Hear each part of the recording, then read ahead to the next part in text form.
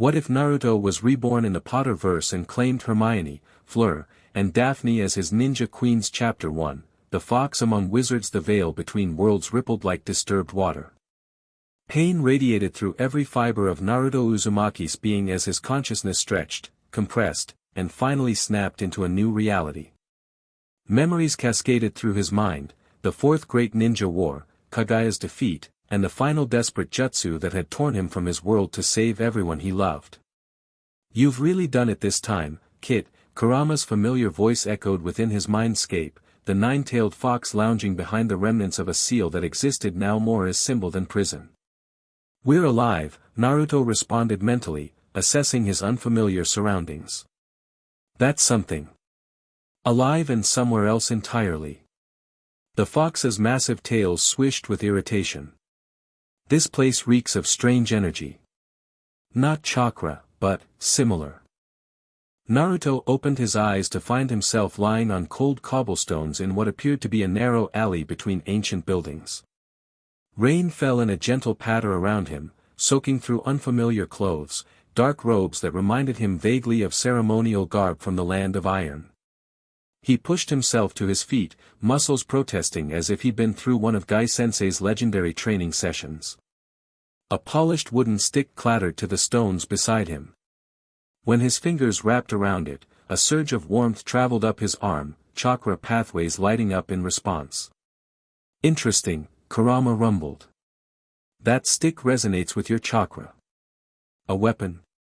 Naruto wondered, giving it an experimental flick. Golden sparks erupted from the tip, illuminating the darkened alley. "More like a focus," Kurama replied. "I sense memories in this new body. They're hazy, but this world has its own kind of power. They call it magic."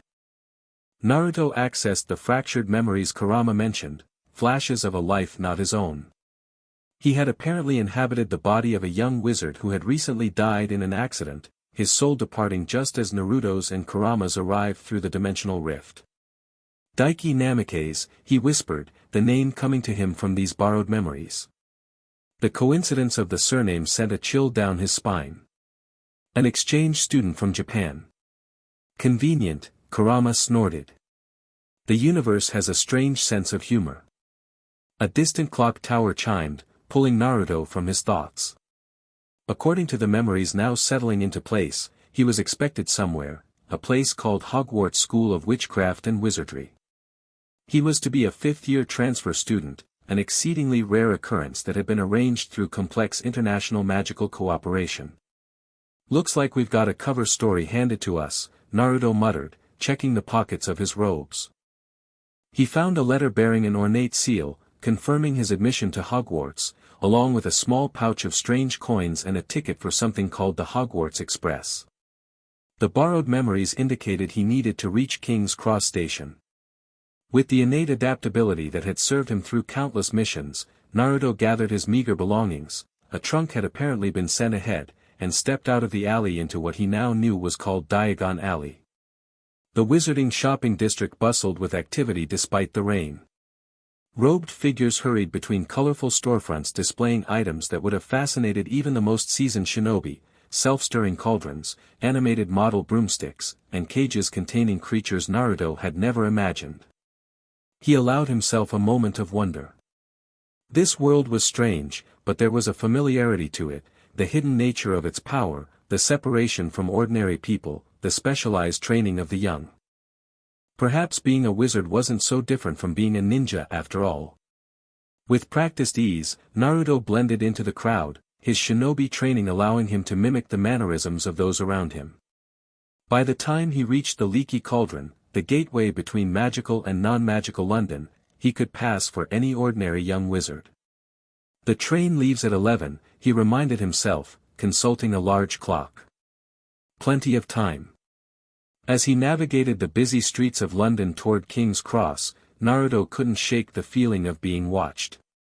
Years of battlefield awareness had honed his senses beyond those of ordinary humans, and something was definitely tracking him. 3 o'clock, rooftop, Kurama growled. Been following since Diagon Alley. Without breaking stride or giving any indication he'd noticed, Naruto expanded his awareness. His chakra sense had always been exceptional, and now it detected an unfamiliar energy signature, similar to the ambient magic but more focused and disciplined. Government type, Naruto assessed. Not immediately hostile, but definitely interested. This body has diplomatic protection, Kurama reminded him. The memories suggest that attacking a foreign magical student would cause an international incident. Naruto smiled slightly. Good to know. Let's not give them anything interesting to see just yet. He continued toward King's Cross, maintaining the persona of an ordinary exchange student while mentally cataloging escape routes, defensive positions, and potential weapons, habits ingrained by years as a shinobi. Whoever was watching him would see nothing but a slightly lost foreign teenager consulting his ticket. The station loomed ahead, a massive Victorian structure teeming with Monday morning commuters. Naruto consulted his ticket again, frowning at the platform number, 9 3/4. His borrowed memories provided the answer, a hidden entrance between platforms 9 and 10. The barrier looked solid enough, but Naruto had walked through stranger things. With a casual glance to ensure no ordinary humans were watching too closely, he leaned against the wall and felt himself fall through. The observer followed at a distance, using some kind of disillusionment magic that might fool ordinary wizards but couldn't hide completely from Naruto's chakra sense. Platform 9 3/4 existed in a space that shouldn't have been possible, a massive hidden area housing a gleaming scarlet steam engine. Students of all ages crowded the platform, many already dressed in black robes, saying goodbye to parents or reuniting with friends after the summer holiday. Naruto boarded the train, finding an empty compartment near the back. He stowed his few belongings and settled by the window, keeping the pursuing energy signature in his peripheral awareness. It remained on the platform, watching the train but not boarding. They're establishing a baseline, Naruto assessed. Probably reporting back to whoever sent them. And who might that be? Kurama wondered. Someone who can detect that we don't belong here, Naruto replied. Someone sensitive to dimensional energy. As the train whistle blew and final goodbyes were exchanged on the platform, Naruto's compartment door slid open. A girl with bushy brown hair stood in the doorway, already dressed in school robes with a red and gold tie and a shiny badge pinned to her chest. "Excuse me," she said, voice brisk but not unfriendly, "but have you seen a toad? A boy named Neville has lost one." Her eyes widened slightly as she registered his unfamiliar face. "Oh. I don't think we've met. I'm Hermione Granger, 5th-year prefect." Naruto smiled, the expression coming naturally despite his alertness. Daiki Namikaze. Transfer student from Mahudakoro. The Japanese wizarding school's name came easily from his borrowed memories. A transfer student? Hermione's eyes lit with interest. That's incredibly rare. Hogwarts, a history only mentions 3 previous transfer students in the last century. What year will you be joining? 5th year, Naruto replied, gesturing to the empty seat across from him. Would you like to sit? I could use some insight into how things work at Hogwarts. Hermione hesitated, clearly torn between her prefect duties and academic curiosity. I should really help find that toad, but I suppose I could spare a few minutes. The trolley won't be by for another hour anyway. She sat across from him, her posture straight-backed but gradually relaxing as they spoke. Naruto noted her quick mind and straightforward manner, qualities he'd always appreciated in his friends back home. The houses are really the center of life at Hogwarts, she explained after covering the basics of the castle layout. Gryffindor, Hufflepuff, Ravenclaw, and Slytherin. You'll be sorted when we arrive, probably with the first years, though maybe privately given your circumstances. And which is yours? Naruto asked, though the red and gold tie had already given him a clue. Gryffindor, she answered with evident pride. The house of the brave and daring. Though really, all houses have their merits. Well, mostly all. She seemed about to add something, then thought better of it. Not fond of Slytherin? Naruto guessed, reading her expression with the ease of someone accustomed to detecting enemies' intentions from the slightest tells. Hermione flushed slightly. That obvious? It's just, there's a history there. House rivalries and all that. But I shouldn't prejudice you before you're even sorted. Their conversation was interrupted by the compartment door sliding open again. A boy with untidy black hair and glasses stood there, accompanied by a lanky redhead. There you are, Hermione, the black-haired boy said. Ron and I were wondering where you'd gone. Malfoy's already throwing his weight around with the first years. Harry. Ron. Hermione exclaimed. Sorry, I got sidetracked. This is Daiki Namikaze, a transfer student from Japan. Both boys looked at Naruto with undisguised curiosity. The redhead, Ron, spoke first. Blimey, a transfer? Dad says the magical schools almost never allow transfers. Something about educational secrets. Special circumstances, Naruto replied with a shrug, keeping to his cover story. International Magical Cooperation Initiative. The black-haired boy, Harry, extended his hand. Harry Potter. Welcome to Hogwarts. Naruto noticed the slight tension in Harry's shoulders as he gave his name, as if bracing for a reaction. The borrowed memory supplied the reason. Harry Potter was famous in this world for surviving a killing curse as an infant and defeating a dark wizard. Nice to meet you, Naruto replied, shaking his hand without the slightest change in demeanor. Harry's shoulders relaxed almost imperceptibly. So what's different at Japanese wizard school? Ron asked, dropping into the seat beside Hermione while Harry took the spot next to Naruto. Do you use wands like us? Our magic focuses more on harmony with natural elements, Naruto improvised, drawing on both his borrowed memories and his own understanding of chakra. Wands are used, but not as exclusively as here. We incorporate wandless techniques from an earlier age. Wandless magic. Hermione leaned forward, interest piqued. That's incredibly advanced. We don't begin theoretical studies on that until 6th year, and practical applications not until 7th, and even then, only the most basic spells. Naruto smiled, mentally thanking his years of mission improvisation. Different educational approaches. I'll probably be behind in certain areas your school emphasizes. What about Quidditch? Ron asked eagerly. You play. I fly, Naruto hedged, accessing memories of the wizarding sport. But I'm more focused on defensive magic. Harry's expression changed subtly. Defensive magic? That's actually really important, especially now. He trailed off, exchanging a loaded glance with his friends. Naruto caught the undercurrent immediately. Political troubles? He asked casually. A heavy silence fell over the compartment. Hermione bit her lip, while Ron's ears reddened. Harry's green eyes studied Naruto with new intensity. You could say that, Harry finally replied. Though the ministry would rather pretend everything's fine. Government denial of threats? Naruto asked with a wry smile. Some things are universal, I guess.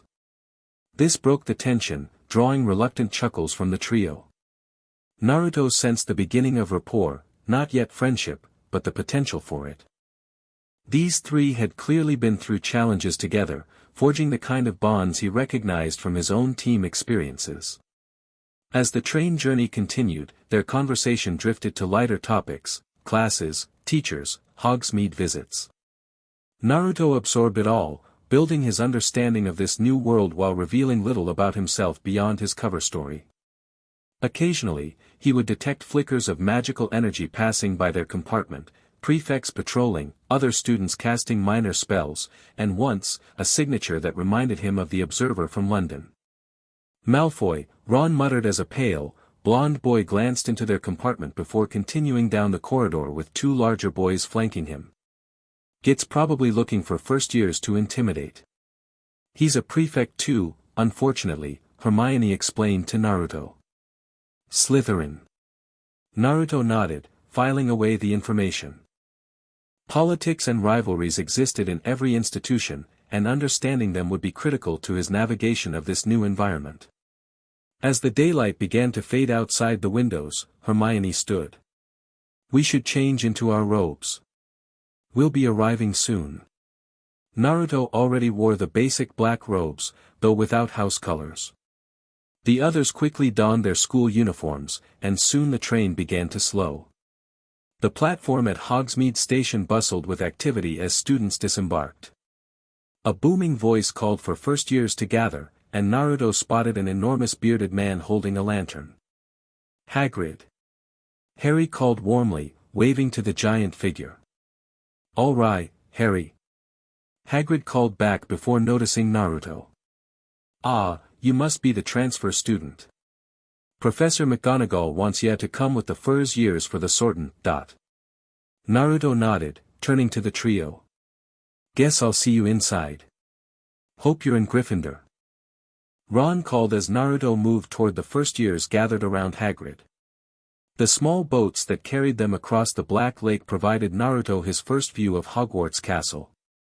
Even after seeing the grandeur of the Five Kage Summit Fortress and the hidden villages, Hogwarts impressed him, ancient stone towers reaching toward the night sky, windows gleaming with welcoming light, magic saturating the very air around it. Kurama stirred within him. "This place has power," the fox observed. "Old power, layered over centuries. Good place to hide while we figure out our next move," Naruto replied mentally. "Assuming they let us stay once they realize what we are," Kurama countered. That watcher in London wasn't just curious about a transfer student. Naruto silently agreed as the boats docked at an underground harbor. The first years, nervous and excited, followed Hagrid up a stone passageway to emerge on smooth grass in the shadow of the castle. They proceeded through massive oak doors into an entrance hall that could have housed Naruto's entire apartment building from Konoha. A stern-looking witch in emerald robes awaited them, introducing herself as Professor McGonagall. Her sharp eyes assessed each student before lingering on Naruto. "Mr. Namikaze," she said, her Scottish accent pronouncing his borrowed name with careful precision, "you will be sorted after the first years. Please wait here while I prepare them." As she led the 11-year-olds into a side chamber for the traditional pre-sorting speech, Naruto leaned against the stone wall, expanding his senses throughout the castle. The complex layout, moving staircases, and hidden passages revealed in his borrowed memories would challenge even a Jonin's navigational skills. More concerning was the magical signature he detected from the entrance hall's far end, the same energy that had followed him in London. A wizard stood partially concealed behind a statue, his disillusionment charm effective against ordinary sight but useless against Naruto's chakra sensing. Middle-aged, with a face bearing a distinctive scar and eyes that missed nothing, he observed Naruto with professional intensity. Department of Mysteries, Kurama identified, accessing their borrowed knowledge. Their version of ANBU Intelligence Division. Looking for dimensional anomalies, Naruto agreed. Which is exactly what we are. McGonagall returned before Naruto could decide how to address this surveillance. The first years followed her in a nervous line into the Great Hall, with Naruto bringing up the rear. The enormous room buzzed with conversation as older students at 4 long tables watched the procession. Above them, thousands of candles floated beneath a ceiling bewitched to show the night sky. At the front of the hall sat the professors at a high table. Central among them was an elderly wizard with a long silver beard and half-moon spectacles, Albus Dumbledore, according to Naruto's borrowed memories. The headmaster's eyes twinkled with interest as they briefly met Naruto's, and the shinobi immediately sensed tremendous power beneath the genial exterior. Like the old man third, he thought. Kindly appearance hiding legendary strength. McGonagall placed a frayed wizard's hat on a stool before the assembled students. To Naruto's mild surprise, though his borrowed memories had prepared him, the hat twitched and then began to sing, a lengthy composition about the 4 houses and their qualities. When the song finished and the applause died down, McGonagall began calling first years forward alphabetically. Each sat on the stool and placed the hat on their head, which would then call out their house assignment after varying periods of deliberation. Naruto observed the process with interest, noting the way students' expressions changed while wearing the hat, suggesting some form of mental communication. His shinobi training immediately identified a potential security risk. If this artifact could read minds, his cover might be compromised the moment it touched his head. Might be time to use that technique, Kurama suggested. Let's see how it works first, Naruto replied mentally. After the first year, Zeller, Rose, who became a Hufflepuff, McGonagall cleared her throat. This year, Hogwarts welcomes an exchange student from Mahudakoro School in Japan, she announced. Namikaze, Daiki, who will be joining our 5th-year class. Murmurs rippled through the hall as Naruto stepped forward. He felt hundreds of eyes on him, including the particularly intense gaze of the Mysteries Department observer who had somehow slipped into the hall during the sorting ceremony. Naruto sat on the stool, face composed in a politely neutral expression that revealed nothing of his inner alertness. McGonagall placed the hat on his head, and immediately Naruto felt a foreign consciousness brush against his mind. Well, a small voice spoke in his ear. What have we here? Or should I say, who have we here? Not quite who you appear to be, are you? Years of mental communion with Kurama had prepared Naruto for this kind of contact. He allowed the hat access to his borrowed memories and the Daiki Namikaze persona, while subtly redirecting it away from his true nature using a variation of the mental partitioning technique he'd developed during Jinchuriki training. Interesting defenses, the hat commented. I've sorted thousands of students over the centuries, including those with natural occlumency talents, but your mind is uniquely structured. Multiple consciousnesses, yet working in harmony rather than opposition. We're not here to cause trouble, Naruto communicated silently. Just to find our way. A shinobi from another world, the hat mused, apparently gleaning more than Naruto had intended. With a very powerful companion. Fascinating.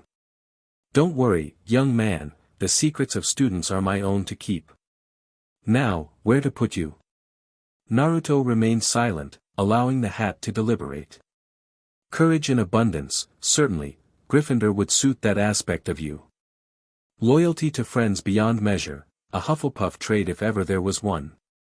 Creativity and quick thinking worthy of Ravenclaw. And such ambition and resourcefulness. Slytherin would help you on your path to finding answers. The hat fell silent for a moment, its consciousness seeming to converse with itself. Finally, it spoke again. You've unified disparate parts of yourself already, a lesson many in this school could learn. And given the friends you've begun to make. Gryffindor. The last word was shouted to the hall. The Gryffindor table erupted in cheers, with Harry, Ron, and Hermione among the loudest. McGonagall removed the hat, giving Naruto a considering look before gesturing him toward his new house table. As Naruto took a seat beside Hermione, he felt the observer's attention sharpen. Whoever this Department of Mysteries agent was, the sorting had apparently confirmed some suspicion rather than alleviating it. Brilliant! Ron exclaimed. Knew you'd be with us. The hat considered you for quite a while, Hermione noted with analytical interest. Hatstall. Nearly, Naruto replied with an easy smile. It had trouble with my previous educational background.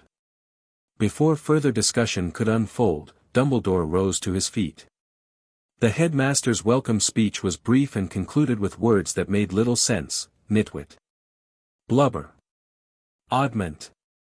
Tweak, after which the empty serving dishes suddenly filled with more food than Naruto had seen outside a diplomatic function in the Land of Fire.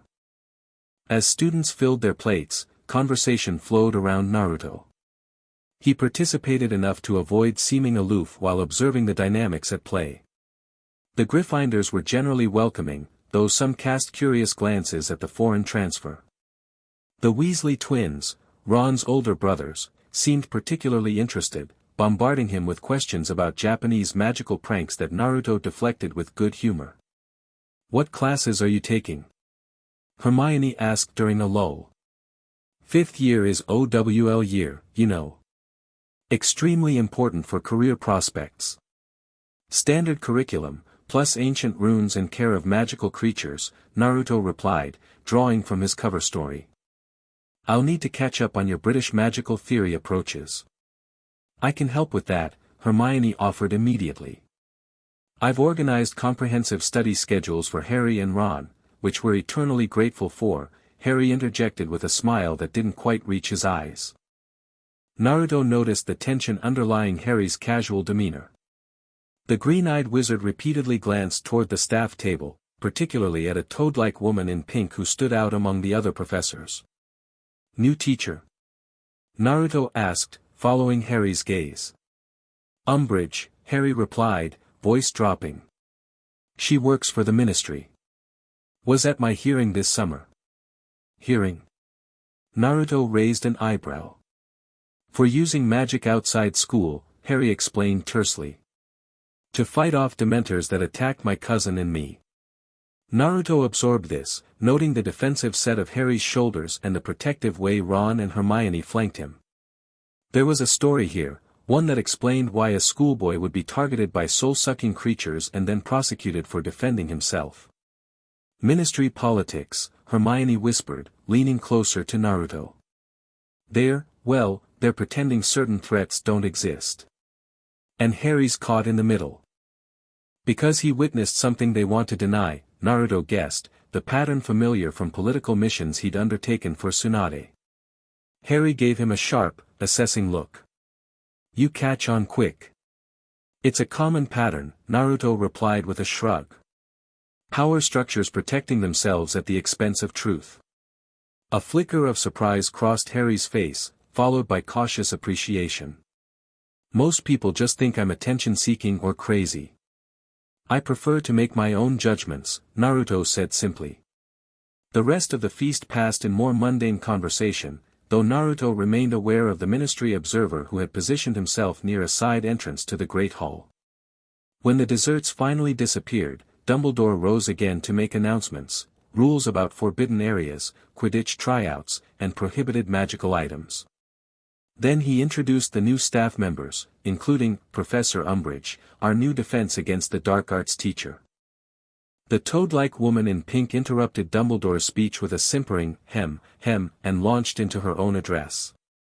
Naruto listened with growing understanding as Umbridge delivered a speech laden with bureaucratic language that nonetheless contained clear warnings about ministry interference at Hogwarts. Most students' attention wandered, but Naruto, along with Hermione and a few others, caught the implications. Progress for progress's sake must be discouraged, pruning wherever we find practices that ought to be prohibited.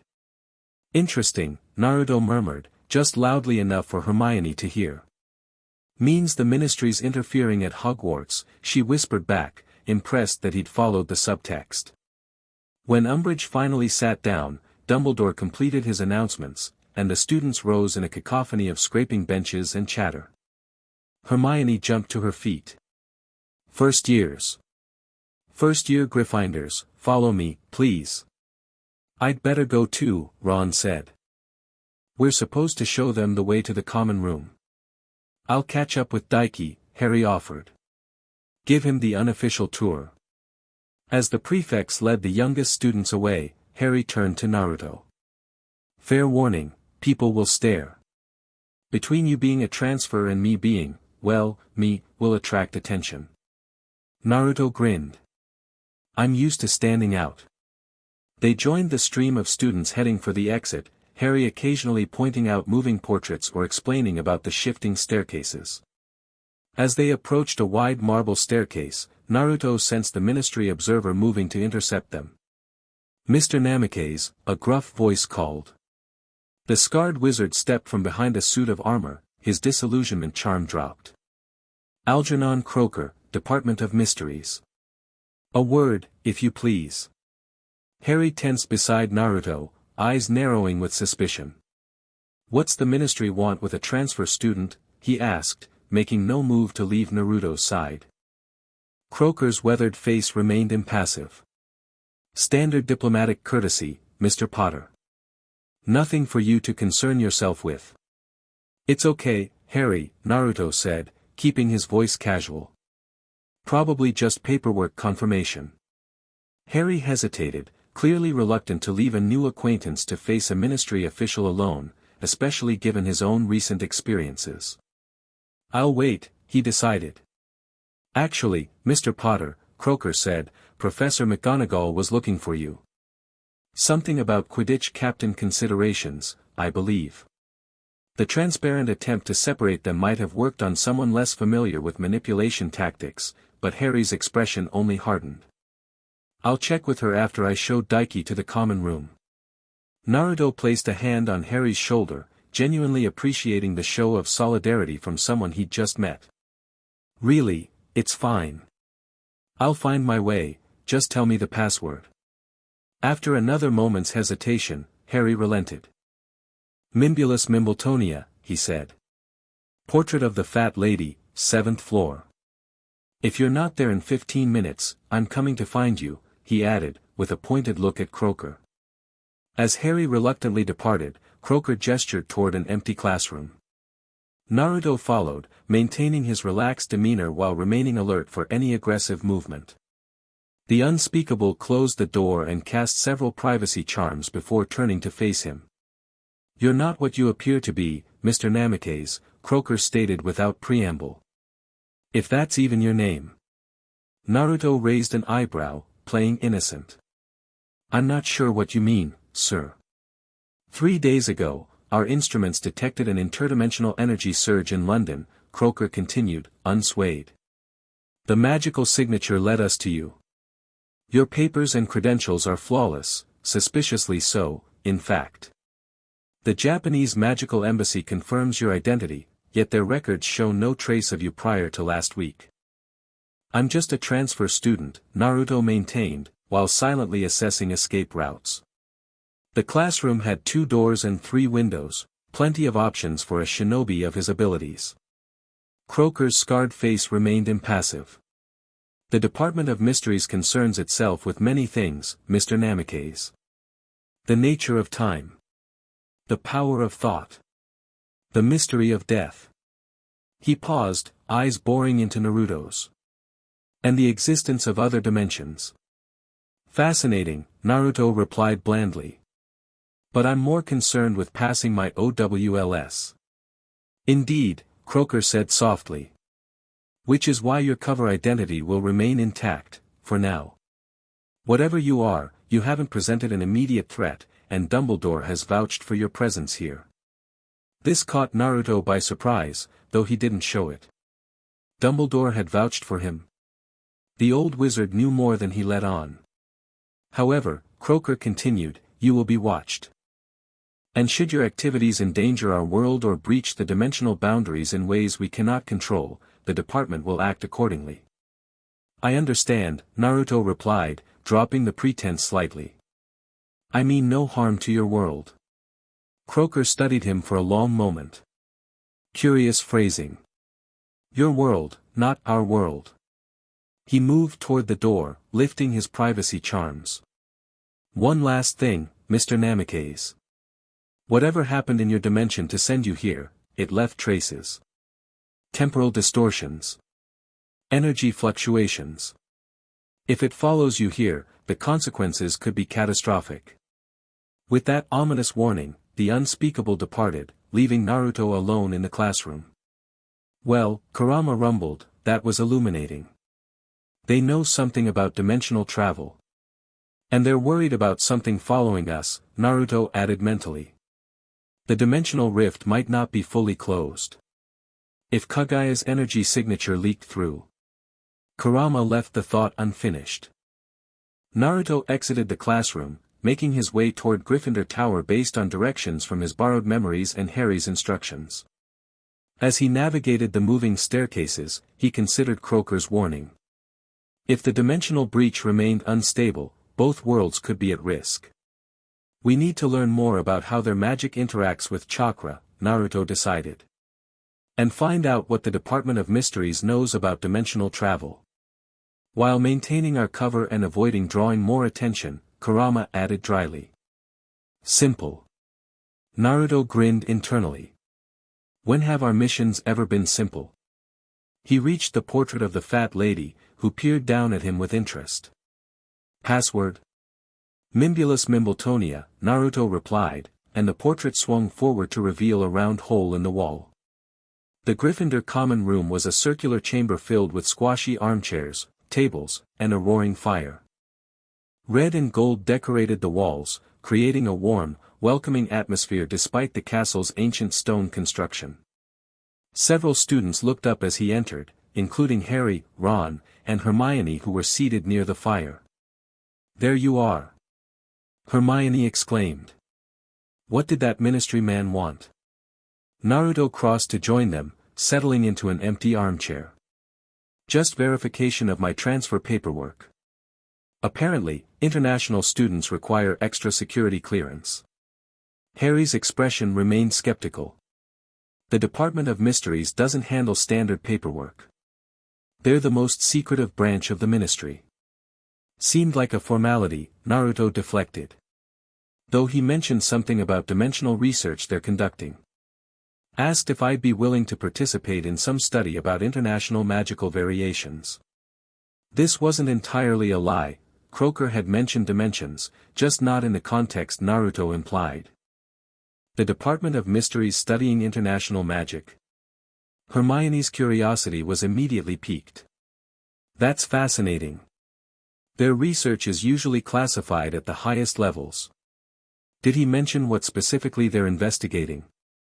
"Something about energy signatures varying across magical cultures," Naruto improvised. "I didn't understand all the technical terms." This seemed to satisfy Hermione's academic interest while diverting attention from the true nature of the conversation. Harry still looked suspicious but didn't press further. The common room gradually emptied as students headed to their dormitories. Naruto learned he would be sharing a room with Harry, Ron, and two other Gryffindor fifth years named Neville Longbottom and Dean Thomas, with another boy, Seamus Finnegan, conspicuously avoiding Harry. "Problem?" Naruto asked quietly as they climbed the spiral staircase to the boys' dormitory. Harry's jaw tightened. "Seamus believes the Daily Prophet. Thinks I'm lying about Voldemort being back. The wizard everyone fears," Naruto recalled from his borrowed memories. "The one who gave you that scar." Harry nodded stiffly. "Killed my parents. Nearly killed me. Came back last June using my blood in a ritual, but the ministry's pretending it didn't happen. Easier than admitting the truth and dealing with it." The parallels to Naruto's own childhood struck him forcefully, orphaned by a catastrophic event, marked physically by it, and later confronting the very force that had shaped his destiny. No wonder the Sorting Hat had placed him in Gryffindor with Harry. Their paths shared common elements despite originating in different worlds. "People fear what challenges their sense of security," Naruto said as they reached the dormitory door. "Acknowledging threats means accepting responsibility to face them." Harry gave him a startled look. "That's exactly right. Everyone wants to go back to feeling safe, even if it means ignoring the danger. Which makes it all the more important that those who see the truth stand their ground," Naruto added. A small smile touched Harry's lips, the first genuine one Naruto had seen from him. "You sound like you've been through something similar." "Everyone has their battles," Naruto replied simply. The dormitory contained 5 four-poster beds hung with deep red, velvet curtains.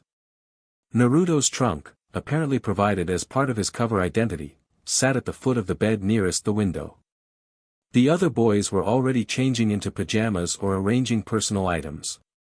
A round-faced boy approached Naruto tentatively. "Hello. I'm Neville Longbottom." He extended his hand, which Naruto shook. "Never met a transfer student before." "Daiki Namikaze," Naruto replied. "Good to meet you."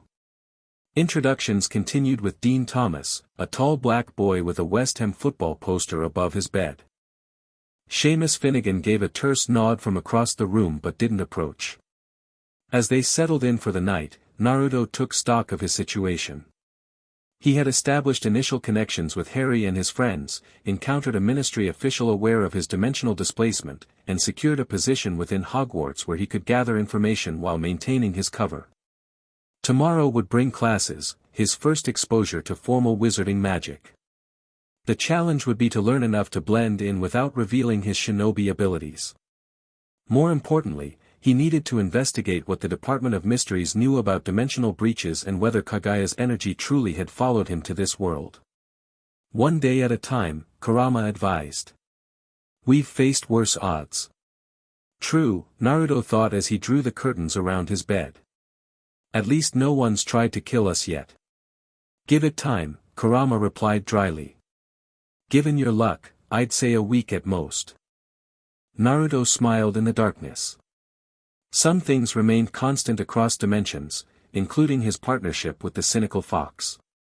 With that comforting thought, he closed his eyes, maintaining a thread of awareness even in sleep as years of shinobi training had taught him. Morning arrived with the bustle of 5 teenage boys preparing for the first day of classes. Naruto adapted quickly to the dormitory routine, following the others to the Great Hall for breakfast where Professor McGonagall distributed course schedules. Mr. Namikaze, she said briskly, handing him his timetable. Professor Dumbledore would like to see you briefly before your first class. The password is, Fizzing Whiz-Bee. His office is, I'll show him, Harry offered, glancing at his own schedule. We both have a free period first thing. McGonagall nodded, continuing down the table with the remaining schedules. Harry studied his own with a grimace. Binns, Snape, Trelawney, and Umbridge all in one day, he groaned. Couldn't get much worse. Snape? Naruto questioned, examining his own schedule. Potions professor, Ron explained around a mouthful of toast. Head of Slytherin and hates Gryffindors on principle. Especially Harry. And Umbridge is the ministry plant, Hermione added, lowering her voice. After that speech last night, I'm worried about what her class will be like. After breakfast, Harry led Naruto through the castle's labyrinthine corridors toward the headmaster's office. Along the way, he pointed out classrooms and shortcuts, occasionally warning about trick stairs or temperamental portraits. So this meeting with Dumbledore, Harry said as they approached a stone gargoyle. Any idea what it's about? Probably just orientation for a transfer student, Naruto replied, keeping his tone casual though he suspected it related to Croaker's visit the previous night. Harry hesitated, then spoke in a lower voice. Listen, about the ministry man last night. Just be careful. The ministry's interfering at Hogwarts for political reasons. If they're taking an interest in you specifically, there's probably more to it than paperwork. Naruto appreciated the warning. Harry had no obligation to look out for someone he'd just met, yet here he was, offering advice based on his own difficult experiences. Thanks, Naruto said sincerely. I'll keep that in mind. Fizzing Whiz-Bee, Harry announced to the gargoyle, which sprang aside to reveal a spiral staircase that moved upward like an escalator. I'll wait here if you want. No need, Naruto assured him. I'll find my way to history of magic after. As Naruto ascended the moving staircase, he prepared himself for an encounter with Dumbledore, a wizard his borrowed memories indicated was perhaps the most powerful magical practitioner alive. The headmaster's reputation for omniscience within Hogwarts suggested Naruto would need to be careful about how much he revealed. He knocked on the oak door at the top of the stairs, and a serene voice called, "Enter." Dumbledore's office was a large, circular room filled with curious silver instruments that emitted occasional puffs of smoke.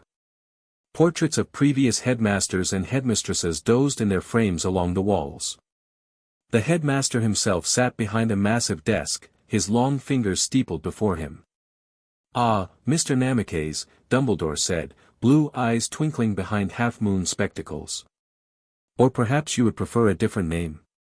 One more familiar to you, perhaps?"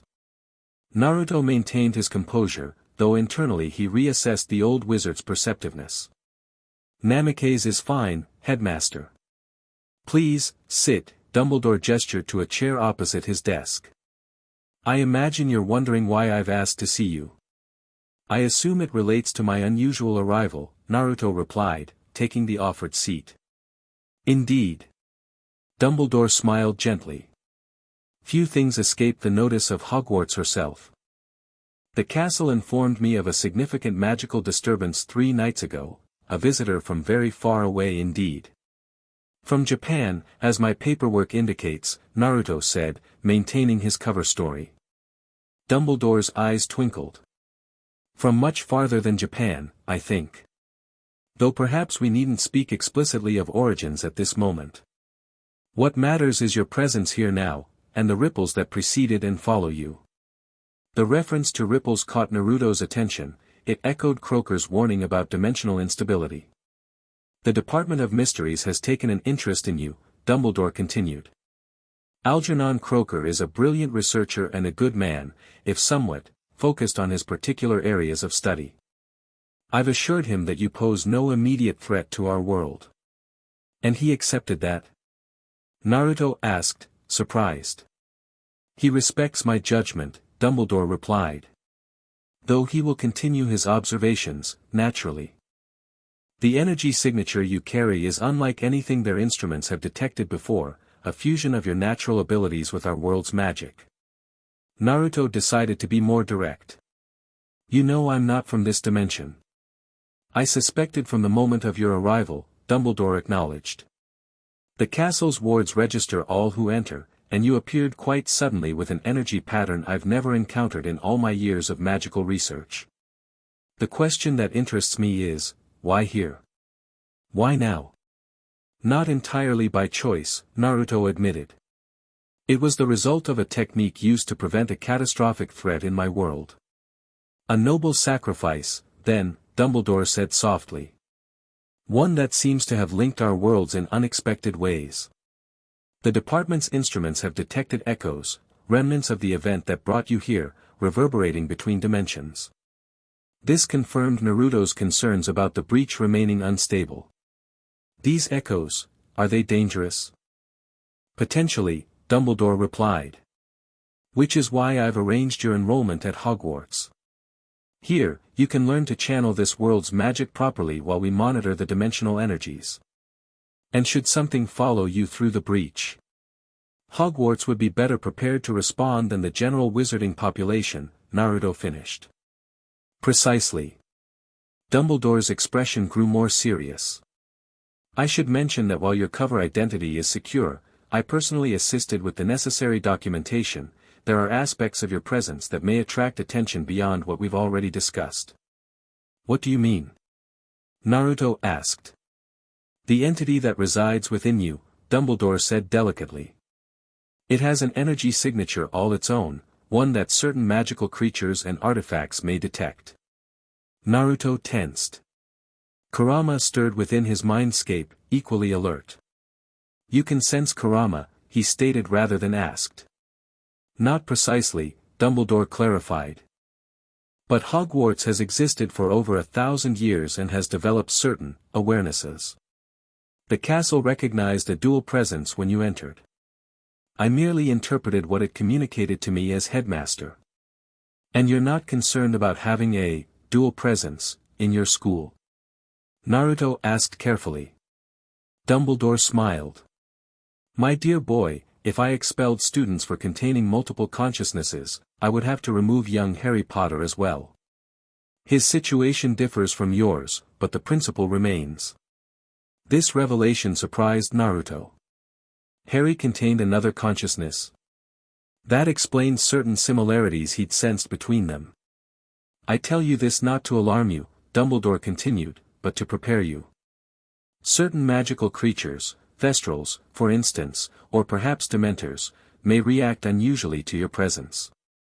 And there are individuals with heightened sensitivity to magical auras who might sense something distinctive about you. I'll be careful, Naruto promised. I'm sure you will. Dumbledore rose from his chair, indicating their meeting was concluding. For now, I suggest focusing on your studies and integration into Hogwarts. Learn our magic, make connections with your classmates. Should the dimensional echoes strengthen, we will address that situation together. As Naruto stood to leave, Dumbledore added, one last thing, Mr. Namikaze. I notice you've befriended Harry Potter and his companions. They've been welcoming, Naruto replied neutrally. I'm glad to hear it. Dumbledore's expression was unreadable. Harry faces significant challenges this year, some visible, others less so. A friend with your particular perspective might prove valuable to him. With that cryptic statement, Dumbledore bid him goodbye. As Naruto descended the spiral staircase, he processed the conversation. The headmaster knew more than he'd explicitly stated, but had chosen to allow Naruto to remain at Hogwarts despite the potential risks. Moreover, he seemed to be encouraging a friendship with Harry, who apparently had his own experience with hosting another consciousness. Interesting old man, Kurama commented. Reminds me of the third Hokage, sees more than he lets on. And has his own agenda, Naruto added mentally. Though I'm not sure yet what it is. Harry was waiting at the bottom of the stairs, leaning against the corridor wall. He straightened as Naruto appeared. All set? Just orientation stuff, Naruto said, keeping to their cover story. Catching me up on Hogwarts traditions. They headed toward the history of magic classroom, joining the stream of students moving between classes. Naruto noticed the curious glances he received. As a transfer student, he was clearly an object of interest. Several girls giggled as he passed, while others whispered behind their hands. Famous already, Harry commented with a wry smile. Though for better reasons than me. Fame isn't all it's cracked up to be, Naruto replied, thinking of his own journey from village pariah to reluctant hero after the pain attack. Harry gave him a surprised look. That's exactly how I feel about it. Their conversation paused as they entered the history of magic classroom, where students were settling into seats with expressions of preemptive boredom. The professor, Naruto realized with a start, was actually a ghost, a transparent, pearly white figure who floated a few inches above his chair. Professor Binns, Harry explained in a whisper as they took seats near Ron and Hermione. Doesn't notice much beyond his notes. Rumor is he died in the staff room and just got up to teach, leaving his body behind. History of magic proved to be as tedious as Harry had implied. Binns droned on about giant wars without inflection or pause, his monotone voice lulling several students to sleep within minutes. Naruto observed with interest as Hermione alone seemed to maintain full attention, her quill scratching across parchment as she took detailed notes. When the bell finally rang, signaling the end of the period, students jolted awake and gathered their belongings with visible relief. As they filed out into the corridor, Hermione immediately began reviewing her notes. The Treaty of 1812 between the giant clans is likely to feature in our OWLS, she informed them earnestly. Professor Binns spent 14 minutes discussing the third clause alone. Fascinating, Ron yawned. I personally enjoyed the part where I dreamed about Quidditch tryouts. Their next class was potions in the dungeons, which Harry and Ron approached with evident dread. As they descended the stone steps, Naruto noticed the temperature dropping and the ambient magical energy shifting, darker, more concentrated, with traces of ingredients he couldn't identify. The potions classroom door was still closed when they arrived, forcing them to wait in the corridor alongside Slytherin students who shared the class. Naruto immediately sensed the tension between the two houses. Gryffindors and Slytherins positioned themselves on opposite sides of the hallway, exchanging occasional glares. The blonde boy Naruto had glimpsed on the train, Malfoy, stood at the center of a group of Slytherins, holding court. His sharp features and aristocratic bearing reminded Naruto vaguely of certain noble clans in Konoha, particularly the Hyuga. Potter, Malfoy called, his voice carrying deliberately down the corridor. Heard you spent summer convincing the prophet you're not a complete lunatic. How's that working out for you? Several Slytherins snickered. Harry's posture stiffened, but he didn't respond, deliberately turning away. Ignore him, Hermione murmured. He's just trying to get a reaction. Malfoy, undeterred by Harry's lack of response, shifted his attention to Naruto. And here's the exotic transfer student.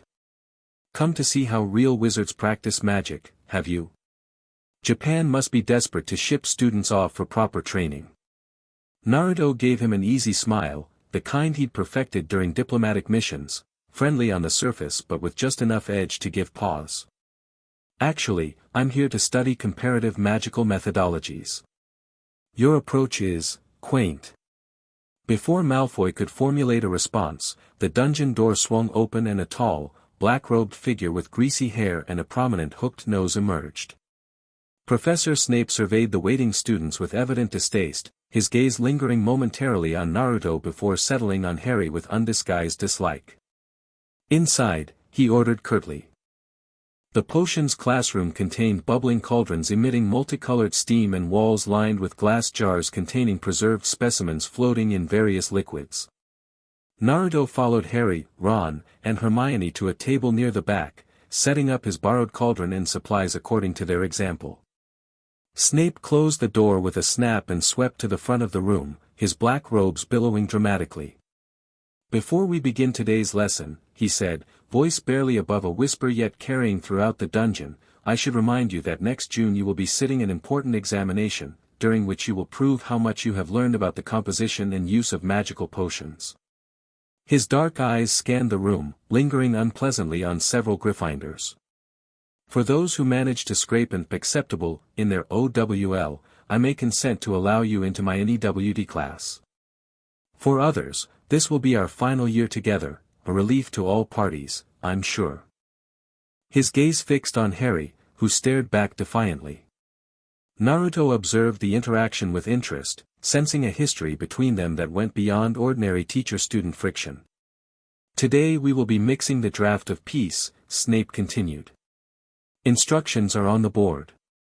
He waved his wand, causing text to appear on the blackboard. "Ingredients are in the storage cupboard. You have an hour and a half. Begin." Students hurried to the cupboard, collecting ingredients with varying degrees of confidence. Naruto joined them, examining the unfamiliar components: powdered moonstone, syrup of hellebore, porcupine quills. His borrowed memories provided basic information about potions theory, but the practical application would be challenging. Returning to his workstation, Naruto studied the instructions carefully. The potion required precise timing, exact measurements, and specific stirring patterns, skills not entirely dissimilar to certain types of seal-making or medical preparations he'd learned from Sakura. "Crush the moonstone, don't grind it," Hermione whispered helpfully as she noticed him hesitating. "And the silver knife works better than the regular one for the valerian roots." Naruto nodded gratefully, following her advice. As he worked, he kept his senses expanded, monitoring the room's energy.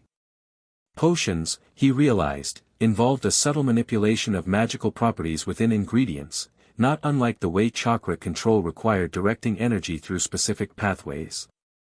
Drawing on this insight, Naruto began infusing small amounts of chakra into each step, not enough to alter the potion dramatically but sufficient to enhance its natural properties. By the midpoint of the lesson, his cauldron emitted the silvery vapor described in the final step of the instructions, though not as perfectly as Hermione's. Snape prowled the classroom, criticizing Gryffindors harshly while offering guidance to Slytherins. When he reached Naruto's cauldron, he paused, black eyes narrowing as he examined the shimmering contents.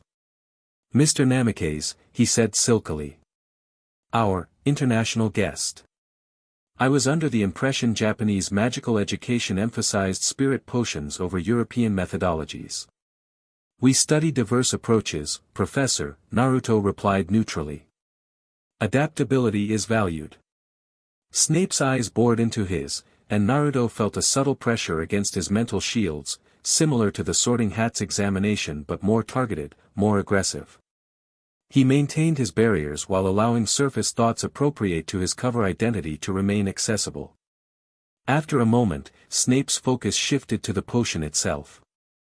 "Your technique is unorthodox," he observed. "You've added the hellebore syrup before reducing the heat." "A timing adaptation," Naruto explained. "The ambient temperature in the dungeon affected the moonstone reaction rate." Snape's expression remained inscrutable, but he moved on without further comment, which, according to the surprised looks from nearby Gryffindors, constituted high praise. By the end of the class, only Hermione, Naruto, and a few others had produced the silver vapor described in the instructions. Harry's potion emitted dark gray steam, earning a vanishing spell and 0 marks from Snape, while Ron's cauldron spewed green sparks. "Homework," Snape announced as they packed away their equipment. 12 inches on the properties of Moonstone and its uses in potion making, to be handed in on Thursday. As they climbed the steps out of the dungeon, Harry fumed quietly while Ron complained more vocally about Snape's treatment of Gryffindors. Hermione, meanwhile, turned to Naruto with undisguised curiosity. "How did you get your potion so close to perfect on the first try?" she asked. "The draft of peace is notoriously difficult, even for experienced students. I approached it like element harmonization," Naruto explained, drawing on his actual understanding of chakra balance while framing it in wizarding terms. "Each ingredient has its own energy signature. The brewing process is about bringing those signatures into alignment." Hermione's eyes widened. "That's fascinating. Western potion theory focuses almost exclusively on chemical reactions and magical properties rather than energy signatures. Is that standard in Eastern magical education?" "For certain traditions," Naruto confirmed. "We call it key alignment in some contexts." "That explains why Snape was taken aback," Ron interjected.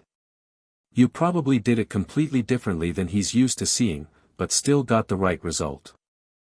"I'd love to learn more about your approach," Hermione said eagerly. "Perhaps we could study together sometime. Compare methodologies." "Sure," Naruto agreed, recognizing both an opportunity to solidify his friendship with the trio and to gain more knowledge about wizarding magic. "Maybe after classes today." Their conversation paused as they entered the great hall for lunch. The ceiling above reflected a cloudy sky, with occasional sunbeams breaking through to illuminate the long house tables. As they took seats at the Gryffindor table, Naruto noticed Croaker entering through a side door and taking a position near the staff table, still observing, still waiting. "What's our next class?" Naruto asked, helping himself to sandwiches from a central platter. "Divination for Harry and me," Ron grimaced. "Hermione's got arithmancy." "Ancient runes for me," Naruto consulted his schedule. "Then we all have defense against the dark arts with Professor Umbridge." Harry's expression darkened at the mention of Umbridge. "That should be interesting," he said grimly. "Let's see how the Ministry plans to prevent us from learning actual defense." After lunch, they separated for their respective classes. Hermione directed Naruto toward the Ancient Runes classroom before hurrying off to arithmancy. As he climbed to the 3rd floor, Naruto considered how to approach this subject. Runes had parallels in the sealing techniques used by Uzumaki clan members, according to what his mother had told him during their brief meeting in his mindscape. The Ancient Runes classroom was smaller than the previous ones, with workbenches arranged in a semicircle facing a blackboard covered in complex symbols. A dozen or so students were already seated, most wearing blue-trimmed Ravenclaw robes. The professor, a witch introduced in Naruto's schedule as Bathsheba Babbling, nodded to him as he entered. "Mr. Namikaze, our transfer student," she said briskly. "Find a seat quickly, please. We're beginning with Norse protective sequences today." Naruto took an empty seat beside a Ravenclaw girl with long, dirty blonde hair and a dreamy expression. She wore what appeared to be earrings made from radishes and was reading a magazine upside down. "Hello," she said, looking up as he sat. "You have an interesting aura. Very bright, with 2 distinct patterns intertwined." Naruto tensed slightly. This was the kind of sensitivity Dumbledore had warned about. "Luna Lovegood," the girl continued, apparently untroubled by his reaction. "You're from very far away, aren't you?" "Farther than Japan." Before Naruto could formulate a response, Professor Babbling called the class to attention, directing them to open their textbooks to a chapter on Elder Futhark runes. The lesson proceeded with detailed explanations of how certain rune combinations created protective effects when properly activated. Naruto listened with fascination, recognizing principles similar to those used in Uzumaki sealing techniques. The Norse runes channeled ambient magical energy in specific patterns, much as chakra-infused seals directed energy flows. When Professor Babbling demonstrated by activating a simple protective sequence drawn on the blackboard, Naruto's enhanced senses detected the energy pattern shifting and locking into place. Now, Professor Babbling said, I'd like each of you to attempt a basic 3-rune sequence for object protection. The diagram is on page 42 of your textbooks. Remember, precision in the runic forms is essential for proper function. As students began carefully copying the indicated runes onto parchment, Naruto studied the sequence. It reminded him of a basic stability seal he'd learned during his training with Jiraiya. Acting on instinct, he infused a small amount of chakra into his quill before drawing the runes, maintaining focus on the intent of protection as he worked. When completed, his rune sequence seemed to shimmer slightly on the parchment, a subtle effect invisible to normal sight but apparent to his chakra-enhanced perception. Professor Babbling moved through the classroom, checking each student's work and occasionally offering corrections. When she reached Naruto, she studied his parchment with a raised eyebrow.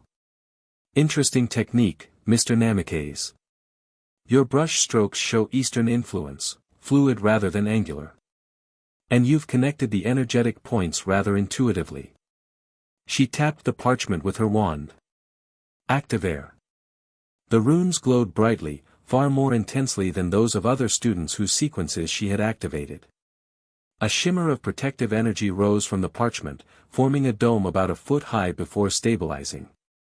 Most impressive, Professor Babbling remarked. Though the energy output is higher than standard for this sequence. In practical applications, a more controlled flow would be preferable for long-term stability. Luna leaned over to examine Naruto's work. You put part of yourself into it, she observed. That's why it's stronger. Most wizards just channel ambient magic, but you use something else too. Naruto gave her a careful smile. Different training methods. It's nice, Luna said simply. Like having a friend help you rather than just using a tool.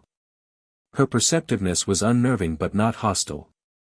If anything, she seemed merely curious, accepting the unusual nature of his magic without judgment. Naruto made a mental note to be more careful with his chakra use in class, while also recognizing Luna as someone who might see through aspects of his cover. The remainder of the Ancient Runes class involved theoretical discussion of how protective sequences could be layered for enhanced effects, concepts that paralleled advanced sealing techniques. Naruto participated enough to demonstrate competence without revealing the full extent of his knowledge or abilities. When the bell rang, signaling the end of the period, Professor Babbling assigned an essay on the practical applications of protective rune sequences. Luna packed her materials unhurriedly as other students rushed out. We have defense against the dark arts next, she mentioned. The pink lady from the ministry will be teaching us. Daddy says the ministry uses heliopaths as secret weapons, fire spirits that burn everything in their path. Sounds dangerous, Naruto replied, unsure how to respond to this unexpected information. Oh yes, Luna agreed seriously. But you have experience with powerful spirits, don't you? I can see the friendship between you. With that cryptic comment, she drifted toward the door, leaving Naruto momentarily speechless. Kurama stirred within his mindscape. That girl sees more than she should, the fox growled. But she doesn't seem threatening. Just unusual, Naruto agreed as he gathered his books and followed the other students toward the defense against the dark arts classroom. He caught up with Harry, Ron, and Hermione outside the classroom door. Harry looked irritated, while Ron seemed amused about something. Trelawney predicted Harry's death again, Ron explained upon seeing Naruto's questioning look. Makes it the 12th time, by my count. 13th, actually, Harry corrected dryly. Apparently I'll be struck by lightning during the first Quidditch match of the season. At least it's creative this time, Hermione sniffed disapprovingly. How was Ancient Runes? She asked Naruto. Interesting, he replied. More similar to some techniques I've studied before than I expected. Their conversation ended as the classroom door opened and students filed in. Professor Umbridge sat at the teacher's desk, wearing the same fluffy pink cardigan from the welcome feast, with a black velvet bow perched atop her head. The classroom itself had been stripped of the usual interesting artifacts that apparently characterized the subject, leaving only rows of desks facing a clean blackboard. "Well, good afternoon," Umbridge said when they were all seated. A few students mumbled, "Good afternoon," in response. "Tut, tut," Umbridge smiled with false sweetness. "That won't do, now, will it?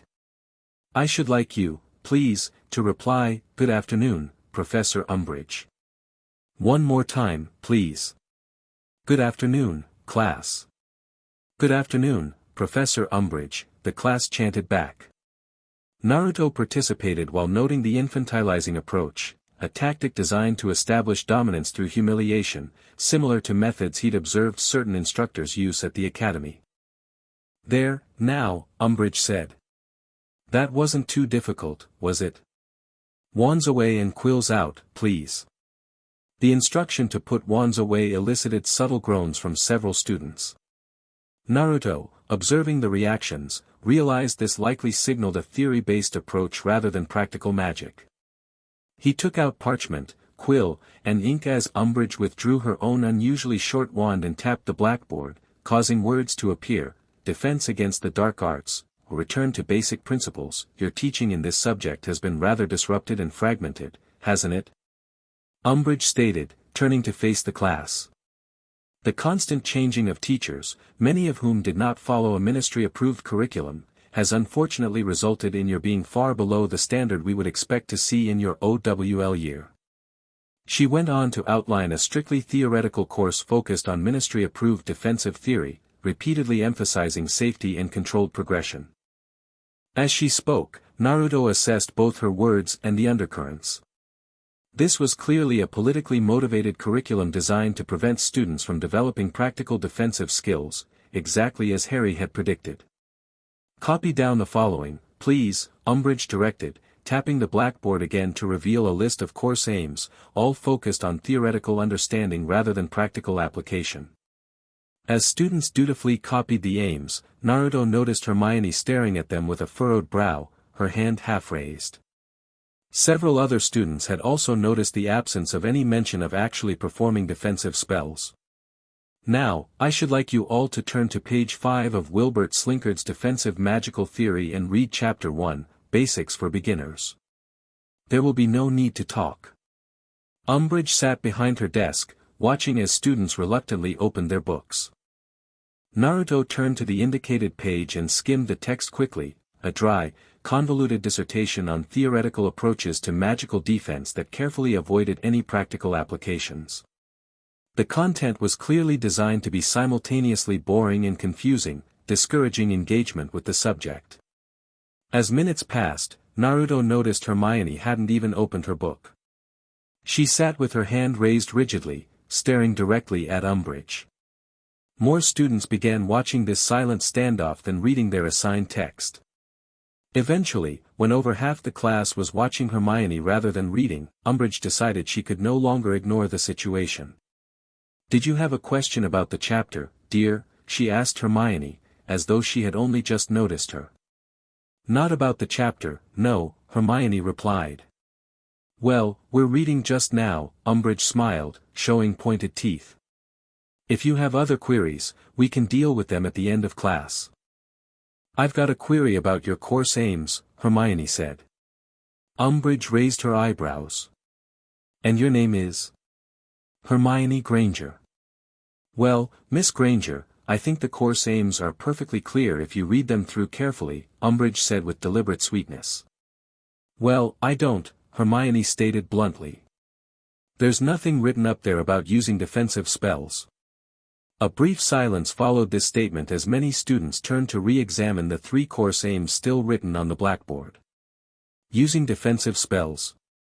Umbridge repeated with a little laugh. "Why, I can't imagine any situation arising in my classroom that would require you to use a defensive spell, Miss Granger. You surely aren't expecting to be attacked during class. We're not going to use magic." Ron exclaimed loudly. "Students raise their hands when they wish to speak in my class, Mr. Weasley," Ron said, thrusting his hand into the air. Umbridge smiled more widely and turned her back on him. Harry and Hermione immediately raised their hands. Naruto, observing the dynamics at play, also raised his hand. Umbridge's gaze lingered on Harry for a moment, then moved to Naruto with a calculating expression before she addressed Hermione. "Yes, Miss Granger. You wanted to ask something else?" "Yes," Hermione replied. "Surely the whole point of defense against the dark arts is to practice defensive spells. Are you a ministry-trained educational expert, Miss Granger?" Umbridge asked with false politeness. "No, but, then I'm afraid you are not qualified to decide what the whole point of any class is. Wizards much older and cleverer than you have devised our new program of study." The debate escalated as more students raised their hands, questioning the purely theoretical approach. Umbridge deflected each challenge with condescending remarks about previous teachers and ministry authority. When Harry mentioned Lord Voldemort, the tension in the room ratcheted up dramatically. 10 points from Gryffindor, Mr. Potter, Umbridge stated coldly. She then launched into a ministry-approved explanation that Cedric Diggory's death had been a tragic accident and claims of the Dark Lord's return were malicious lies. "It is a lie!" Harry shouted, his temper finally breaking. "I saw him, I fought him." "Detention, Mr. Potter," Umbridge declared triumphantly. "Tomorrow evening. 5 o'clock. My office. I repeat, this is a lie. The Ministry of Magic guarantees that you are not in danger from any dark wizard. If you are still worried, by all means come and see me outside class hours." As she turned away from Harry, clearly considering the matter closed, Naruto raised his hand again. Umbridge hesitated before acknowledging him with a tight smile. "Yes, Mr. Namikaze. Our international guest has a question." "Not a question, Professor. An observation," Naruto said calmly. "In Japan, we study both theoretical and practical approaches to defensive magic. The International Confederation of Wizards educational standards actually require demonstrated proficiency in basic shields and counter curses for OWL certification." Umbridge's smile became fixed. "How interesting. However, you are now studying under British Magical Education Guidelines, which have recently been updated by the Ministry to emphasize safety and theoretical mastery before any practical applications." "I understand," Naruto nodded. "I simply wanted to clarify whether British OWL certifications will still be recognized internationally if they deviate from ICW standards. For transfer students like myself, international recognition is important." The strategic question, framed as a personal concern rather than a challenge to authority, caused Umbridge to pause. Several other students looked up with new interest, clearly having not considered the international implications of their education. The British Ministry is in ongoing discussions with the ICW. Regarding standardization, Umbridge replied carefully. "Your concerns, while understandable, are premature. Now, please return to your reading." Chapter 1. Now.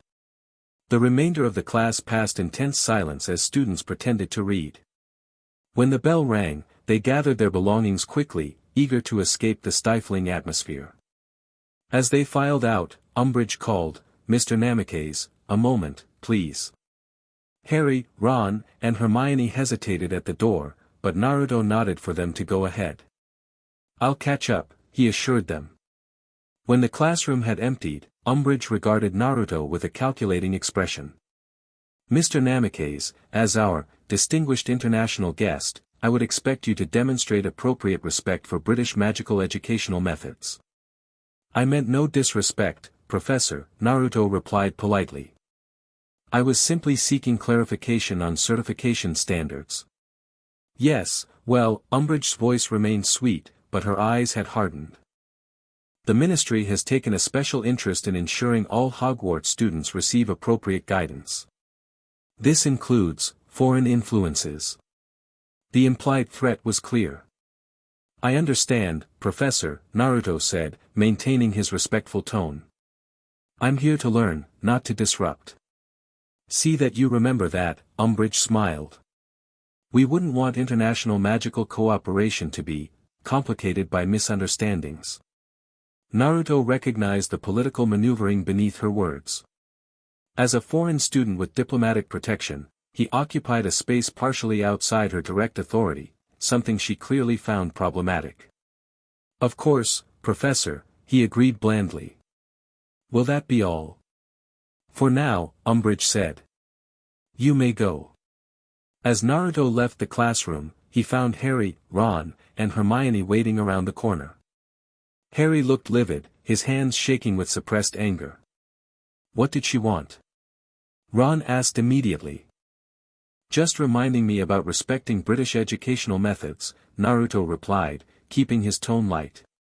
Nothing important. That was brilliant, what you said about international standards, Hermione whispered as they walked down the corridor.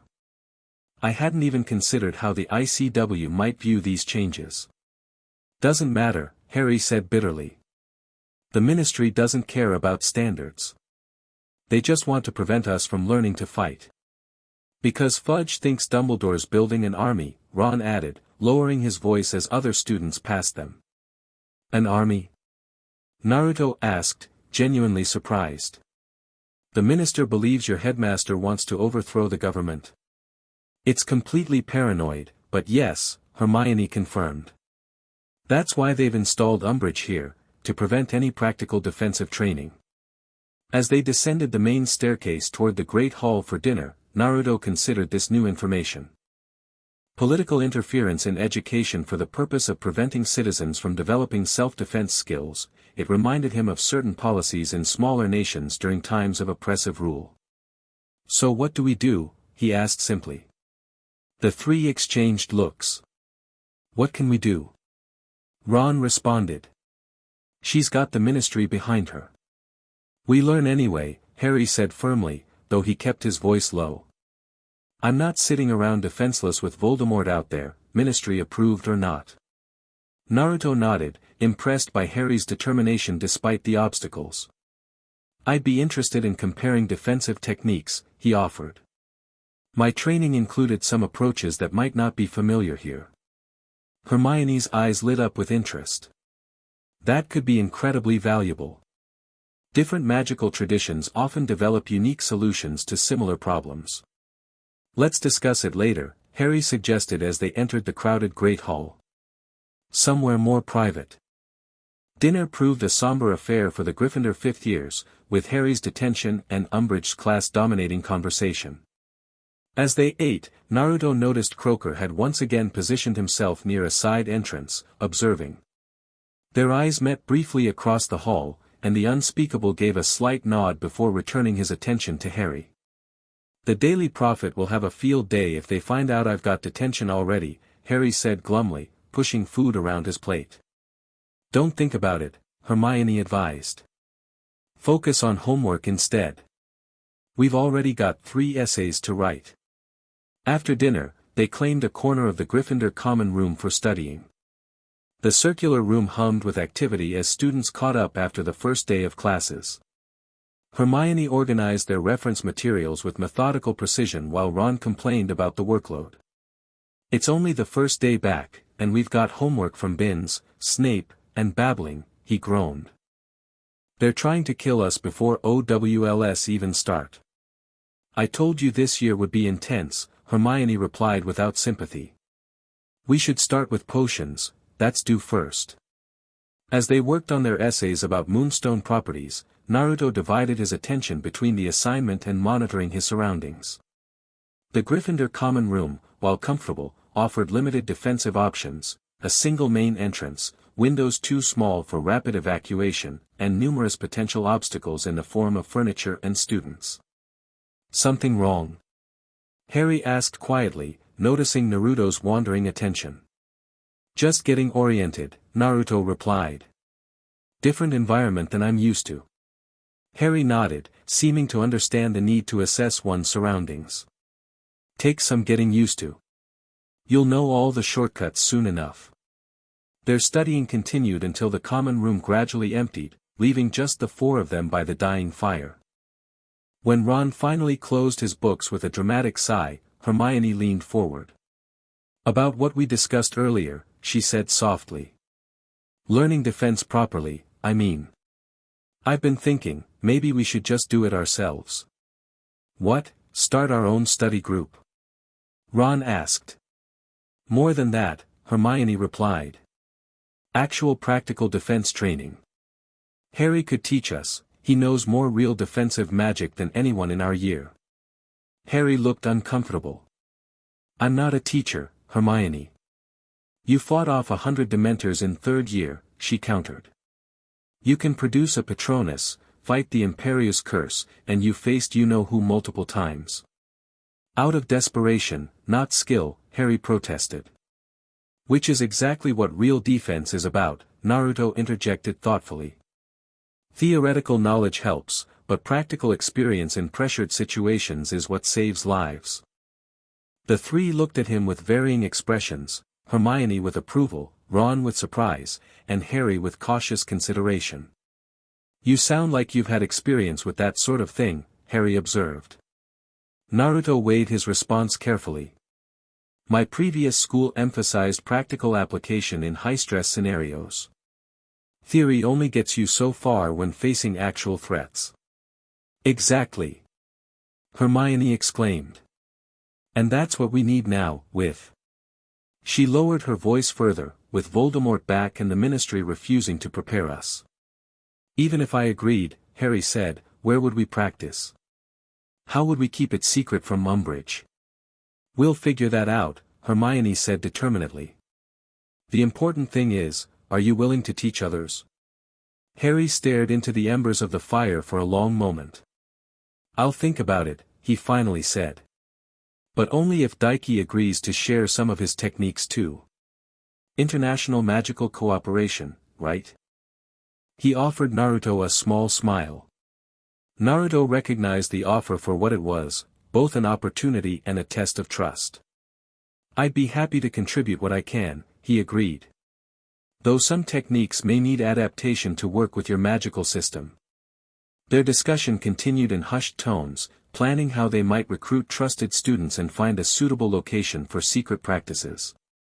As the clock chimed midnight, they finally packed away their completed essays and headed for the dormitory. As Naruto prepared for bed, he reflected on the day's developments. He had established his cover identity, made connections with Harry and his friends, encountered the Ministry's surveillance in the form of both Croaker and Umbridge, and potentially secured a way to learn more about wizarding magic while sharing controlled aspects of his own abilities. Most importantly, he'd confirmed Dumbledore's warning about dimensional instabilities. If Croaker's interest indicated what Naruto suspected, the Department of Mysteries had detected energy signatures similar to Kaguya's. The threat that had followed him from his dimension might be manifesting in this world, requiring both shinobi techniques and wizarding magic to counter. Interesting first day, Kurama commented as Naruto drew his bed curtains. This world is more complex than it first appeared. And potentially in as much danger as our own, Naruto agreed silently. We need to learn more about how chakra interacts with their magic. The combining of energies during the potions class and runes lesson suggests possibilities. And threats, Kurama added. If Kaguya's energy signature has followed us, it could manifest differently here, empowered by this world's magic rather than chakra. Naruto nodded mentally. Tomorrow we learn more. Watch for energy fluctuations while I sleep. As Naruto drifted toward sleep, maintaining the light awareness all shinobi developed, he sensed the castle around him, ancient stone saturated with centuries of magic, shifting staircases adjusting their configurations, and beneath it all, the faintest echo of something familiar yet distorted. Something that didn't belong. Something that had followed him through the dimensional rift. Chapter 2, Tournament of Shadows. The Great Hall buzzed with excitement. Students from all three schools, Hogwarts, Beauxbatons, and Durmstrang, crowded around the newly installed goblet of fire, its blue-white flames casting an ethereal glow across eager faces. Naruto leaned against a stone pillar, observing. 2 weeks had passed since his arrival at Hogwarts, and the announcement of the Triwizard Tournament had transformed the castle's atmosphere from academic to electric. The arrival of delegations from Beauxbatons Academy and Durmstrang Institute the previous evening had only heightened the anticipation. Thinking of entering? Harry asked, approaching with Ron and Hermione. Not my tournament to join, Naruto replied with an easy smile. I'm just here to study, remember? Ron snorted. Yeah, right. Everyone wants a shot at eternal glory and 1,000 galleons. Hermione rolled her eyes. There's more to life than glory and gold, Ronald. Says the person who's never had to wear hand-me-down robes, Ron muttered. Naruto's attention shifted to the goblet itself. His enhanced senses detected complex magic emanating from the ancient artifact, layers of enchantment designed to evaluate, select, and bind. Most fascinating was the contractual nature of the magic. Once selected, champions were magically obligated to compete. An age line, Hermione explained, noticing his interest in the glowing circle surrounding the goblet. Dumbledore drew it himself. No one under 17 can cross it. Hasn't stopped people from trying, Harry added. Fred and George took aging potion this morning. Ended up with matching white beards. As they spoke, the Durmstrang students entered as a group, led by their headmaster Igor Karkaroff. Among them walked Victor Crumb, the internationally famous Quidditch player whose presence had caused a stir among Hogwarts students. Each Durmstrang student solemnly placed their name in the goblet before marching out with military precision. Karkaroff's watching you, Hermione whispered to Harry. Indeed, the Durmstrang headmaster had fixed Harry with a calculating stare, his eyes lingering on the famous scar before flickering briefly to Naruto. There was recognition there, and something else, wariness. Former Death Eater, Harry murmured. According to Sirius, he gave names to the Ministry to save himself after Voldemort fell. Naruto filed this information away. The wizarding conflict had parallels to shinobi politics, shifting alliances, betrayals, and the lingering influence of fallen powers. Understanding these dynamics would be crucial for navigating the dangers that seemed to be gathering. As Karkaroff led his students from the hall, the Beauxbatons delegation entered. Unlike the Durmstrang students' military bearing, the Beauxbatons group moved with practiced grace, led by their giantess headmistress Madame Maxime. At the front of their formation walked a silvery blonde girl whose presence caused many male students to stare transfixed. That's the Vila girl, Ron whispered, his ears reddening. Part Vila, Hermione corrected with a slight frown. And her name is Fleur Delacour. As Fleur approached the goblet, her graceful movements suddenly faltered. She paused, her head turning toward where Naruto stood.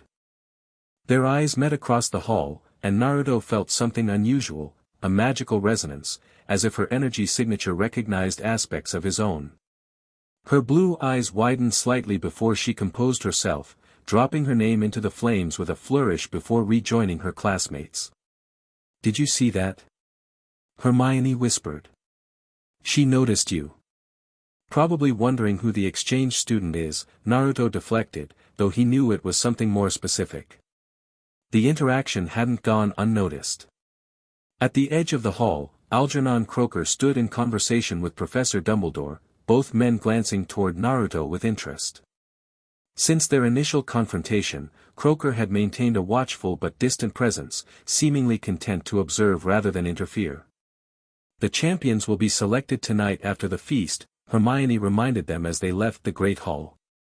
Everyone's saying Cedric Diggory might be the Hogwarts champion. Better him than some Slytherin, Ron agreed. Though Angelina from our house entered too.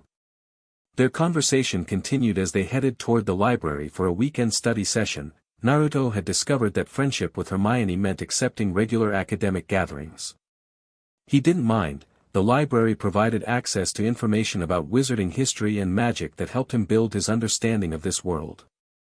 As they settled at their usual table near the restricted section, Hermione immediately pulled out color-coded study schedules.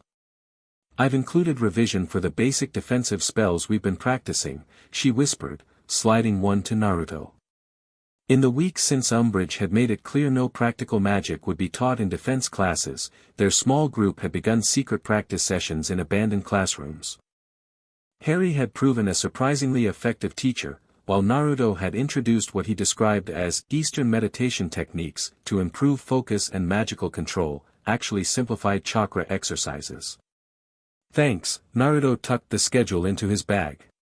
Any progress on finding a permanent location? Hermione shook her head. Every place we consider has drawbacks. Too small, too exposed, or too close to frequently used corridors.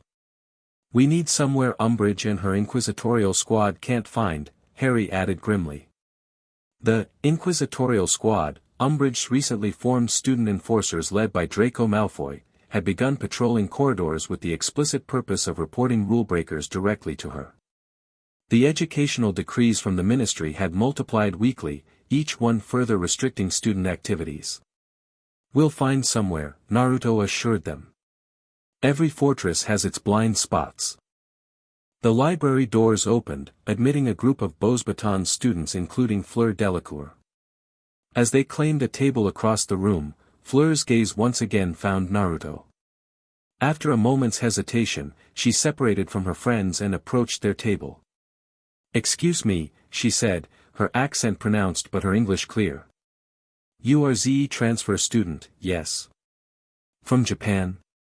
Naruto nodded, aware of Ron suddenly sitting straighter and attempting to flatten his hair. "Daiki Namikaze. Nice to meet you. Fleur Delacour." She tilted her head slightly, studying him with undisguised curiosity. "I've never met a wizard with your particular magical signature before. It is most unusual." The direct reference to his energy signature confirmed Naruto's suspicions. She could sense the difference in his chakra-based power. Before he could formulate a response, Hermione interjected. "What do you mean by magical signature?" she asked, academic interest piqued. Fleur glanced at Hermione, seeming to debate how much to share. Those with Vila heritage can sometimes sense differences in magical essence. It is difficult to explain. She turned back to Naruto. "Perhaps we might discuss comparative magical theory sometime. I find international variations fascinating." "Sure," Naruto agreed, recognizing both an opportunity and a potential complication. "Maybe after the champion selection." Fleur nodded gracefully. "Tomorrow, perhaps. Good luck with your studies." She rejoined her classmates, but not before casting another curious glance over her shoulder. "What was that about?" Ron demanded once she was out of earshot. "No idea," Naruto lied smoothly. "Maybe Beauxbatons places more emphasis on magical theory than Hogwarts." Hermione didn't appear entirely convinced but returned to organizing her parchments. "I've been researching Japanese magical education, you know. Mahoota Koro has some fascinating approaches to wandless manipulation that aren't covered in our curriculum. Find anything interesting?" Naruto asked casually, knowing the risk of Hermione discovering inconsistencies in his cover story. "The books in our library are frustratingly limited on international magical traditions," she admitted. "But there was mention of key circulation techniques similar to what you've shown us. The author suggested they originated from interaction with magical communities in China centuries ago." Naruto nodded, mentally thanking the vague descriptions that allowed his chakra techniques to pass as exotic wizarding methods. Different regions developed different approaches to similar energies. The fundamentals remain consistent even when the applications vary. This philosophical observation seemed to satisfy Hermione's academic curiosity for the moment. They spent the remainder of the afternoon reviewing transfiguration theory while Harry and Ron occasionally drifted into whispered discussions of Quidditch strategies. As evening approached and they packed up their study materials, Naruto sensed a subtle shift in the castle's ambient magic, a fluctuation in the dimensional stability Dumbledore and Croaker had mentioned. The sensation was fleeting, like ripples in still water, but unmistakable to his enhanced perception. "You okay?" Harry asked, noticing Naruto's momentary stillness. "Just hungry," Naruto replied with a grin, masking his concern. "Ready for the feast?" The Halloween feast that night surpassed even the welcome banquet in extravagance. Floating jack-o'-lanterns replaced the usual candles, live bats fluttered among the enchanted ceiling stars, and the tables groaned beneath platters of seasonal delicacies. As they ate, Naruto discreetly monitored the great hall. The goblet of fire still stood before the staff table, its blue-white flames occasionally shifting to red as it processed the entered names. Croaker had positioned himself near a side entrance, his attention divided between the goblet, Harry, and Naruto. At the staff table, Dumbledore conversed with Madame Maxime and Karkaroff, while Umbridge watched the proceedings with her characteristic expression of false sweetness. "Nearly time," Hermione whispered as the desserts vanished from the golden plates. Dumbledore rose, extinguishing all candles except those within the carved pumpkins. The goblet's blue-white fire illuminated the hall, casting everyone in ghostly light. "The goblet is almost ready to make its decision," Dumbledore announced. "When the champions' names are called, please come to the top of the hall, walk along the staff table, and proceed through the door into the chamber beyond." Tension filled the hall as students leaned forward in anticipation. The goblet's flames suddenly flared crimson, shooting sparks and then a tongue of flame that ejected a charred piece of parchment. Dumbledore caught it deftly. "The champion for Durmstrang," he read, "will be Victor Krum." Applause thundered through the hall as Krum rose from the Slytherin table and proceeded through the indicated door. The goblet flared red again, producing a second name. "The champion for Beauxbatons," Dumbledore called, "is Fleur Delacour." Fleur gracefully stood from the Ravenclaw table, her silvery hair shimmering in the pumpkin light as she followed Krum's path. Several of her fellow Beauxbatons students burst into disappointed tears. The hall quieted again as the goblet flared a third time. "The Hogwarts champion," Dumbledore announced, "is Cedric Diggory." The Hufflepuff table erupted in cheers as Cedric made his way forward, grinning broadly. When the uproar finally diminished, Dumbledore began to speak again, congratulating the three champions. Naruto, however, had tensed. The goblet's flames hadn't settled, they remained crimson, swirling with unusual intensity. Something wasn't right. His suspicion was confirmed moments later when the fire flared higher than before, ejecting not one but two pieces of parchment simultaneously. The hall fell deathly silent as Dumbledore caught them both, his expression momentarily betraying surprise before his features smoothed into practiced calm. "Harry Potter," he read, then paused before continuing, "and Daiki Namikaze." Shock froze everyone in place. Harry sat motionless beside Naruto, his face drained of color. Whispers erupted throughout the hall, growing into a rumble of confusion and accusation. "I didn't put my name in," Harry whispered, looking stricken. "You know I didn't." "Neither did I," Naruto replied quietly, his mind racing through implications.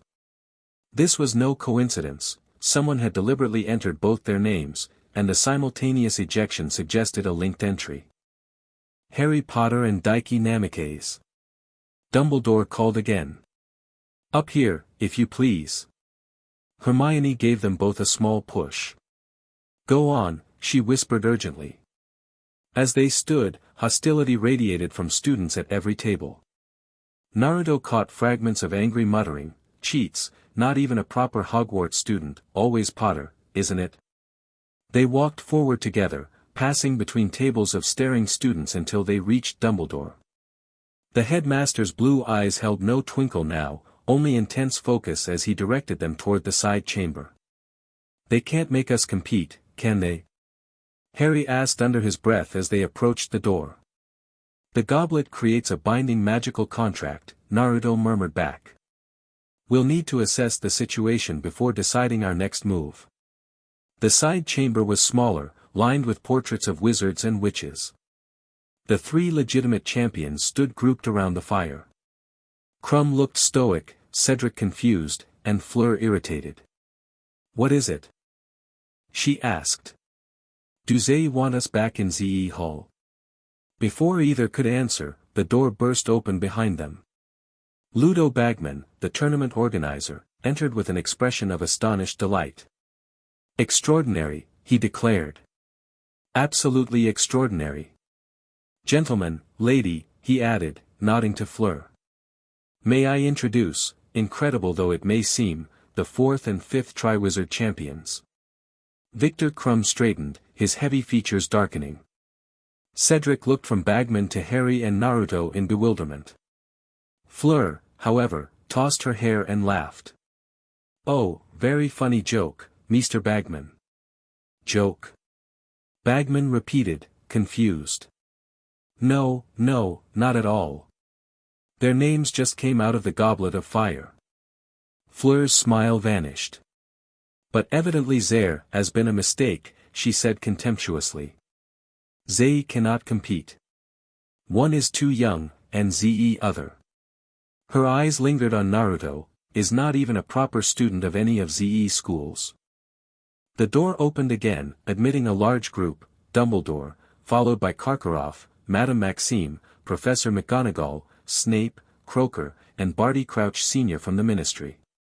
The chamber suddenly felt cramped with so many people, the tension palpable. Madame Maxime! Fleur exclaimed, striding toward her headmistress. They are saying that these two boys are to compete also.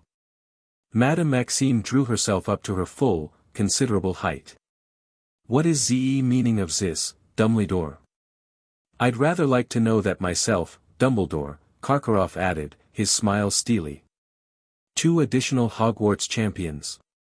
And one not even officially enrolled as a regular student. This violates every tournament rule. We were under the impression your age line would prevent younger students from entering, Dumbledore, Crouch said coldly. As for the exchange students' eligibility. Naruto and Harry exchanged glances as the adults argued around them. This was clearly no ordinary situation, and the presence of Croaker suggested deeper implications beyond mere tournament rules. Did you put your name in the goblet, Harry? Dumbledore asked calmly, ignoring the others. No, sir, Harry replied firmly. Did you ask an older student to do it for you? No, sir. Dumbledore turned to Naruto. And you, Mr. Namikaze? No, Professor, Naruto answered, meeting the headmaster's gaze steadily. I had no interest in participating. Ah, but of course they are lying. Madame Maxime exclaimed. The age line cannot be fooled by an ordinary student, Croaker interjected, speaking for the first time. And the circumstances are unusual. Both names emerged simultaneously, suggesting a linked entry. Then someone else entered them, McGonagall said firmly. This is clearly an outside plot. To what end? Karkaroff demanded. To give Hogwarts 3 champions. To satisfy Potter's need for eternal fame. Or perhaps, his voice dropped dangerously, to involve a foreign agent in British magical affairs. The accusatory glance toward Naruto was unmistakable. Croaker shifted slightly, moving closer to Naruto in what appeared to be casual repositioning but was clearly protective. Whatever the Department of Mysteries knew about Naruto's true nature, they apparently considered him under their jurisdiction rather than a foreign threat. Barty Crouch cleared his throat. We must follow the rules. The Goblet of Fire constitutes a binding magical contract. Once selected, Potter and Namikaze have no choice but to compete. Convenient, Karkaroff sneered. Perhaps Durmstrang should bring additional students as well. Level the playing field. The goblet has gone out, Crouch replied flatly. It will not reignite until the next tournament. Arguments continued for another 20 minutes, with Karkaroff and Madame Maxime demanding adjustments to the scoring system and threatening withdrawal. Through it all, Naruto observed the dynamics, particularly noting how Croaker's gaze occasionally flickered to Harry's scar and then to Naruto with a troubled expression. Finally, practical details were addressed. The first task would take place on November 24th, designed to test their courage and adaptability. They would face it armed only with their wands, receiving no information about what they would confront. As the meeting concluded and people began to disperse, Dumbledore addressed the 5 champions. I suggest you all get a good night's sleep. I'm sure your houses are waiting to celebrate with you, and it would be a shame to deprive them of this excellent excuse to make a great deal of mess and noise. Cedric, Harry, and Naruto headed for the door, but Fleur lingered, her eyes fixed on Naruto with undisguised interest. As they entered the now empty Great Hall, Fleur quickened her pace to walk beside him. "This is most unexpected," she said softly. "2 additional champions, both with unusual magical properties." Harry glanced at them with confusion but continued ahead, giving them a moment of relative privacy. "What do you mean by unusual properties?" Naruto asked directly, keeping his voice low.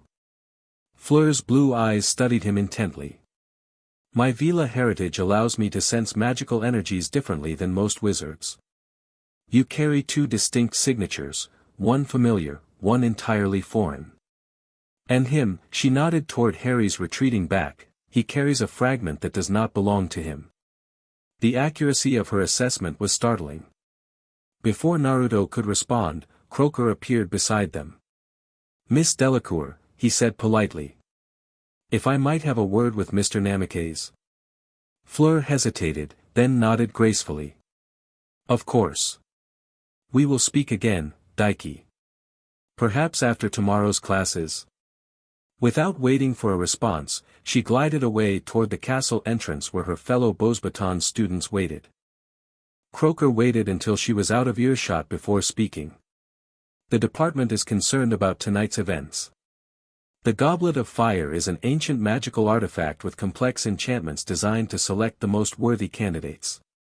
For it to eject 2 names simultaneously suggests deliberate external manipulation using considerable magical power." "Someone who knows about dimensional energy?" Naruto guessed. Croaker nodded grimly. "Our instruments detected fluctuations in the castle's magical field shortly before the selection. Similar to the signature present when you arrived, but distorted." Naruto felt Kurama stir within his mindscape. "Corrupted chakra," the fox growled. "Kagaya's energy is bleeding through." "Your theory about something following me," Naruto said to Croaker. "It's happening, isn't it?" "We believe so." Croaker glanced around the empty hall before continuing in a lower voice. "The tournament places you and Potter in significant danger. Traditionally, champions have died during these competitions. If someone manipulated the goblet to select you both, it suggests they want you vulnerable during the tasks. Or they want to observe how we perform under pressure," Naruto countered. "Test our capabilities." "Indeed." Croaker's scarred face betrayed momentary surprise at Naruto's strategic thinking. "Either way, the department will maintain heightened surveillance throughout the tournament. And Mr. Namikaze," he added with emphasis, "we would appreciate if you would contain any extraordinary abilities that might draw additional attention." The message was clear: use only wizarding magic, not shinobi techniques, at least openly. Naruto nodded his understanding. "One last thing," Croaker said as he turned to leave. "The Delacour girl's Vila heritage makes her unusually perceptive to magical anomalies. Be cautious in your interactions." With that warning, the unspeakable departed, leaving Naruto alone in the vast hall. The ceiling above still showed the Halloween night sky, stars glimmering between drifting clouds. Naruto expanded his senses, reaching beyond ordinary perception to feel the castle's magical currents.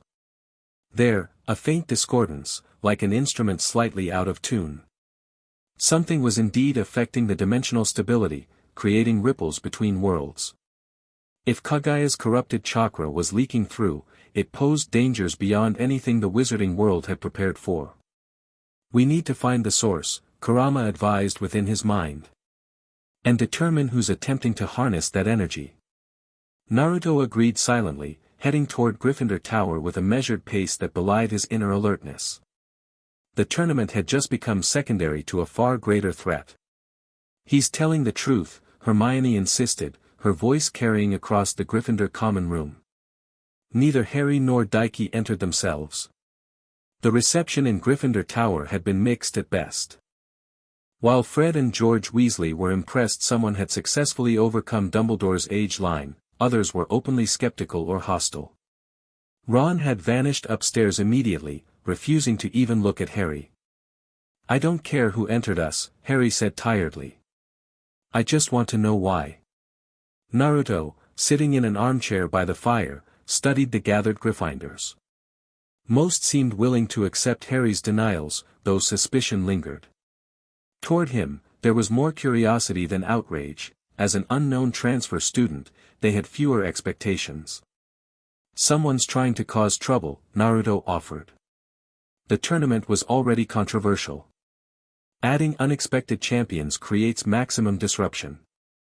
This pragmatic assessment drew thoughtful nods from several older students.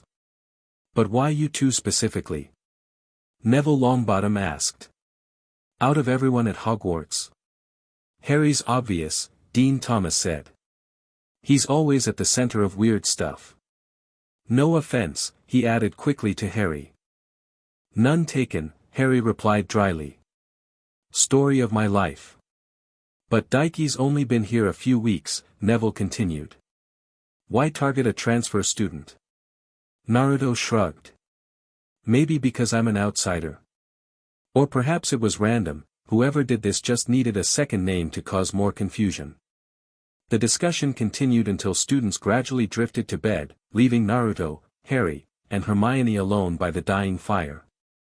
Harry stared morosely into the embers, his earlier composed demeanor cracking to reveal genuine distress. Ron thinks I did it, he said finally. He didn't say it, but I could tell. He thinks I found a way in and didn't tell him.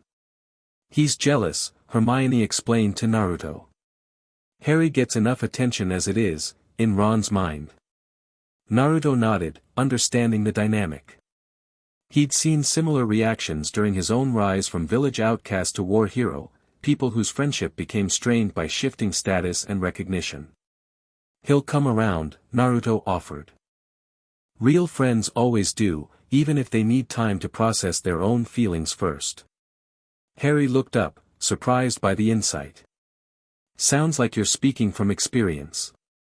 Let's just say I understand complicated friendships, Naruto replied with a small smile. For now, we should focus on the tournament. We need to prepare for whatever the first task might be. Hermione immediately shifted to practical mode. I'll start researching previous tournaments tomorrow. There might be patterns in the types of challenges they set. Crouch said it would test courage and adaptability, Harry recalled. That could be almost anything. We should focus on versatile spells, Naruto suggested. Techniques that can be applied to multiple situations rather than specialized counters for specific threats. That makes sense, Hermione agreed. Shield charms, stunning spells, transfiguration for environmental adaptation. Their strategic discussion continued until the common room clock chimed midnight. As they headed for their respective dormitories, Naruto placed a hand on Harry's shoulder. Whatever happens, we face it together, he said quietly. That's what teammates do. Harry's green eyes, so reminiscent of Sakura's, showed momentary surprise followed by genuine gratitude. Thanks, Daiki. It's good not to be alone in this for once. Upstairs, the dormitory was dark and quiet. Ron's curtains were tightly drawn, a clear statement of his feelings. Naruto prepared for bed silently, maintaining awareness of his surroundings even as he settled beneath the covers. That Vila girl is more perceptive than we expected, Kurama observed once Naruto had drawn his own curtains. She sensed both my presence and the fragment in Potter. Horcrux, Naruto replied mentally, using the term he discovered during late-night research in the restricted section, forbidden books accessed using shadow clones transformed to resemble prefects. Harry carries a soul fragment of Voldemort, just as I host you. Though our situations differ considerably. The fragment is parasitic, Kurama agreed. And deteriorating. It won't last indefinitely. More concerning is Croaker's confirmation of dimensional instability, Naruto continued. If Kagaya's energy is leaking through, someone in this world is likely attempting to harness it. Death Eaters, Kurama suggested, referring to Voldemort's followers. Based on what we've learned, they would be most motivated to seek new sources of power. Naruto agreed silently. The parallels to Akatsuki were clear, a group of powerful extremists seeking to harness forces beyond their understanding for destructive purposes. We need allies, he decided. Starting with Fleur Delacour. Her perceptiveness could be valuable. If she can be trusted, Kurama cautioned. We'll find out tomorrow, Naruto replied, settling into the light meditation that served as rest for seasoned shinobi. Morning brought a fresh wave of challenges. The announcement of 5 champions had spread throughout the school, resulting in hostile stares and whispered accusations as Naruto and Harry made their way to breakfast. The Hufflepuffs, normally friendly, were particularly cold, clearly feeling Cedric had been robbed of his moment of glory. Even more uncomfortable was the vast distance Ron maintained, deliberately sitting far down the Gryffindor table with Dean and Seamus.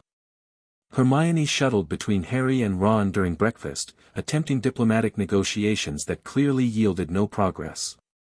This will blow over, she assured Harry unconvincingly.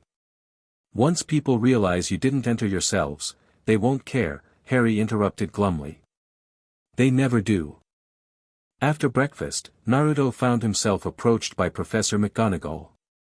Mr. Namikaze, Professor Dumbledore would like to see you in his office immediately. The password remains unchanged.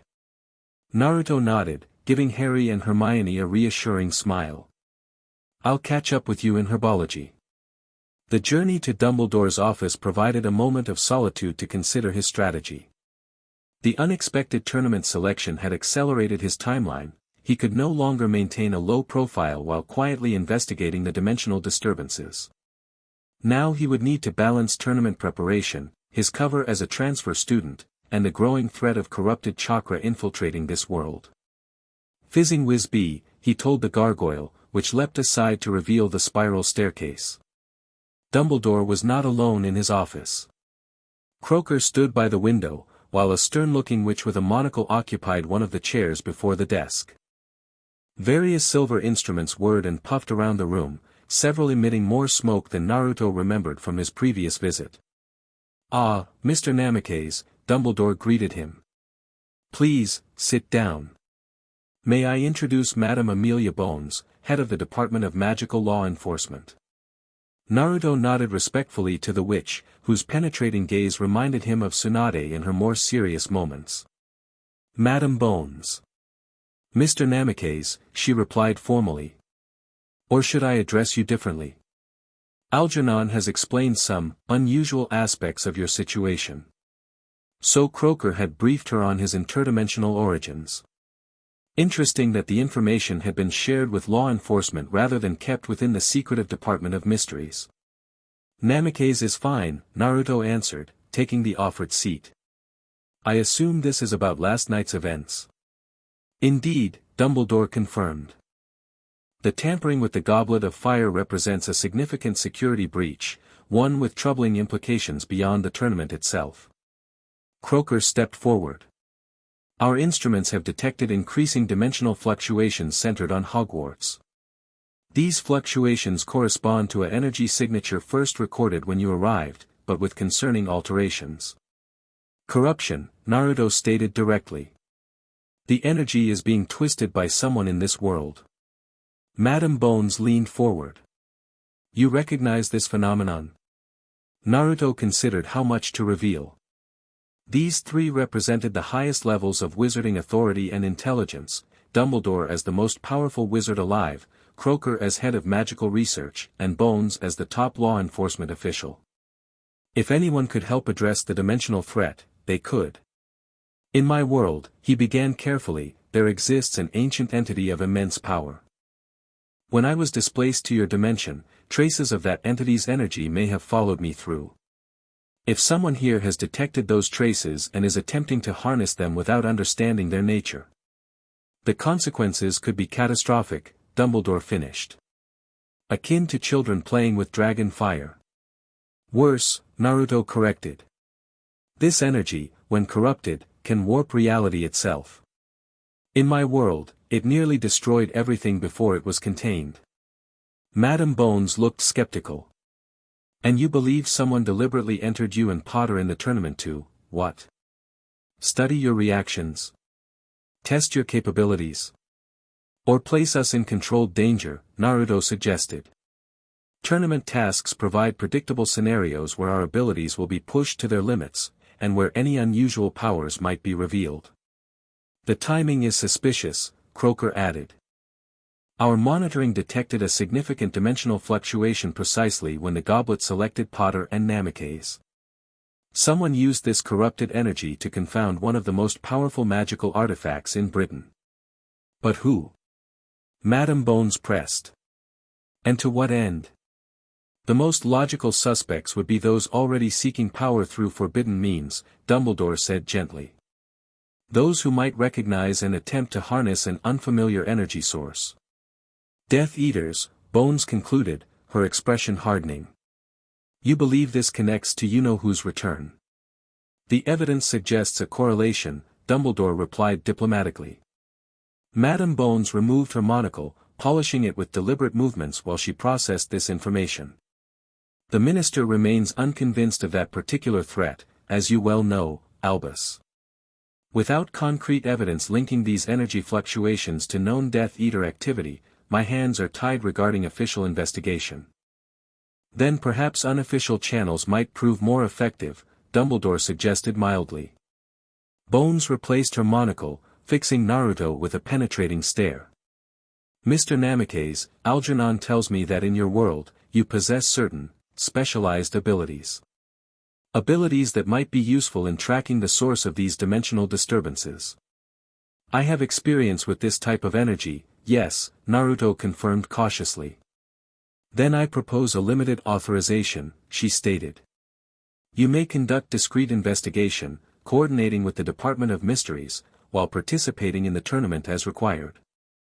Any findings must be reported immediately to myself or Algernon.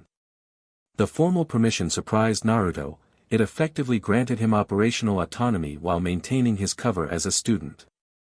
I understand. And Harry Potter's involvement?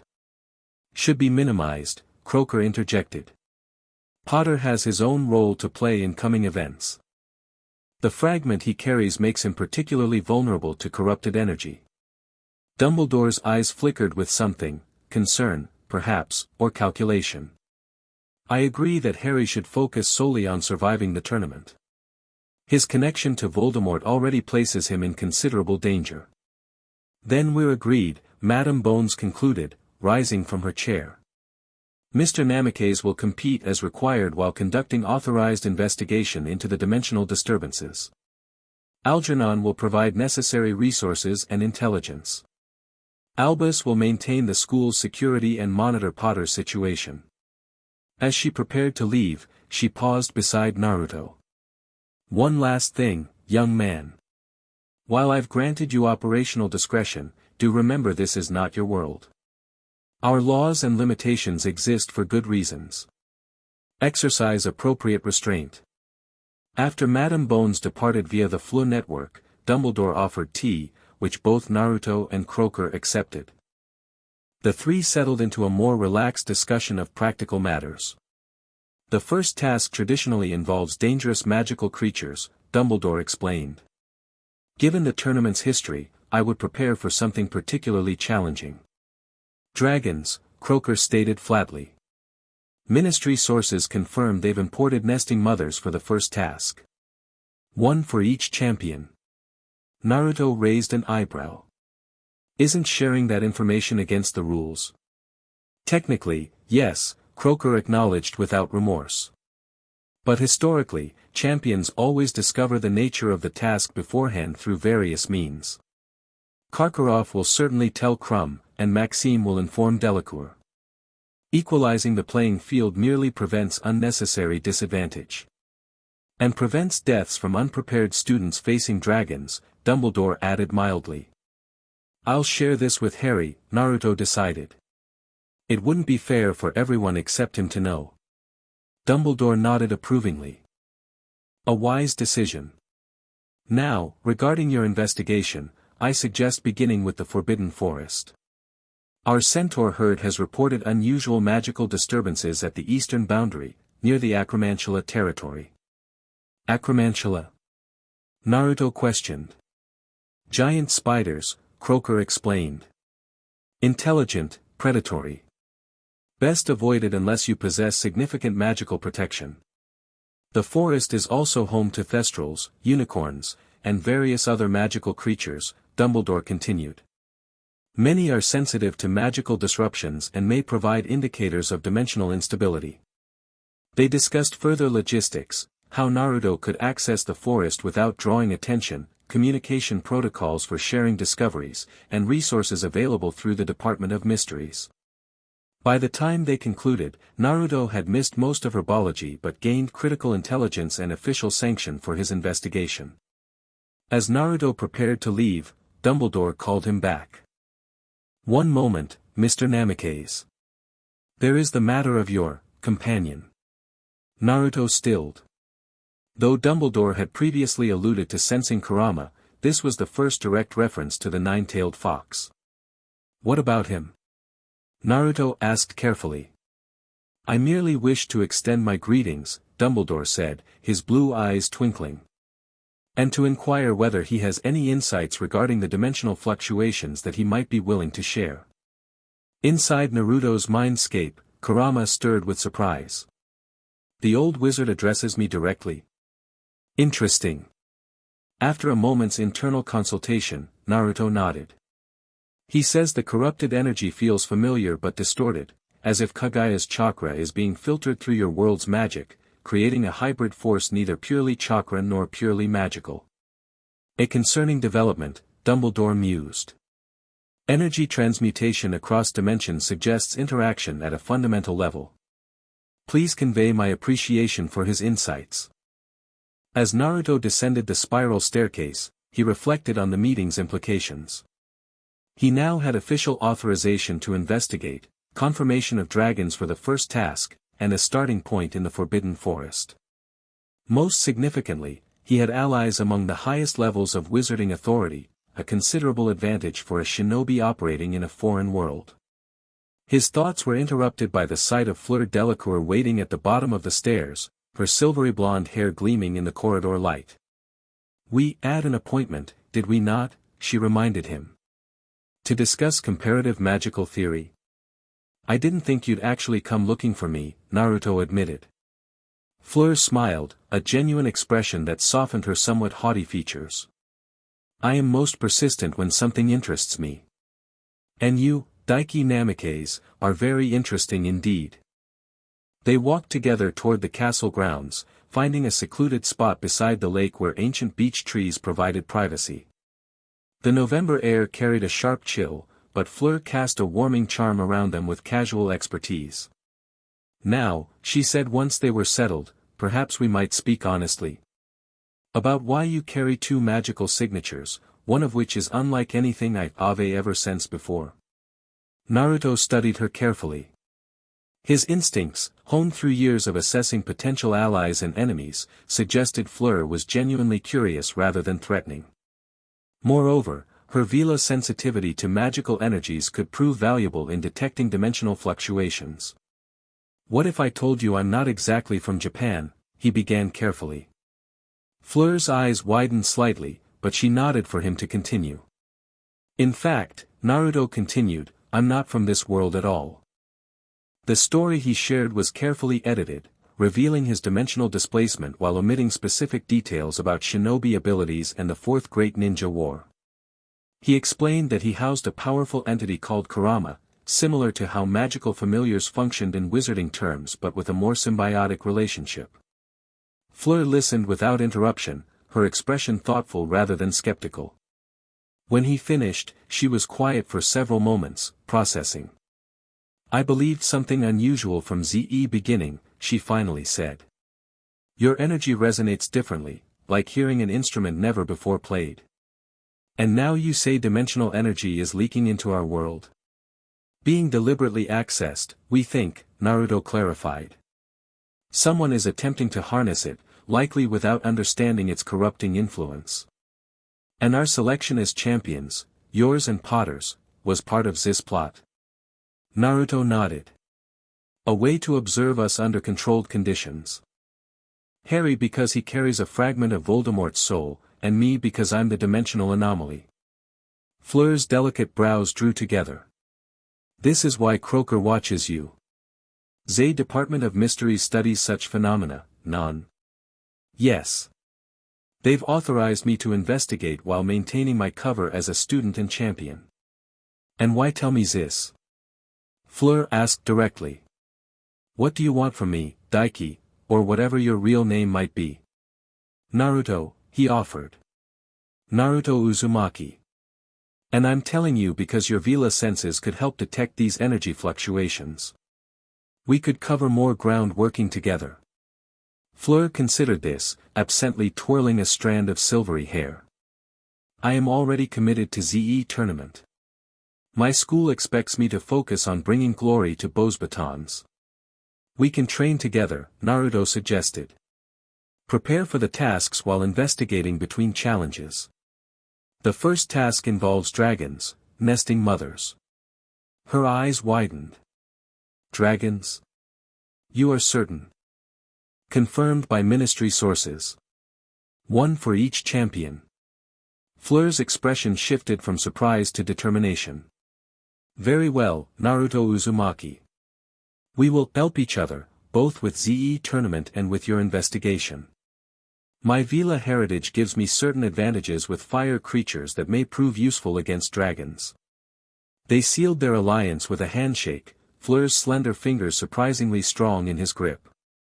As they parted ways, Naruto felt Kurama's approval rumbling through their shared consciousness. The Vila girl will make a valuable ally, the fox observed. Her magical sensitivity is rare even in this world. And she accepted the truth without excessive questioning, Naruto added mentally. That suggests experience with unusual magical phenomena. As he headed toward the castle for his next class, Naruto's enhanced senses detected another fluctuation, stronger this time, emanating from the direction of the Forbidden Forest. The dimensional barrier was weakening, allowing more corrupted energy to seep through. Time was running short. The tournament's first task approached, and with it, the opportunity for whoever had engineered their selection to observe their capabilities under duress. Naruto needed to accelerate his investigation before the corruption spread further. The game had begun in earnest. The following days brought new challenges and developing alliances. Harry had initially been skeptical about Naruto's revelation regarding dragons, but Hagrid's secret midnight invitation to view the creatures in the forest had confirmed it. Now they focused on developing strategies for facing the massive fire-breathing beasts.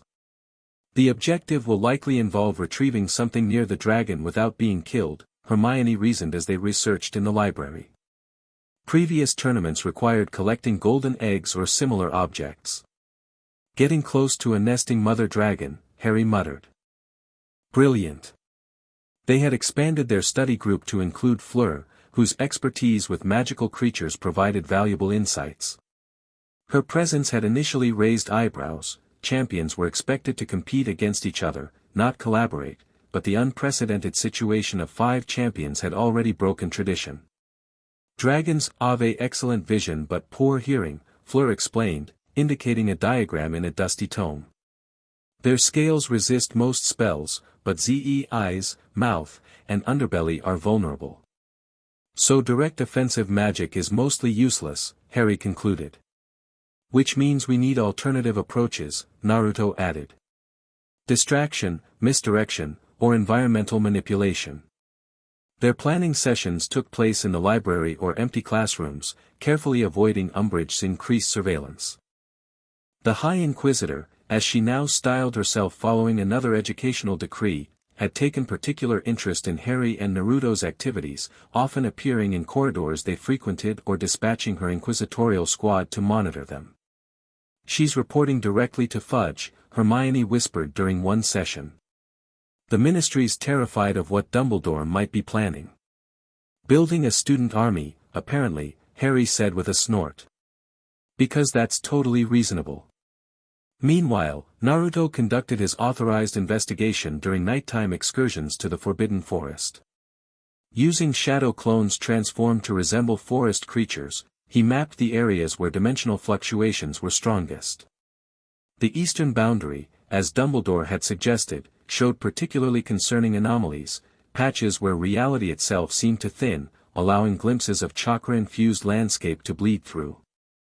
Most troubling was the evidence of human activity in these areas: footprints, discarded potion vials, and ritual markings carved into ancient trees. Someone was indeed attempting to harness the dimensional energy, conducting experiments where the barrier between worlds was weakest. On a particularly cold November evening, Naruto met Croaker at the forest's edge to share his findings. The unspeakable had brought specialized equipment, silver instruments similar to those in Dumbledore's office, designed to measure magical fluctuations. "The pattern is concerning," Croaker observed as they reviewed Naruto's hand-drawn map. "These incursion points form a pentagram configuration across the forest, with the strongest anomaly at the center." Ritual preparation, Naruto concluded. "They're establishing anchor points for a larger working." Croaker looked up sharply. "You recognize this methodology?" "Similar to certain sealing techniques in my world," Naruto explained. "Create stable points around a central focus, then channel energy through them to amplify the effect." "If they're following standard thaumaturgical principles," Croaker mused, "the ritual would be timed to correspond with a significant magical event. The winter solstice, perhaps, or the Triwizard Tournament tasks," Naruto suggested. "Major magical events focusing the attention of the entire wizarding community." "Precisely." Croaker's scarred face looked grim in the wandlight. "The first task occurs in 3 days. If our theory is correct, whoever is manipulating the dimensional energy may attempt to harness the magical surge generated by 5 champions facing dragons. We need to monitor these anchor points during the task," Naruto decided. "But I'll be competing." "The department will position observers," Croaker assured him. "Our priority remains identifying who is conducting these experiments. The magical signature is sophisticated, not amateur work." "Death Eaters with specialized knowledge," Naruto suggested. "Or someone with access to ancient rituals that parallel the chakra techniques from my world." Their discussion continued as they explored the nearest anchor point, a clearing where the trees grew in an unnaturally perfect circle. At the center, barely visible beneath forest debris, was a complex runic array carved into stone and infused with what Naruto recognized as corrupted chakra. "Don't touch it," he warned as Croaker moved closer with his instruments. "The corruption can spread through direct contact." The unspeakable nodded, using levitation charms to position his measuring devices. "Fascinating. The energy signature contains elements I've only seen in theoretical texts on primordial magic, the raw forces present at the creation of our world. In my dimension, it was known as the chakra of the god tree," Naruto explained. "The source from which all other chakra derived." After completing their examination, they concealed the site with protective enchantments designed to alert them to any further tampering. Similar precautions had been placed at the other anchor points during Naruto's previous expeditions. "The first task will be the critical test," Croaker said as they returned to the castle grounds. "Both of our theories, whoever entered you and Potter wanting to observe your capabilities, and the potential ritual amplification during magical events. I'll maintain awareness during the competition," Naruto promised. "But my priority has to be keeping Harry safe. He's central to whatever's happening in both dimensions." Croaker nodded gravely. "The boy's connection to Voldemort places him at the nexus of multiple prophecies and magical convergences. The department has studied his case extensively." "And you believe these dimensions were connected even before I arrived," Naruto stated rather than asked. "Evidence suggests so," Croaker confirmed. "Certain magical phenomena in our world have corresponded with major events in yours for centuries. Your arrival merely solidified that connection." This revelation aligned with theories Naruto had been developing based on his own research in Hogwarts' restricted section. The parallel development of chakra techniques and wizarding magic, the similar creatures existing in both worlds, the resonance between certain individuals across dimensions, all suggested a fundamental connection deeper than coincidence. As they parted at the castle entrance, Croaker offered a final warning. "Be cautious during the task. Dragons are dangerous enough without the added complication of dimensional instability. Focus on survival first, investigation second. Naruto nodded his agreement, though inwardly he had already determined his approach.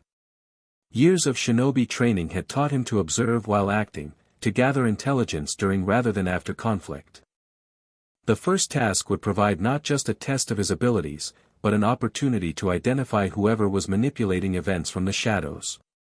Returning to Gryffindor Tower under a disillusionment charm, he found the common room nearly empty except for Harry, who sat alone by the dying fire. "Ron still not speaking to you?" Naruto asked, dropping into an adjacent armchair. Harry shook his head. "Hermione says he's just jealous, but it feels like more than that. Like he actually believes I wanted this." "People see what confirms their existing insecurities," Naruto observed. "Ron has 5 successful older brothers and a famous best friend. Your selection as champion just reinforced his fear of always standing in someone else's shadow." Harry looked up, surprised by the insight. "You sound like you've dealt with this before." "I had a teammate once who lived in the shadow of his brother's genius," Naruto explained, thinking of Sasuke. "It colored everything he did, every choice he made, until he confronted it directly. And then he found his own path," Naruto said simply. "Just as Ron will, given time." They sat in companionable silence for several minutes, watching the embers pulse with fading heat. Finally, Harry spoke again. "About the dragons, I think I've got a plan. Professor Moody suggested using my strengths, which means flying. I'm going to try summoning my broomstick during the task." "Good strategy," Naruto approved. "Aerial mobility against a ground-based opponent." "What about you?" Harry asked. "Any ideas yet?" Naruto smiled slightly. "I've faced bigger creatures than dragons before. I'll manage." Harry snorted. "Right, I forgot. Mysterious transfer student with all sorts of exotic magical training. Sometimes I wonder if any of us really know you, Daiki, or whatever your actual name is." The comment was made lightly, but Naruto detected the underlying question. Harry was more perceptive than many gave him credit for. "My given name is Naruto," he offered, deciding honesty would serve better than continued deception with someone he genuinely respected. "Daiki is part of my cover identity." Harry's eyebrows rose. "Cover identity? So you're what, some kind of magical spy?" "More like a refugee," Naruto replied carefully. "From circumstances that required a certain degree of discretion upon my arrival here." To his credit, Harry didn't push for details. "Well, Naruto," he said, testing the name, "whatever your story is, I'm glad you're here. Facing this tournament alone would have been worse." "We face it together," Naruto reminded him. "All of it, the tournament, the ministry's interference, and whatever else comes our way." As they headed upstairs to the dormitory, Naruto felt the burden of his various roles: dimensional traveler, undercover shinobi, tournament champion, and now Harry's ally against unseen threats. The first task would force these roles into alignment, requiring him to balance competing priorities under the watchful eyes of both allies and enemies. 3 days remained until they faced the dragons. 3 days to prepare, to strategize, and to strengthen the bonds that would prove crucial in the challenges ahead. The dimensional barrier continued to weaken. Time was running short. The morning of the first task dawned cold and clear. Frost glittered on the castle grounds, and the sky stretched endlessly blue above the forbidden forest where 5 dragons awaited the champions. In the great hall, breakfast was a subdued affair for those competing. Cedric picked at his toast, his usual handsome features drawn with tension. Victor Crumb maintained his stoic demeanor, though he ate with mechanical precision rather than appetite. Fleur, seated at the Ravenclaw table, sipped tea with forced calm, occasionally meeting Naruto's eyes across the hall. "You should eat something," Hermione urged Harry, who had been staring at his empty plate for 10 minutes.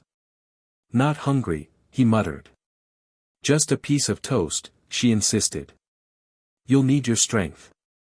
Naruto, by contrast, ate with deliberate purpose: protein, complex carbohydrates, and nutrients to fuel the chakra expenditure ahead. Years of mission preparation had taught him to treat his body as equipment requiring proper maintenance regardless of emotional state. Nervous? Neville asked him, noticing his methodical approach to breakfast. Focused, Naruto corrected with a reassuring smile. It's just another challenge. Professor McGonagall approached their table, her expression unusually tight. Potter, Namikaze, the champions are congregating in the tent by the edge of the forest. You are to go there now. Harry stood, looking slightly green. Hermione squeezed his arm encouragingly. You'll be fine. You've practiced the summoning charm perfectly. Good luck, Daiki, several Gryffindors called as Naruto rose to join Harry. As they walked across the grounds toward the champion's tent, Naruto expanded his senses, monitoring the dimensional stability. Immediately, he detected the anomalous energy, stronger today, pulsing from the forest where the ritual anchor points had been established. Someone's watching us, Harry murmured, surprising Naruto with his perceptiveness. Multiple someones, Naruto confirmed. Tournament officials, professors, ministry representatives. No, I mean specifically watching, Harry clarified. From the forest edge. I felt it when we passed the groundskeeper's cabin. Naruto discreetly extended his awareness in the indicated direction. There, a concealed presence, magically cloaked but detectable through subtle disruptions in the ambient energy. Not Croaker or his department agents, whose signatures Naruto had memorized. Good catch, he said quietly. Your instincts are sharp. Harry shrugged uncomfortably. Happens when people try to kill you regularly. You develop a sense for being watched. They reached the tent, a silk structure with 5 compartments separated by canvas dividers. Fleur sat on a low wooden stool in one section, looking pale but determined. Crumb hunched in another, more brooding than usual. Cedric paced back and forth in the third. Ludo Bagman bounded over when they entered, resplendent in his old Quidditch robes. Ah, here they are. Come in, make yourselves at home. The tent interior smelled of grass and canvas, reminding Naruto of field deployments during the war. He centered himself with practiced ease, cataloging exits, potential weapons, and defensive positions, habits ingrained through years of combat situations. Well, now we're all here, time to fill you in. Bagman announced cheerfully. When the audience has assembled, I'll offer each of you this bag. He held up a small purple silk sack, from which you will each select a small model of the thing you are about to face. There are different varieties, you see. And your task, he continued, is to collect the golden egg. No one spoke. Cedric had stopped pacing and now looked slightly ill. Crumb's expression hadn't changed, but he'd gone slightly greener. Fleur and Harry both maintained determinedly brave faces, though Naruto noted their elevated heart rates. Soon they heard hundreds of feet passing the tent, students and faculty excitedly chattering as they filled the dragon viewing stands. Bagman opened the silk bag, offering it first to Fleur. Ladies first, he said. She drew out a perfect miniature dragon, a Welsh green with the number 2 around its neck.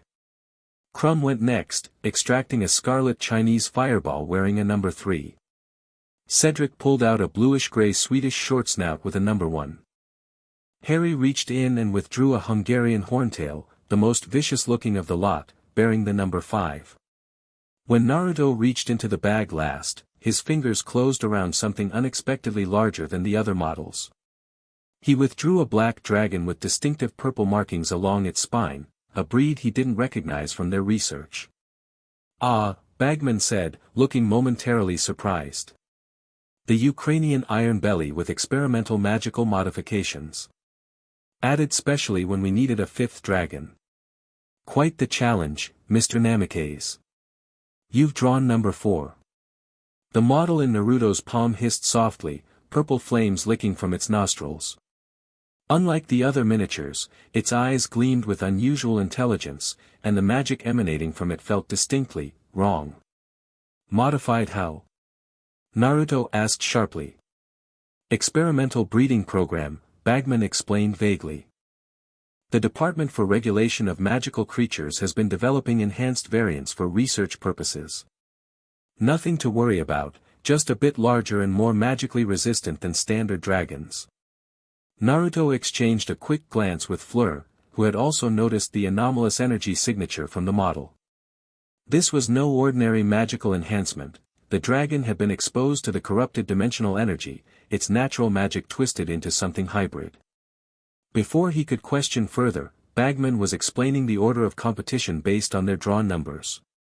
Cedric would go first, then Fleur, followed by Crumb, Naruto, and finally Harry. Mr. Diggory, at the sound of the whistle, you'll exit the tent and face your dragon. Good luck to all of you. With that, Bagman hurried out, presumably to commentate. The whistle blew moments later, and Cedric departed with a greenish complexion, leaving the remaining champions in tense silence. Outside, they could hear the crowd's roars and gasps, punctuated by Bagman's amplified commentary. Oh, narrow miss there, very narrow. Clever move, pity it didn't work. Fleur had begun pacing now, her wand gripped tightly in slender fingers. Crumb looked more brooding than ever, staring fixedly at the ground. Harry seemed lost in mental rehearsal of his strategy, mouthing what appeared to be Accio Firebolt repeatedly. Your dragon, Fleur whispered when she passed near Naruto. It carries ZE corrupted energy. I can sense it from here. Naruto nodded minutely. Someone's accelerated their timeline. They're not just observing anymore, they're testing active application. Before they could discuss further, thunderous applause signaled Cedric's completion of the task. After a short break, the whistle sounded again, and Fleur straightened her shoulders. Bon chance, Naruto murmured as she passed. She gave him a tight smile before exiting to face her Welsh green. The pattern repeated, crowd reactions, Bagman's excited commentary, moments of apparent danger followed by resolution. When Fleur completed her task, Crumb departed to face his Chinese fireball. You've got a plan, right? Harry asked Naruto during Crumb's turn. For that modified dragon? Adapt and overcome, Naruto replied with more confidence than he felt. The corrupted energy signature concerned him more than the dragon itself. This was a deliberate test, someone wanted to see how he would handle exposure to the dimensional energy in combat. The crowd roared as Crumb apparently succeeded. Naruto stood, centering himself with a deep breath. Be careful, Harry said. There's something off about that dragon they gave you. I noticed, Naruto assured him. Watch closely, you might learn something useful for your turn. The whistle blew. Naruto stepped out of the tent into blinding sunlight and the roar of the crowd. The dragon enclosure stretched before him, a rocky arena surrounded by high stands filled with hundreds of faces. At the far end, chained to massive iron stakes, crouched the Ukrainian Iron Belly. The creature was enormous, at least 60 feet long, with metallic gray scales that shimmered with purple iridescence where the corrupted energy had altered them. Its eyes glowed with an unnatural violet light, and when it opened its mouth, purple flames mixed with the natural red fire. Before it, nestled among genuine dragon eggs, gleamed the golden target. Naruto assessed the situation with practiced shinobi efficiency. The dragon's movements showed enhanced speed despite its massive size, the corrupted chakra had accelerated its reflexes. The chains, though magically reinforced, strained against the creature's strength. Most concerning was the visible aura of corrupted energy surrounding the beast, warping the very air around it. And here comes our surprise fifth champion, the transfer student from Japan. Bagman announced to the crowd. He's facing our special exhibition dragon, a magically enhanced Ukrainian Iron Belly. Let's see what exotic magic Mr. Namikaze brings to this challenge. Naruto moved forward cautiously, maintaining awareness of both the dragon and the surrounding magical field. His enhanced senses detected observation charms positioned throughout the arena. Someone was monitoring this encounter with particular interest. The dragon tracked his movement, its violet eyes unnaturally focused for such a creature. When Naruto reached a large boulder about 50 yards from the nest, the beast reared back and unleashed a torrent of purple-tinged flames that melted stone to slag where he had stood moments before. Only he wasn't there anymore. With chakra-enhanced speed, Naruto had leapt sideways, using the rocky terrain for cover. The crowd gasped at his reflexes, which appeared like instantaneous apparition to untrained observers. Extraordinary evasion from Namikaze. Bagman shouted. Some form of Eastern transportation magic, perhaps. Naruto ignored the commentary, focusing on the dragon's behavior. Its movements were too coordinated, its attacks too precise. Normal dragons, even enhanced ones, should show more bestial patterns. This creature was being influenced, controlled, even, by the corrupted chakra infusing it. Time to test a theory. Naruto created a shadow clone, keeping the technique subtle enough that observers might mistake it for a standard duplication charm. The clone charged from cover, drawing the dragon's attention while Naruto circled toward the nest from another angle. Predictably, the dragon blasted the clone with purple flames, disintegrating it instantly. The crowd gasped as the duplicate vanished, but Naruto had gained crucial information. The corrupted flames reacted differently to his chakra than to ordinary matter, confirming the dimensional resonance. An illusion technique fails against the dragon's flames. Bagman announced dramatically. Namikaze will need something more substantial. Deciding to escalate gradually, Naruto emerged from cover and rapidly formed hand signs, disguising them to resemble wand movements. He released a controlled wind technique, futon, repushu, that kicked up dust and debris around the dragon's head, temporarily obscuring its vision. Using this distraction, he advanced closer to the nest, leaping from boulder to boulder with chakra-enhanced speed. The dragon, however, seemed to sense his approach despite the dust cloud. It lashed its massive tail, shattering stone formations and forcing Naruto to dodge mid-leap. Incredible agility! Bagman shouted as the crowd roared. I've never seen movement like that without a broomstick. The dragon inhaled deeply, purple energy gathering visibly in its throat. Naruto recognized the pattern. It was preparing a more concentrated blast, one that would likely cover the entire approach to the nest. Time for a more sophisticated strategy. Forming 3 more shadow clones, Naruto had them emerge from different positions, each performing visible, wand movements that produced minor elemental effects, small water jets, earth disruptions, and fire bursts. To magical observers, it would appear he was casting multiple spells simultaneously through duplication. As expected, the dragon divided its attention, tracking multiple threats. When it released its massive flame burst, the clones dodged in synchronized patterns, drawing the attack away from both Naruto and the nest. Using this opening, Naruto channeled chakra to his feet and ran directly up a vertical stone formation, launching himself in a trajectory over the dragon's head toward the nest. The crowd fell silent in shock at the seemingly impossible maneuver. The dragon, however, was faster than anticipated. It twisted with unnatural flexibility, tail whipping toward Naruto midair.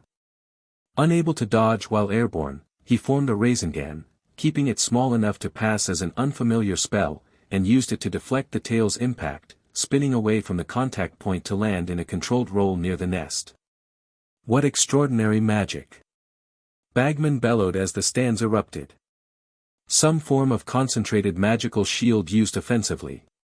The Japanese magical schools certainly teach unique techniques. The dragon roared in fury, pulling against its chains with such force that the magically reinforced stakes began to bend. Purple energy crackled across its scales as the corrupted chakra responded to its rage. Naruto recognized the danger signs. The creature was drawing more deeply on the dimensional energy, approaching a critical threshold. He needed to end this quickly. With the golden egg just yards away, Naruto created one final clone as a distraction while simultaneously casting a legitimate wizarding spell he'd learned from Fleur, a Vela charm designed to momentarily captivate magical creatures through directed magical resonance. Captivus Momentus, he called, performing the prescribed wand movement. The spell connected with the dragon's consciousness, creating a brief moment of confusion as its attention split between magical compulsion and corrupted influence. In that crucial second, Naruto dashed forward, seized the golden egg, and leapt clear of the nest just as the dragon broke through the charm's effect with a roar of rage. Landing at a safe distance, Naruto turned to face the dragon once more, egg secured under his arm. The creature's eyes blazed with purple fire, its body trembling as the corrupted energy surged through its system.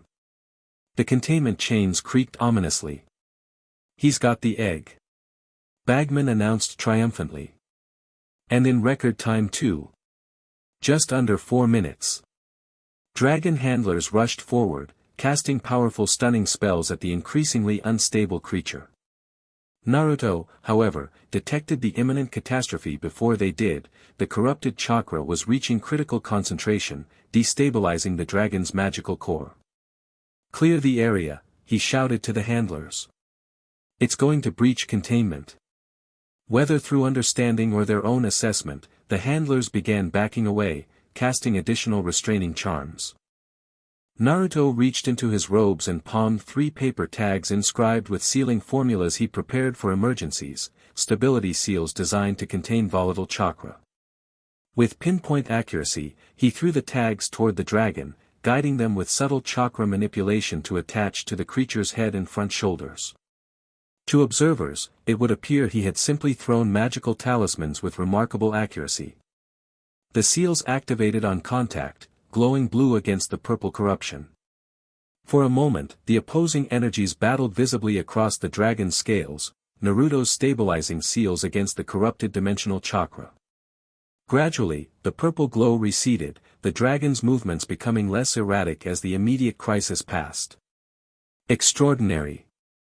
Professor McGonagall exclaimed as she approached from the judge's platform. "What were those papers, Mr. Namikaze?" "Eastern binding talismans," Naruto explained, maintaining his cover. "They temporarily suppress magical instability. The dragon's experimental enhancements seem to be causing unforeseen reactions." McGonagall studied him with shrewd eyes, clearly skeptical but unwilling to question his methods given the results. "Well, most impressive. Please proceed to the first aid tent for assessment, then to the judge's platform for your score."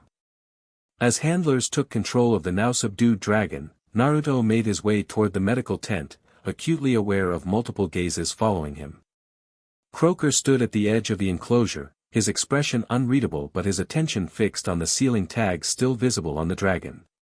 Near the forest boundary, Naruto detected that same hidden observer Harry had sensed earlier, now withdrawing into the trees.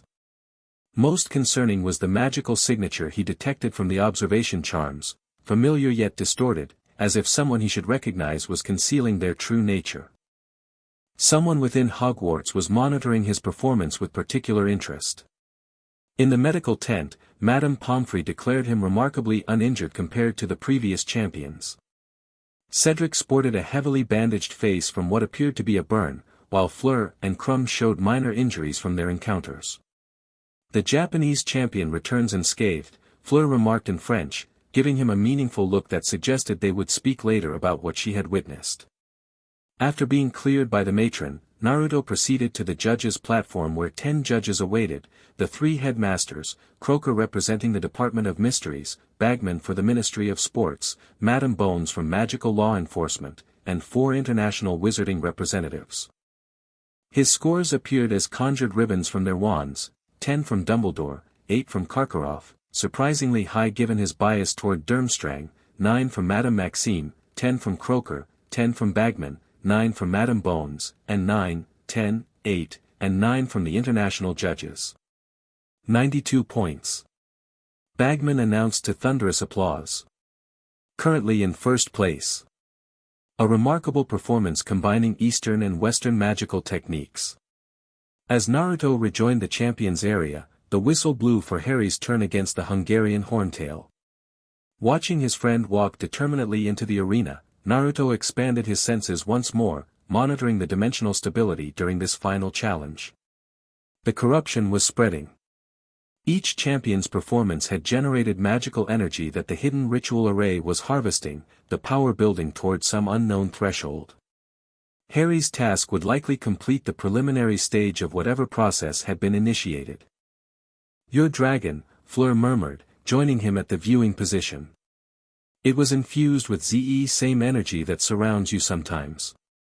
Purple fire instead of normal flame. "Experimental enhancement, they called it," Naruto replied quietly. "But it was deliberately selected for me specifically. To test your resistance," she suggested. "Or to expose me to concentrated corrupted energy," Naruto countered. "Someone wanted to see how my chakra would interact with it." Their conversation paused as Harry's strategy unfolded brilliantly, summoning his firebolt and using superior flying skills to outmaneuver the Horntail, eventually snatching the golden egg with minimal injury. The crowd erupted in the loudest cheers yet as Harry completed the task in spectacular fashion. "He flies like he was born on a broomstick," Fleur observed admiringly. "His natural element," Naruto agreed, relieved at Harry's success. When the scoring concluded, Harry had earned 90 points, placing him second behind Naruto in the overall standings. Crumb held third with 87, Fleur fourth with 83, and Cedric fifth with 80, all five champions remarkably close in points. As they gathered their golden eggs, clues for the second task, and prepared to leave the enclosure, Bagman announced that the next challenge would take place on February 24th, giving them 3 months to decipher their egg secrets. Before they could exit, however, a tremendous cracking sound echoed from the forest edge. Students and staff turned toward the disturbance as trees visibly swayed and birds erupted skyward. A column of purple light shot briefly toward the heavens before dissipating. "Merlin's beard, what was that?" Bagman exclaimed. "Probably just magical backlash from the dragons," Professor Dumbledore suggested smoothly, though his eyes met Naruto's briefly with clear understanding. "Nothing to concern ourselves with. Champions, congratulations on completing the first task. You may now return to your respective dormitories or ships to celebrate with your schoolmates." As the crowd began dispersing, Croaker materialized beside Naruto. "The eastern anchor point has activated," he muttered urgently. "The ritual has begun its second phase. Meet me at the forest boundary at midnight." With a nod, the unspeakable melded back into the departing spectators, leaving Naruto to process this development as Harry approached, grinning broadly despite a minor shoulder injury. "We did it!" Harry exclaimed. "We're both still alive, and actually in first and second place." "Nice flying," Naruto complimented him genuinely. "That Horntail never stood a chance." As they walked back toward the castle, surrounded by cheering Gryffindors, Naruto maintained his celebratory facade while keeping his senses attuned to the dimensional disturbance. The ritual activation represented a significant escalation. No longer content with passive observation, whoever controlled the corrupted energy was now actively channeling it. More surprising was the timing. The activation had occurred after Harry's performance rather than his own, despite his dragon being directly infused with corrupted chakra. This suggested Harry's connection to Voldemort might be more central to the dimensional manipulation than previously thought. The celebration in Gryffindor Tower lasted well into the evening, with butterbeer and snacks smuggled from the kitchens by the Weasley twins. Most significant was Ron's reconciliation with Harry. The redhead had finally accepted that his friend hadn't entered himself after seeing the genuine danger of the task. "I reckoned you'd have to be mental to put your own name in," Ron admitted sheepishly. "No one in their right mind would face dragons voluntarily." Harry accepted the apology with visible relief, their friendship seemingly restored. Hermione beamed at this development while simultaneously pestering both Harry and Naruto for details about their magical techniques during the task. "That wind spell you used," she said to Naruto, "I've never seen anything like it in our textbooks. Is it Japanese in origin?" "A variation on elemental manipulation," Naruto explained vaguely. "Different regions develop different approaches to similar magical concepts." "And those paper talismans that calmed the dragon," she persisted. "They seem to counteract whatever was causing those purple flames. How do they work?" "Stabilization formulas," Naruto replied, more carefully now. "They temporarily suppress magical volatility by creating resonant counterfrequencies. Hermione's eyes lit with academic interest. That's fascinating. It's similar in theory to how certain potions' ingredients neutralize each other through magical frequency opposition. I wonder if we could adapt the principle for other applications. Her theoretical extrapolations fortunately diverted the conversation away from specific questions about Naruto's techniques. As midnight approached, he gradually positioned himself near the portrait hole, waiting for an opportunity to slip away unnoticed. The chance came when Fred and George unveiled a miniature dragon puppet that chased Percy's prefect badge around the room, drawing everyone's attention. Naruto applied a subtle disillusionment charm, one of the legitimate wizarding techniques he'd mastered, and slipped out through the portrait hole. The castle corridors were mostly deserted, with only the occasional prefect or ghost on patrol. Naruto moved with shinobi silence, avoiding detection through practiced stealth rather than magical concealment. At the entrance hall, he briefly detected Umbridge's distinctive magical signature near the staff room, the High Inquisitor apparently working late on her ministry reports. Outside, the November night air carried a bitter chill. Stars glittered overhead in a clear sky, providing sufficient illumination for Naruto's enhanced vision as he made his way toward the forest boundary where Croaker awaited. The unspeakable stood in the shadow of an ancient oak, accompanied by two department colleagues Naruto hadn't met before, a tall witch with short silver hair and a heavy-set wizard whose face remained partially concealed by his hood. Rookwood and Davis, Croaker introduced them briskly. Department specialists in dimensional theory and ritual magic, respectively. They've been briefed on your unique situation. The witch, Rookwood, nodded curtly. The energy signature from your world is unlike anything in our records. Fascinating theoretical implications. Less fascinating when it starts destabilizing reality, Davis countered grimly. The ritual activation we witnessed is just the preliminary stage of something much larger. Croaker led them along the forest edge toward the eastern anchor point where the purple light had erupted earlier. As they walked, he explained that similar activations had occurred at all 5 anchor points in sequence, completing what magical theorists called a power circuit. The ritual draws energy from specific magical events, in this case, the champions facing their dragons, and channels it into a central containment matrix, Rookwood explained. Today's activation suggests the matrix is now sufficiently charged for the second phase. Which is? Naruto prompted. Dimensional thinning, Davis replied. Creating controlled ruptures between worlds at specific coordinates. They reached the eastern anchor point, the same clearing Naruto and Croaker had investigated days earlier. The runic array they had discovered was now visibly active, glowing with purple energy that pulsed in regular patterns. The trees surrounding the clearing showed signs of magical damage, their bark blackened and peeling where the energy surge had affected them. Most concerning was the air above the array. It shimmered and rippled like a heat mirage, occasionally thinning to reveal glimpses of another landscape.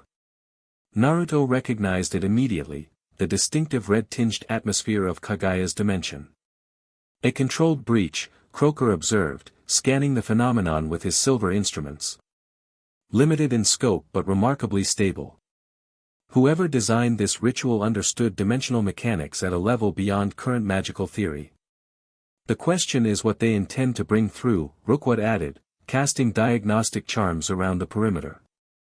Energy transfer is one thing, but physical matter would require a much larger breach. Naruto approached the array carefully, extending his senses to evaluate the chakra flow. The corrupted energy moved in distinct patterns, similar to complex fuinjutsu but adapted to this world's magical frameworks. It's building towards something specific, he observed. The energy isn't random, it's being shaped, programmed almost. Davis nodded. Classic ritual structure. Establish the foundation, channel initial power, then direct it toward predetermined outputs.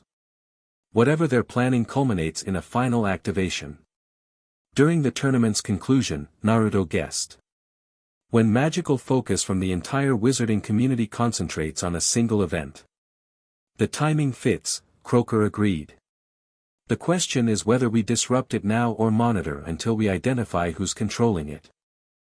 They debated strategy as they examined the site, eventually deciding on a compromise approach. They would place monitoring charms on all 5 anchor points while subtly modifying the runic arrays to limit power flow without alerting whoever had created them. As Rookwood and Davis began their specialized modifications, Croker drew Naruto aside. "Your performance today revealed considerable abilities beyond standard wizarding magic. The ceiling tags in particular. Necessary intervention," Naruto defended. The dragon was approaching critical instability. "I'm not criticizing," Croker clarified. "Merely observing that others will have noticed as well.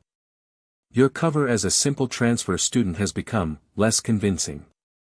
I maintained the appearance of wand usage and kept techniques within plausible parameters for exotic wizarding styles," Naruto pointed out. "To untrained observers, yes," Croker acknowledged. "But to anyone familiar with the theoretical limits of magical projection." He left the implication hanging. Before Naruto could respond, Rookwood called them over. "You should see this," she said, indicating a small object embedded in the ground near the primary array. It appeared to be a glass vial containing what looked like blood, but with an iridescent purple quality that marked it as contaminated with corrupted chakra. More disturbing was the familiar magical signature emanating from it, one Naruto had sensed within Hogwarts. Potter's blood, Croker identified grimly after casting an analysis charm. Recently collected, likely during the first task when he received that shoulder injury. "Blood magic," Davis muttered. "Combined with dimensional energy. Whoever is behind this has moved beyond theoretical experimentation to practical application." The implications were chilling. Harry's blood, carrying both his magical signature and the fragment of Voldemort's soul, was being used to attune the dimensional breach to specific targets. The corrupted chakra would respond to that magical signature, potentially creating a conduit between Harry, Voldemort, and whatever lay beyond the dimensional barrier. "We need to warn Dumbledore," Naruto decided. "And increase protection around Harry." "Agreed," Croker said. "Though we must move carefully. If our interference is detected too soon, they may accelerate their timeline or alter their approach in ways we can't predict." As they completed their examination and subtle modifications to the array, Naruto considered the emerging pattern. The tournament tasks were being used to both observe the champion's capabilities and harvest magical energy for the ritual. Harry's blood created a connection to Voldemort, while Naruto's dragon had been specifically infused with corrupted chakra to test his resistance and potentially contaminate him as well. Someone was orchestrating a complex convergence between dimensions, using both Harry and Naruto as focal points without their knowledge. The question remained, who within Hogwarts had both the knowledge and motivation to attempt such dangerous manipulation? As they prepared to leave the clearing, Naruto felt a sudden surge in the dimensional energy, a pulse that rippled outward from the central array. For just a moment, the air thinned completely, creating a window into the other dimension. Through this temporary breach, Naruto glimpsed a figure on the other side, white-skinned with horns, observing them with ancient, alien awareness. Kaguya. Or something wearing her form. The breach sealed as quickly as it had opened, but the implication was clear. The dimensional barrier was weakening faster than anticipated, and something was indeed waiting to cross over. The true danger was only beginning to reveal itself. Chapter 3, The Greengrass Gambit. The golden egg screamed like a banshee when opened, its wailing echoing off the stone walls of the prefect's bathroom. Harry slammed it shut with a grimace, the sound abruptly cutting off. "Well, that was helpful," he muttered. Naruto perched on the edge of the massive bathtub, considering the egg. 2 weeks had passed since the first task, and none of the champions had deciphered their clues. Cedric, however, had suggested Harry bring his egg to the prefect's bathroom, a hint that had prompted this midnight excursion. "Try underwater," Naruto suggested. "The sounds distorted in air. Might be meant for a different medium." Harry blinked. "That, actually makes sense." He submerged the egg in the bath's perfumed water, then ducked his head below the surface. His eyes widened, and he gestured for Naruto to join him. Beneath the water, the screeching transformed into an eerie chorus of voices singing, "Come seek us where our voices sound, we cannot sing above the ground, and while you're searching, ponder this, we've taken what you'll sorely miss, an hour long you'll have to look, and to recover what we took, but past an hour, the prospect's black, too late, it's gone, it won't come back." They surfaced, gasping. "Mere people," Harry said immediately. "In the Black Lake. They'll take something valuable from each champion," Naruto added, mind racing through implications. "We'll have 1 hour to retrieve it underwater." "I can barely swim in the bathtub," Harry groaned. "How am I supposed to breathe underwater for an hour?" "Bubblehead charm," a new voice suggested from the bathroom entrance. Fleur Delacour stood in the doorway, her silver blonde hair gleaming in the candlelight. "Though Ze Gillyweed might be easier for those with less experience." "How'd you get in here?" Harry demanded, sinking deeper into the bubbles to hide his exposed chest. "Ze Ravenclaw prefect shared Ze password." Fleur shrugged elegantly. "I assumed you would solve Ze clue tonight, based on what Cedric told me." "You're helping us?" Harry asked suspiciously. "Aren't we competitors?" Fleur's eyes flicked meaningfully to Naruto. "Some threats transcend competition, none. Besides, we should focus on surviving rather than defeating each other." Naruto nodded slightly, grateful for her discretion about the dimensional threats they'd been investigating. "Fair point. Any ideas what they might take from us?" "Something we'd sorely miss," Harry quoted. "So, personal possessions? My firebolt maybe? Or people," Naruto suggested quietly. "Hostages would create more dramatic tension." Harry paled. "They wouldn't. Ze tournament has a history of theatrical challenges," Fleur said diplomatically. "Those Ze hostages would be perfectly safe, of course." As they discussed strategies for breathing underwater, Naruto's enhanced senses detected a subtle shift in the castle's ambient magic. The dimensional fluctuations had continued since the first task, growing stronger at irregular intervals. Tonight, the energy felt particularly unsettled. "I should go," Fleur announced abruptly, her own magical sensitivity clearly detecting the disturbance. "We will speak more tomorrow, yes. Near Ze Lake, perhaps." After she departed, Harry gave Naruto a knowing look. "What's really going on between you two? And don't say, international magical cooperation." "We're investigating something," Naruto admitted, deciding partial honesty would serve better than continued evasion with Harry. "Something potentially dangerous happening at Hogwarts. More dangerous than dragons and underwater hostage rescue?" Harry asked skeptically. "Much more." Naruto met his gaze directly. "It involves dimensional magic, corrupted energy signatures, and possibly Voldemort." Harry stared at him for a long moment. "You're serious?" "Dead serious. The tournament's being used as cover for something bigger. That modified dragon I faced. It was deliberately infused with experimental energy to test my resistance." "And you think Fleur's involved because her Vila heritage gives her unique magical sensitivity. She can detect energy fluctuations others miss." Harry absorbed this, then nodded slowly. "That explains a few things. Like why Croaker from the Department of Mysteries keeps showing up at Hogwarts." He paused. "Should I be worried?" "Just stay focused on surviving the tournament," Naruto advised. "And be careful who you trust. Not everyone at Hogwarts is who they appear to be." As they gathered their things to return to Gryffindor Tower, Harry hesitated. "You're not who you appear to be either, are you?" "Naruto." The use of his real name rather than his cover identity hung in the air between them. "No," Naruto admitted quietly. "I'm not. But I am your ally, Harry. Never doubt that." Harry studied him for a long moment, then nodded. "Good enough for me. For now, anyway." They slipped out of the bathroom under Harry's invisibility cloak, navigating the darkened corridors with practiced stealth. As they passed the third-floor corridor, Naruto detected voices from an unused classroom, one belonging to Umbridge, the other unfamiliar. Monitoring the situation closely, Umbridge was saying, "The exchange student's abilities exceed normal parameters. The minister is concerned about Dumbledore's motives in accepting such an anomaly," the unknown voice replied. "Particularly given the timing. I've scheduled an evaluation," Umbridge continued. "Educational Decree Number 23 gives me authority to assess all foreign educational methodologies represented at Hogwarts. Ensure Potter's involvement is limited. The boy is unstable enough without exposure to unregulated magical influences."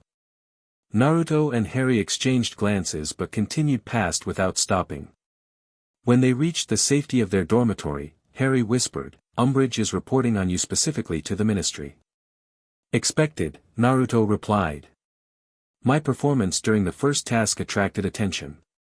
"What will you do?" "Play their game," Naruto said simply. "For now." As Harry drifted to sleep, Naruto sat cross-legged on his bed, extending his senses throughout the castle. The dimensional fluctuations had subsided, but their frequency was increasing, a concerning pattern. More troubling was Umbridge's specific interest in him. The ministry's involvement complicated an already dangerous situation. Within his mindscape, Kurama stirred. The political element was inevitable, the fox observed. Power structures always resist external threats to their authority. "Reminds me of the elders during Pain's attack," Naruto agreed mentally.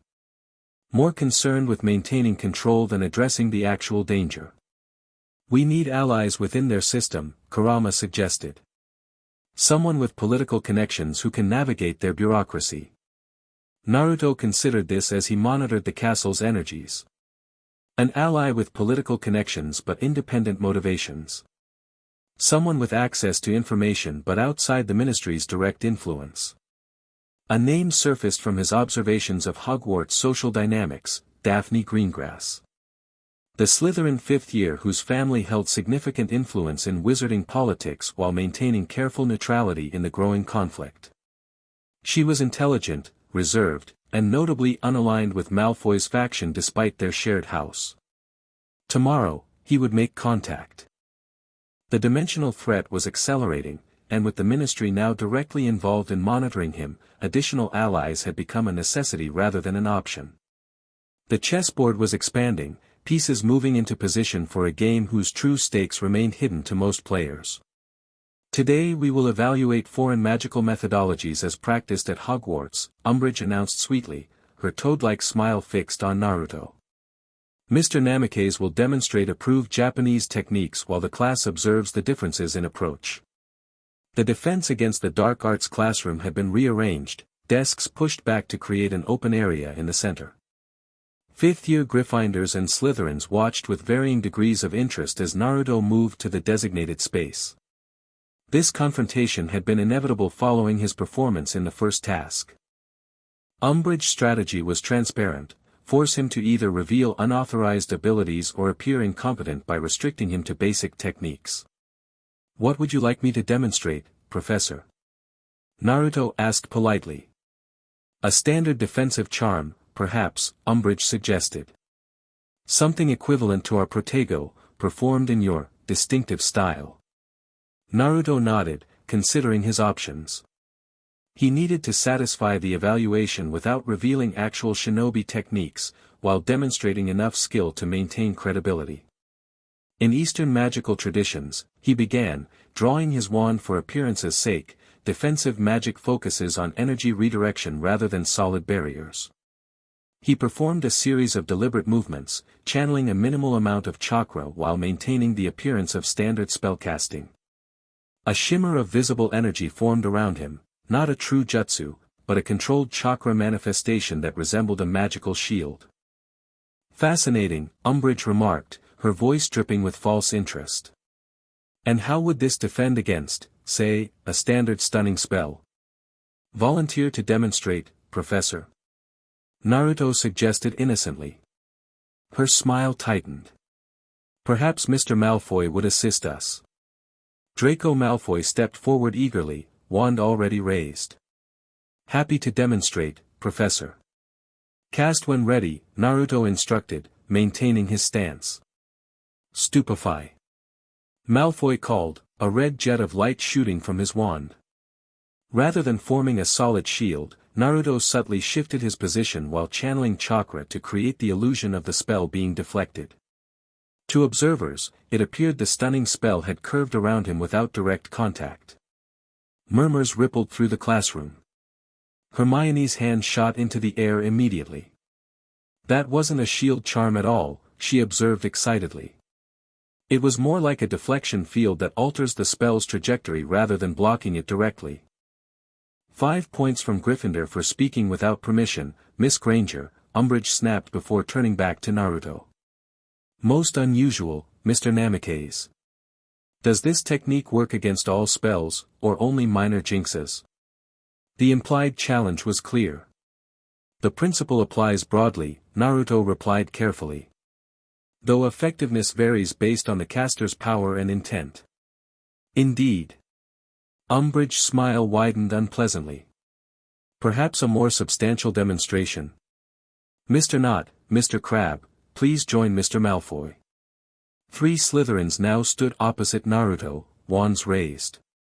Umbridge's intent was obvious, overwhelm him with multiple attacks to force a more revealing response. On my count, Umbridge directed. 3, 2, 1, stupefy. Impedimenta. Petrificus totalis. 3 spells shot toward Naruto simultaneously. This required more than simple misdirection. Channeling chakra through his entire body in a technique reminiscent of the Hyuga clan's rotation, Naruto created a spinning field of energy that deflected all 3 spells in different directions. One rebounded toward the ceiling, another curved toward the wall, and the third dissipated against a desk. The classroom fell silent, students staring in amazement. Even the Slytherins looked impressed despite themselves. Well, Umbridge said after a moment, her voice tight.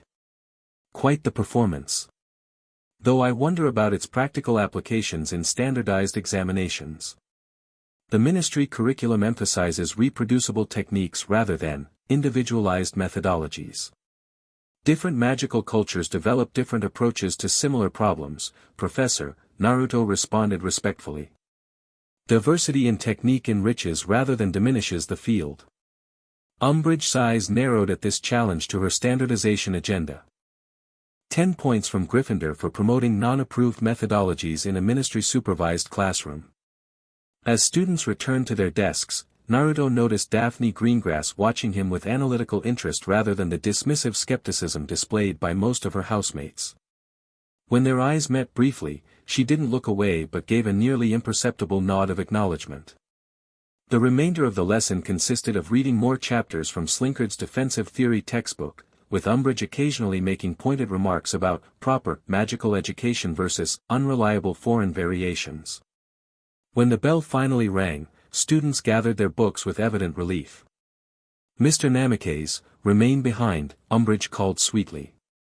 As the classroom emptied, Hermione gave Naruto a concerned look, but he nodded reassuringly.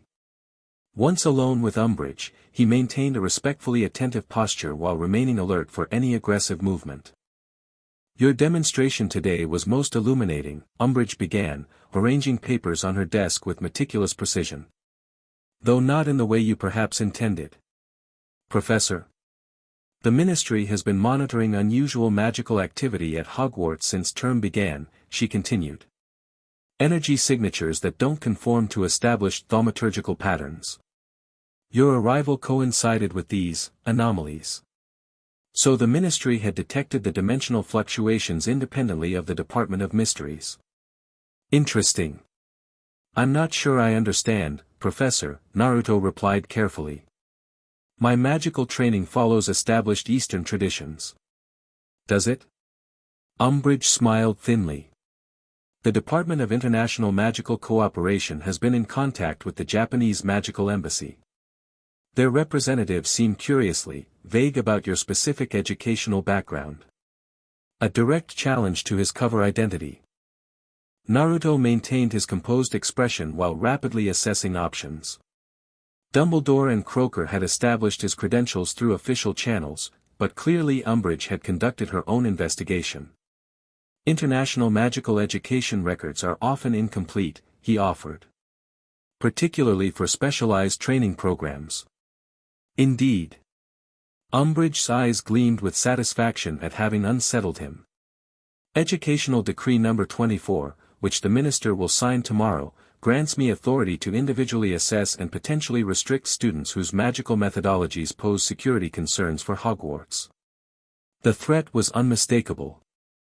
I'm happy to answer any questions about my educational background, Professor. Oh, we're well beyond questions, Mr. Namikaze. Umbridge's voice hardened despite her smile. The Ministry will be conducting a formal evaluation of your status next week. Until then, you are forbidden from demonstrating or teaching any non-British magical techniques to other students. As you wish, Professor. You may go.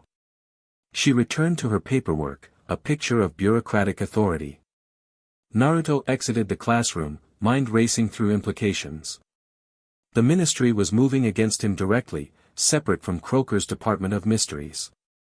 This suggested internal conflict within the wizarding government, different factions with different agendas regarding the dimensional anomalies. As he rounded the corridor, a voice called softly, Namikaze. Daphne Greengrass stood in the alcove of a nearby window, her Slytherin tie loosened slightly in the afternoon warmth. Unlike many of her housemates, she carried herself with quiet confidence rather than arrogance. Greengrass, he acknowledged, approaching cautiously. Umbridge is gathering an evidence file against you, she said without preamble. My father sits on the International Magical Education Standards Board. He received an inquiry about Japanese transfer protocols yesterday. This was unexpected, not the information itself, but Greengrass volunteering it unprompted. Why tell me this? Her ice-blue eyes assessed him coolly. Because Umbridge's educational decrees aren't about educational standards. They're about consolidating Ministry control over Hogwarts. Today it's foreign students. Tomorrow it's half-bloods or muggleborns or anyone who questions official narratives. Political power play, Naruto observed. Precisely. She glanced down the corridor to ensure their privacy. My family maintains neutrality in wizarding politics, but we recognize dangerous precedents. Umbridge's authority expansion threatens educational independence regardless of one's position on other matters. By other matters, she clearly meant Voldemort's return, the central political controversy dividing wizarding Britain. Her careful phrasing revealed both pragmatism and strategic thinking. Appreciative of the warning, Naruto said. Though still curious about your motivation for providing it. A ghost of a smile touched her lips. Let's call it an investment in future cooperation. Meet me in the East Courtyard after dinner if you're interested in discussing further. With that, she turned and walked away, her movement graceful and measured. Naruto watched her go, intrigued by the potential alliance. Daphne Greengrass represented exactly the type of political connection he needed, someone with insider information but independent motivations. The question remained whether she could be trusted. Her energy signature is clear, Kurama observed within his mind. No deception, though plenty of calculation. A strategist, not an idealist. Like Shikamaru, Naruto agreed mentally. Valuable if aligned with our objectives. As he headed toward Charm's class, Naruto expanded his senses throughout the castle, monitoring the dimensional stability. The fluctuations had settled into a pattern, building gradually before spiking during significant magical events. This suggested the ritual identified at the anchor points was continuing to harvest energy, though for what specific purpose remained unclear. One thing was certain, with the Ministry now directly targeting him, his operational flexibility would be severely limited unless he established new allies and channels of information. Daphne Greengrass might represent his best opportunity to navigate the political dimension of this increasingly complex situation. The East Courtyard after dinner, then. Another piece moving on the chessboard. The East Courtyard glowed with enchanted lanterns as twilight settled over Hogwarts. Stone benches arranged around an ancient fountain created secluded conversation spaces, while magical heating charms kept the December chill at bay. Few students ventured here during winter months, making it ideal for discreet meetings. Naruto arrived early, positioning himself to observe all approaches while remaining partially concealed by a weathered statue of a medieval wizard. His shadow clone network throughout the castle had confirmed no unusual activity. Umbridge was in her office drafting correspondence, while Croaker had departed Hogwarts earlier that afternoon for the ministry. Daphne arrived precisely at the appointed time, alone as promised. She wore a heavy cloak over her uniform, her dark hair contrasting sharply with her pale complexion in the lantern light. She moved directly to the fountain, seemingly unconcerned about potential surveillance. Punctual, she noted as Naruto emerged from his position. A quality I appreciate. As is directness, he replied, joining her at the fountain's edge. So let's be direct. What exactly are you proposing? An exchange, Daphne said simply. Information and political insight from me, explanation of certain anomalies from you. Anomalies? Don't insult my intelligence, Namikaze. Her voice remained calm despite the reproach. Your magical signature is unlike anything recorded in standard thaumaturgical classifications. You appeared at Hogwarts precisely when unusual energy fluctuations began occurring throughout the grounds. And your performance during the first task demonstrated abilities that no conventional magical education could produce. Naruto studied her carefully. That's quite the analysis from casual observation. I've been watching you since your arrival, she admitted without embarrassment. Initially out of curiosity, later with purpose. And what purpose would that be? Self-preservation. Daphne traced her finger through the fountain's water, creating ripples. Something is happening at Hogwarts, something beyond the obvious political maneuvering between Dumbledore and the Ministry. Energy patterns are shifting in ways that traditional magical theory cannot explain. You can sense these patterns? Naruto asked, surprised. My family has specialized sensitivity to magical fluctuations, she explained. A hereditary trait dating back centuries. Most greengrasses develop basic energy perception around puberty. Mine is particularly acute. This explained her interest in him, she could literally see something unusual in his magical signature. And what do you perceive about me? Daphne looked directly at him, her ice-blue eyes unflinching. Two distinct energy patterns, one contained within the other. The outer signature resembles conventional magic but structured differently, like comparing architecture from different continents. The inner signature is entirely foreign, ancient, powerful, and distinctly non-human. The accuracy of her assessment was startling. Naruto made a split-second decision. Partial honesty might yield better results than continued evasion with someone this perceptive. If I confirmed your observations, he said carefully, what would you do with that information? Nothing that would compromise either of us, she replied. My interest is pragmatic, not ideological. Something dangerous is developing at Hogwarts, something that may threaten everyone regardless of political affiliation. I prefer to understand threats before they materialize fully. Her reasoning aligned with shinobi tactical doctrine, gather intelligence before determining response. And your proposed exchange? I have access to ministry communications through family channels, Daphne explained. Information about Umbridge's directives, departmental conflicts, and political developments relevant to Hogwarts. I can provide advance warning of official actions against you or others. In exchange for explanation of the energy anomalies. Their source, nature, and potential consequences. Knowledge is survival in what's coming. Naruto considered her offer carefully. Daphne Greengrass represented a valuable intelligence source within the Slytherin hierarchy and wizarding political establishment. Her magical sensitivity made deception difficult, while her family's neutral stance suggested she wouldn't immediately align with Voldemort's followers. Limited disclosure, he decided. Operational security maintained on both sides. Daphne nodded. Acceptable. I suggest we establish regular communication protocols. Predictable patterns attract attention. Agreed. Rotate meeting locations, variable timing, innocuous covers for interactions. You've done this before, she observed with raised eyebrows. You could say I have experience with covert operations, Naruto replied with a slight smile. They established initial parameters for their alliance, dead drops in the library for urgent messages, casual classroom interactions to maintain appearance of normal acquaintance, and coded references in homework assignments visible to professors but meaningful only to them. As their discussion concluded, Daphne asked the question Naruto had been expecting, so what are you, really? Not just a transfer student, obviously.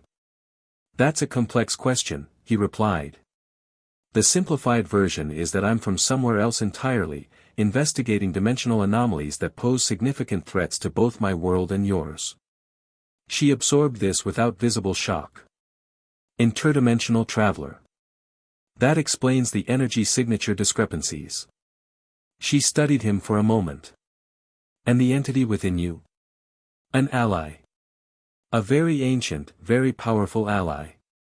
Daphne nodded, apparently satisfied with this limited explanation. The dimensional anomalies, they're connected to the Dark Lord's return, aren't they? That's why Potter was selected alongside you in the tournament. Perceptive, Naruto acknowledged. The connection exists, though the complete picture remains unclear. Someone is attempting to harness energy from my dimension for purposes that would likely devastate both worlds. Hence your cooperation with Croker from the Department of Mysteries, she concluded. Though clearly not with Umbridge or the Minister's office. Different agendas, Naruto confirmed. Croker understands the dimensional threat. Fudge and Umbridge are focused solely on maintaining political control and discrediting Dumbledore. As their meeting concluded, Daphne offered her hand in a formal gesture. To mutual benefit and survival, Namikaze. Naruto, he corrected, shaking her hand. My actual name is Naruto Uzumaki. Something flickered in her eyes, perhaps appreciation for the trust implied by this disclosure. Daphne, then. Though perhaps only in private. They parted ways, Daphne departing first while Naruto remained to monitor for any observers. When confident their meeting had gone undetected, he made his way toward the room of requirement for his scheduled training session with Harry, Hermione, and Ron. The alliance with Daphne represented a significant strategic advancement, political intelligence to complement the magical and dimensional information he'd been gathering. With the ministry actively targeting him and the second task approaching, such connections had become essential to navigating the increasingly treacherous landscape.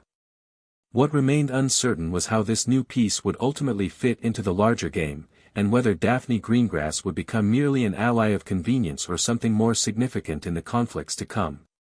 Try again, Naruto instructed as Harry's Patronus faded before fully forming. Focus on the emotion, not just the memory. Let it fill you completely. They stood in the room of requirement, now transformed into a spacious training area with cushioned floors and practice dummies. What had begun as informal defense practice among friends had expanded into an organized group called Dumbledore's Army, 28 students from 3 houses secretly training in practical defensive magic under Harry and Naruto's guidance. Tonight was a specialized session with just the core group, Harry, Hermione, Ron, Ginny, Neville, Luna, and surprisingly, Daphne Greengrass, whose inclusion had initially raised eyebrows but was eventually accepted based on her demonstrated commitment. Expecto Patronum. Harry called again, his wand movement precise.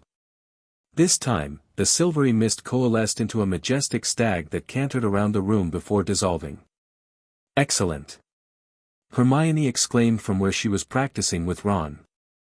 Her own otter Patronus swam through the air while Ron continued struggling with formless silver vapor. The Patronus represents your spiritual protector, Naruto explained, moving between students. In Eastern magical theory, we would call it a manifestation of your essential nature, the purest expression of your inner light against darkness. This explanation, blending wizarding concepts with simplified chakra theory, had proven effective in helping students grasp the emotional component necessary for advanced protective magic. Over the past month, Naruto had carefully introduced selected concepts from shinobi training, energy circulation, focused intent, and harmonizing body and magic, while maintaining the appearance of teaching exotic wizarding techniques. "I still can't get mine to form properly," Neville said despondently as his Patronus dissipated. "You're overthinking," Naruto observed. "Feel rather than force. Let your magic flow naturally from your core to your wand." "Easy for you to say," Ron grumbled good-naturedly. "Your Patronus practically exploded out of your wand first try." Naruto's Patronus, a massive nine-tailed fox that had initially startled everyone with its power and distinctiveness, had become something of a legend among DA members. What they didn't realize was that it represented Kurama directly, the fox's chakra harmonizing with the wizarding spell to create an unusually potent manifestation. "Different people connect with magic differently," Naruto replied diplomatically.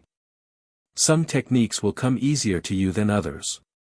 As the training continued, Naruto noticed Daphne watching him with analytical interest while maintaining her own practice. Her Patronus, a sleek Arctic fox that moved with calculated precision, reflected her personality perfectly. "Time to wrap up," Hermione announced, consulting her watch. "Prefect patrols will be starting soon." They had established a careful exit protocol, students leaving in small groups spaced 10 minutes apart, with the Marauder's map guiding them through patrol-free corridors. As the room emptied, Daphne lingered, ostensibly reviewing her notes. "Impressive teaching methods," she commented once they were alone. "Blending Eastern concepts with standard spellwork. The results speak for themselves."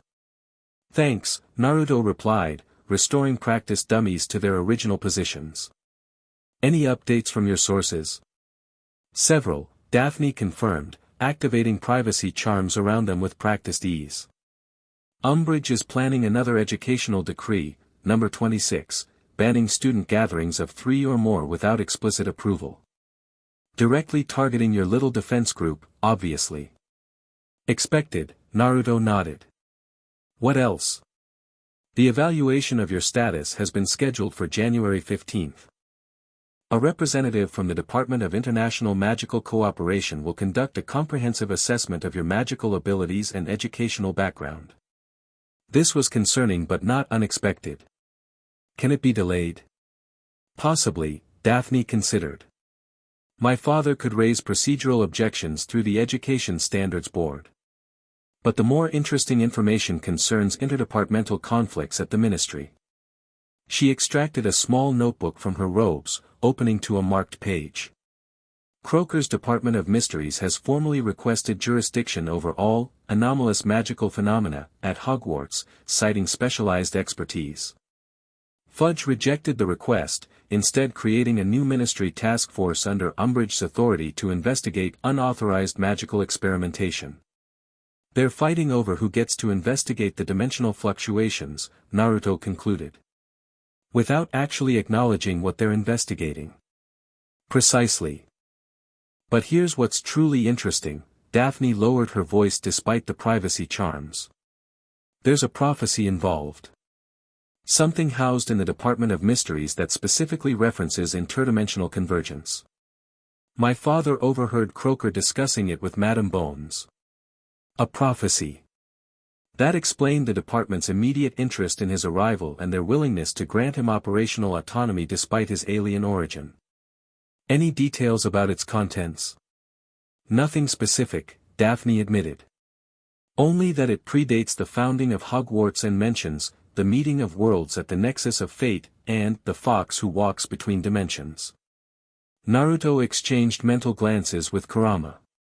The specific reference to a fox couldn't be coincidence. The humans of this world had seers too, Kurama observed within their shared mindscape. Not surprising they would detect the possibility of dimensional intersection. "There's more," Daphne continued. "A group called the Order of Restoration has become active again after centuries of dormancy. They're an ancient magical cult dedicated to restoring what they believe was the original unified magical source, the power that supposedly existed before magic allegedly split into different forms across dimensions." "Let me guess," Naruto said grimly. They believe harnessing energy from other dimensions will restore this unified source. According to Ministry intelligence reports, yes. They've been classified as a threat organization, though their membership remains unknown. Supposedly they've infiltrated various magical institutions, including possibly the Ministry itself. This aligned with the evidence they discovered at the ritual sites in the Forbidden Forest. Someone with considerable magical knowledge and resources was attempting to harvest dimensional energy through increasingly sophisticated means. The ritual activity increased after your arrival, Daphne noted. Which suggests your presence either triggered something or provided them an opportunity they'd been waiting for. Or both, Naruto agreed. The dimensional barrier was already weakening before I crossed over. My arrival may have created a stable pathway they could exploit. They discussed implications as they prepared to leave the room of requirement. Daphne's information complemented what Naruto had learned from Croker and his own investigations. The pieces of the puzzle were gradually assembling into a coherent picture. An ancient cult seeking to harness dimensional energy, a prophecy specifically referencing interdimensional travel, and the Ministry's political maneuvering to control the situation rather than address the actual threat. We should expand our training, Naruto decided as they reached the exit. Beyond standard defense against wizarding threats. If this order of restoration is actively manipulating dimensional energy, they may have access to powers outside normal magical parameters. Daphne nodded thoughtfully. I could research historical accounts of their previous activities. The Greengrass family library contains texts on ancient magical cults that wouldn't be available in Hogwarts. Perfect. Meanwhile, I'll continue monitoring the anchor points in the Forbidden Forest with Fleur. The second task might trigger another phase of their ritual, similar to what happened after the dragons. As they prepared to separate, Daphne heading toward the Slytherin dungeons while Naruto returned to Gryffindor Tower, she hesitated momentarily. There's something else, she said, her typical composure showing a rare crack of uncertainty.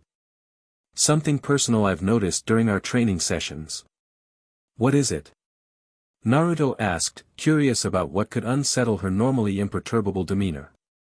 Your teaching methods. They're changing people. She gestured vaguely. Not just improving their spellcasting, but affecting their magical signatures at a fundamental level. Harmonizing them somehow. You can see this with your family sensitivity? She nodded. Everyone who trains regularly with you develops a subtle resonance pattern in their core magic, like their natural signature but more coherent. Especially in those closest to you, Granger, Delacour, Potter. This was unexpected but made sense given what Naruto knew about chakra's influence on ambient energies. His presence and techniques were unconsciously helping the wizards and witches around him harmonize their magical cores, making their spellcasting more efficient and potentially opening pathways to abilities they wouldn't otherwise develop. Is this concerning to you? He asked directly. Not concerning, Daphne clarified. Intriguing. In pureblood magical theory, this type of harmonization is considered highly beneficial but nearly impossible to achieve through conventional training. It typically requires bloodline connections or complex ritual work. And you're wondering if it's happening to you as well, Naruto guessed. A flash of vulnerability crossed her face before her composed mask returned. I've noticed changes in my own casting efficiency. Spells requiring less effort, increased sensitivity to magical currents, more precise control. It's a natural consequence of the training techniques, Naruto explained carefully. Nothing forced or artificial. Think of it as removing interference rather than adding something new. Daphne considered this, then nodded slowly. I'd like to understand it better. The theoretical foundations behind what you're actually teaching beneath the wizarding terminology. I can show you, Naruto offered. Though it would require more direct instruction than our current arrangement. Something shifted in Daphne's expression, a decision reached. I think that would be beneficial. For purely practical reasons, of course.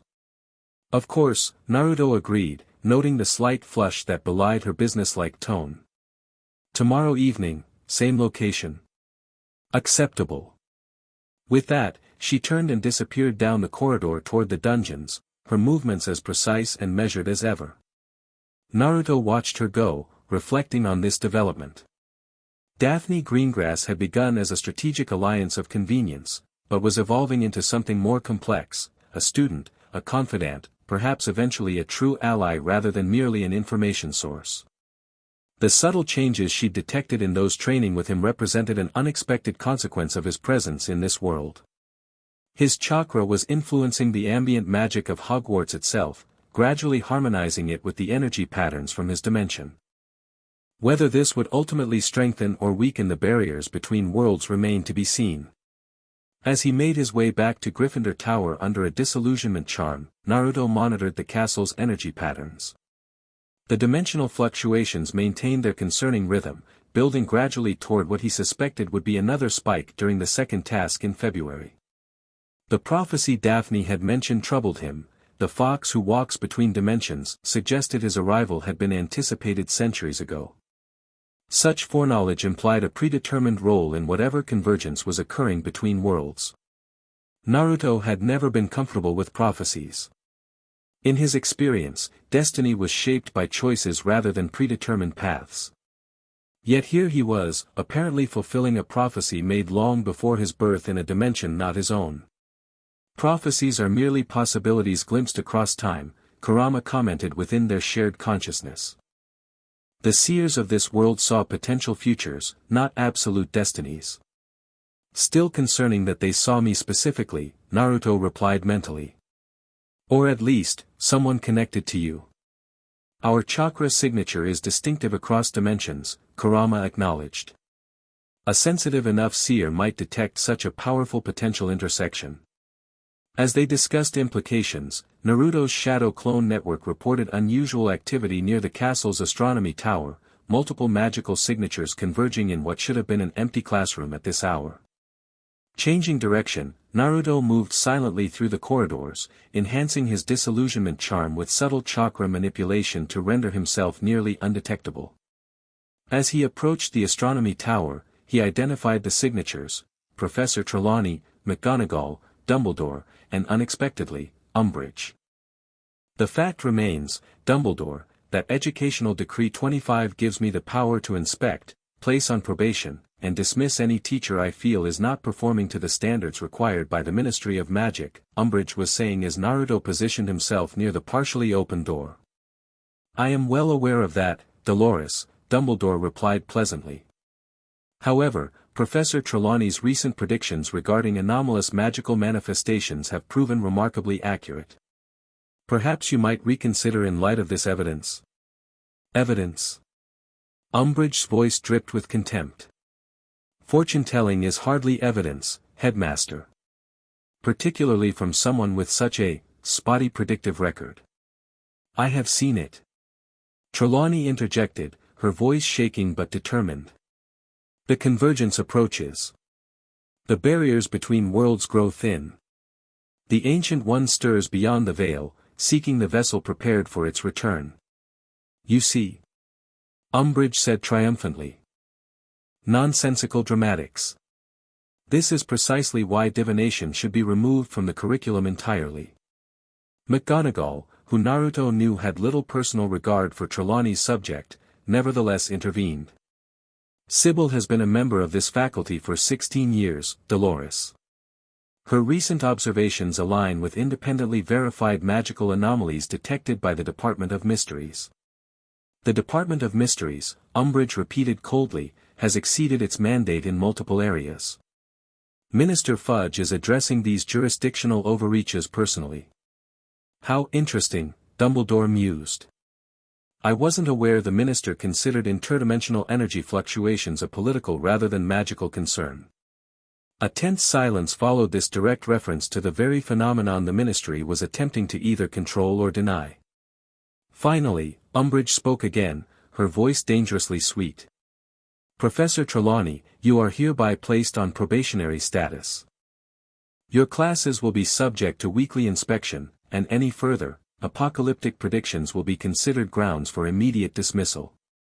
Footsteps approached the door, and Naruto melted deeper into the shadows as Umbridge exited, her face flushed with anger despite her triumphant expression. After she disappeared down the staircase, he heard Trelawney's distressed voice from within. The signs are unmistakable, headmaster.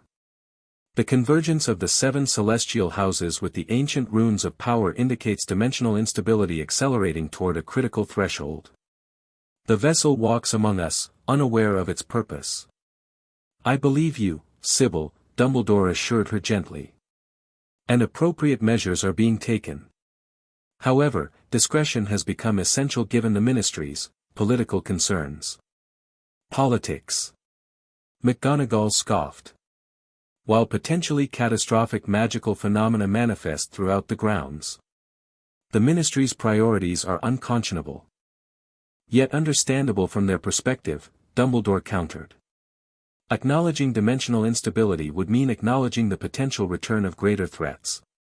Cornelius has chosen the path of denial rather than confrontation.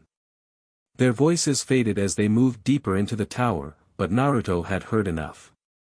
Trelawney, despite her reputation for theatrical predictions, had accurately sensed the dimensional fluctuations. More concerning was her reference to the vessel walking among them, terminology that aligned with what he knew of Voldemort's attempts to secure a physical form. Was the dimensional energy being harvested to facilitate Voldemort's complete return? Or was something else, something potentially worse, attempting to cross between worlds? Naruto continued his patrol of the castle, gathering information from his shadow clone network while processing these revelations.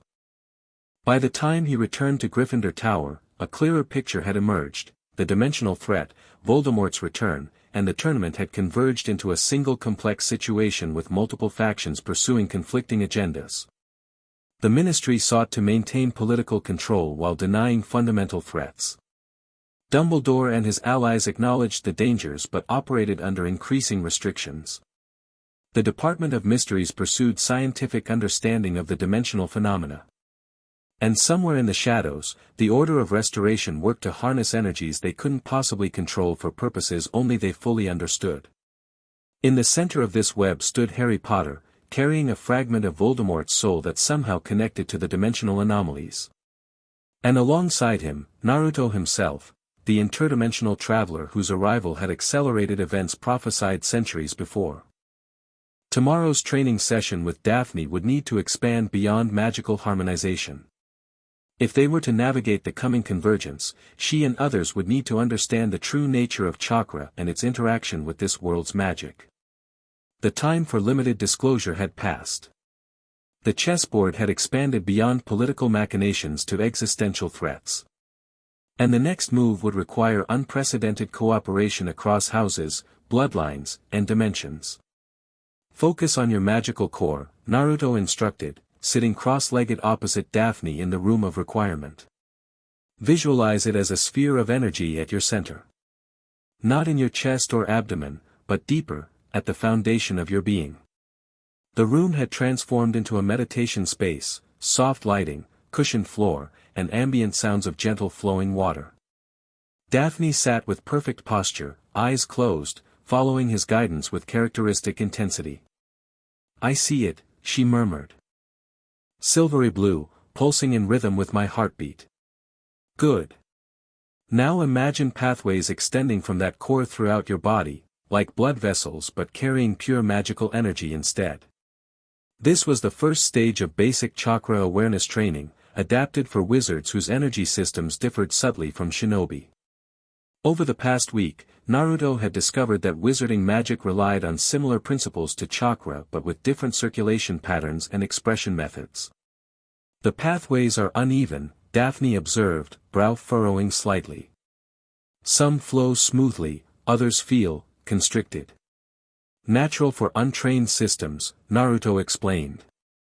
Magic flows where attention directs it, primarily to your wand hand because that's where you've focused for years. We're going to balance the system, allowing energy to circulate more efficiently throughout your entire body. For 30 minutes, he guided her through basic circulation exercises, visualizing energy flowing in specific patterns, harmonizing with breath, and gradually expanding awareness of her complete magical system. Unlike Hermione, who approached similar training with academic curiosity, or Fleur, who related it to Vila traditions. Daphne worked with methodical precision, each instruction followed exactly, each sensation catalogued and analyzed. Try casting a simple lumos, Naruto suggested after they completed the basic circulation sequence. But instead of focusing solely on your wand, maintain awareness of your entire magical system while casting. Daphne opened her eyes, drawing her wand with graceful efficiency. Lumos, she said calmly. The light that bloomed at her wand tip was noticeably brighter and more stable than a standard lumos, the difference between a candle flame and a small lantern. Interesting, she observed, studying the enhanced effect. Less effort, greater output. The magic flows more cohesively. Exactly, Naruto confirmed. You're eliminating internal resistance in your magical pathways. Think of it like removing kinks from a garden hose, the same pressure produces stronger flow. Daphne extinguished the light with a murmured "Nox" before fixing Naruto with her penetrating gaze. This isn't standard Eastern magical theory, is it? This is something specific to your world. Yes, Naruto acknowledged, deciding transparency would serve better than continued partial truths.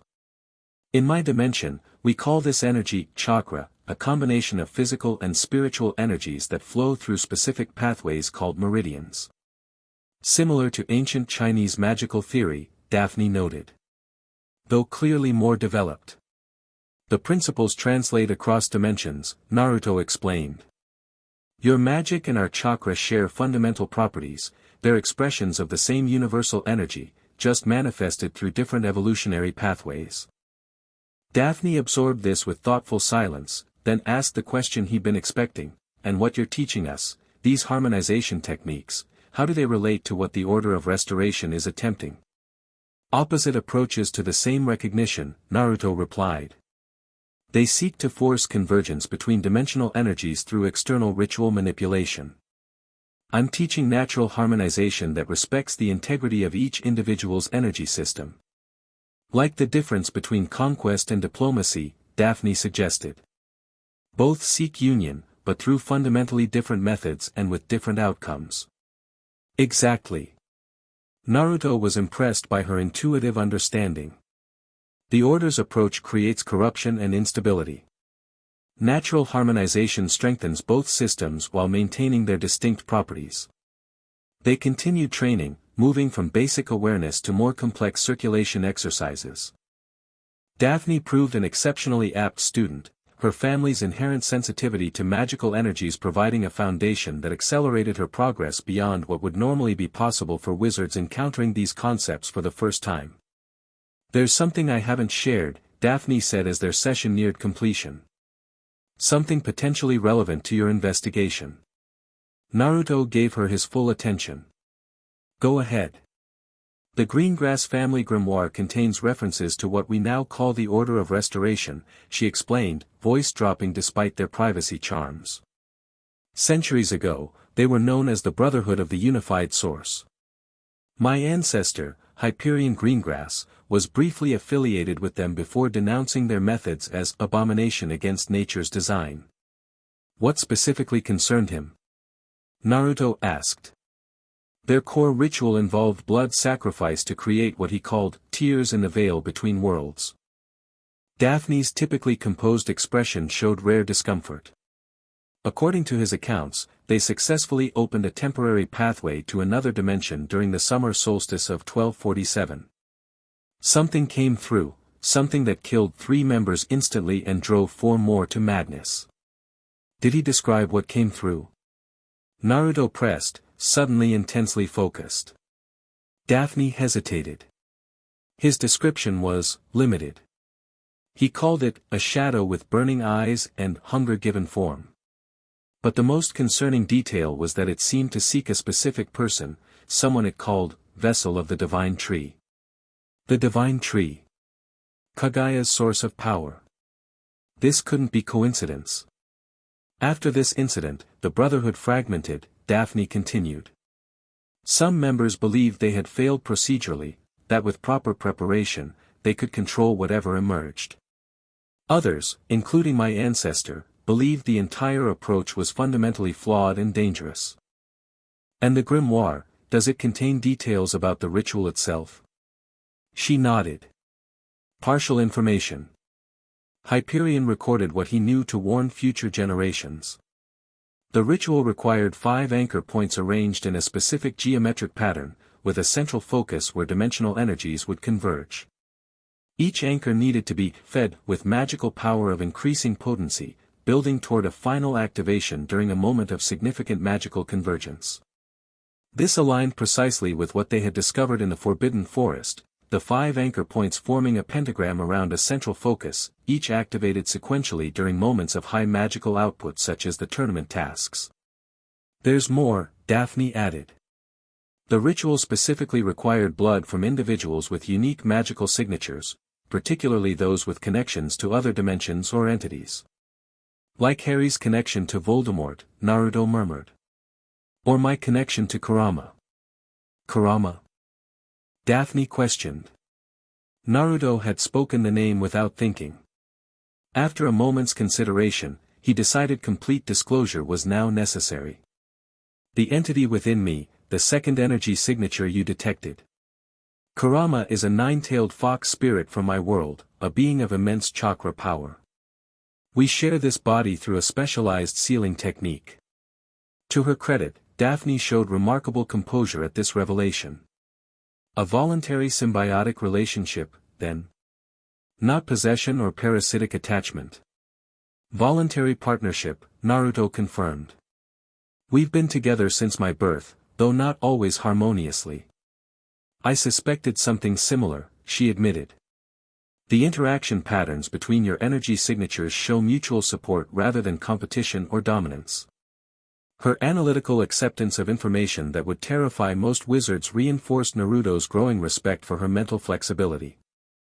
Unlike many magicals raised in tradition-bound environments, Daphne approached new concepts with pragmatic evaluation rather than reflexive fear. Does your family grimoire suggest how to counter the ritual? Naruto asked, returning to the immediate concern. Unfortunately, no. Hyperion documented what he witnessed but died before the Brotherhood's next attempt. His descendants maintained vigilance for centuries, but the cult eventually faded from prominence, apparently until recently. They discussed implications as they prepared to conclude the session.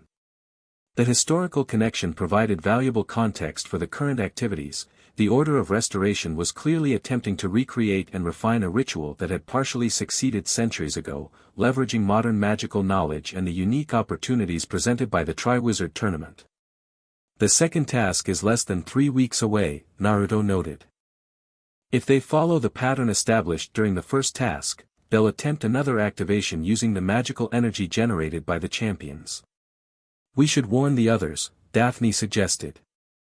At minimum, Potter, Granger, and Delacour. Possibly Crumb and Diggory as well, though their involvement seems peripheral to the central pattern. Naruto nodded in agreement. Expanded briefing tomorrow evening. I'll arrange secure access for you to the next DA meeting. As they gathered their belongings, Daphne paused, fixing Naruto with her direct gaze.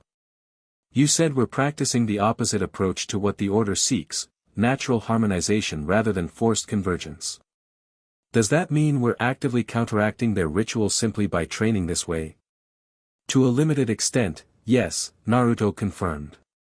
Every person whose energy system harmonizes naturally creates a point of stability in the overall magical field. Like anchoring a ship during a storm, each secure point helps prevent drift. Then we should accelerate training for the core group, she concluded.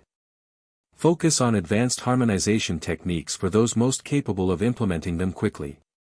Exactly what I was thinking, Naruto agreed with a smile. You really would have made an excellent shinobi strategist in my world. A rare flash of pleasure crossed Daphne's typically composed features at the compliment. Perhaps in another life. For now, I'll settle for helping prevent dimensional catastrophe in this one. They parted ways at the Room of Requirements exit, Daphne heading toward the dungeons while Naruto made his way toward the lake where Fleur awaited for their scheduled reconnaissance of the Black Lake's magical properties. The alliance with Daphne had evolved beyond his initial expectations, from information exchange to genuine partnership. Her family history provided crucial context for the Order of Restoration's activities, while her analytical mind and political connections complemented his operational approach perfectly. Whether this partnership would develop further remained to be seen, but one thing was certain: Daphne Greengrass had become essential to navigating both the political and magical dimensions of the increasingly complex situation. As Naruto reached the lake's edge where Fleur stood wrapped in a heavy cloak against the January chill, he reflected on how his circle of allies had expanded since his arrival. Harry with his destined role in Voldemort's return, Hermione with her brilliant analytical mind, Fleur with her Vela sensitivity to magical energies, and now Daphne with her political connections and family knowledge of the ancient cult threatening both dimensions. For extraordinary witches and wizards, each bringing unique strengths to the challenges ahead. The parallels to his teen formations in the shinobi world weren't lost on him, diverse specialists united by common purpose despite different backgrounds and abilities. "You look thoughtful," Fleur observed as he joined her. "Good news or bad?" "Both," Naruto replied. "We've identified the group behind the dimensional manipulation, the Order of Restoration, formerly known as the Brotherhood of the Unified Source. And we have historical precedent for what they're attempting." As they began their patrol along the lake's perimeter, monitoring for signs of magical tampering before the second task, Naruto outlined what he'd learned from Daphne. Fleur listened attentively, her Vela senses extended to detect any unusual energy signatures in the vicinity. "Zay timing is concerning," she noted when he finished. "February's full moon coincides with ZE's second task, a powerful magical confluence even without ZE tournament's energy. Perfect conditions for the next phase of their ritual," Naruto agreed grimly. "And underwater, magical disruptions will be harder to detect until they've fully manifested."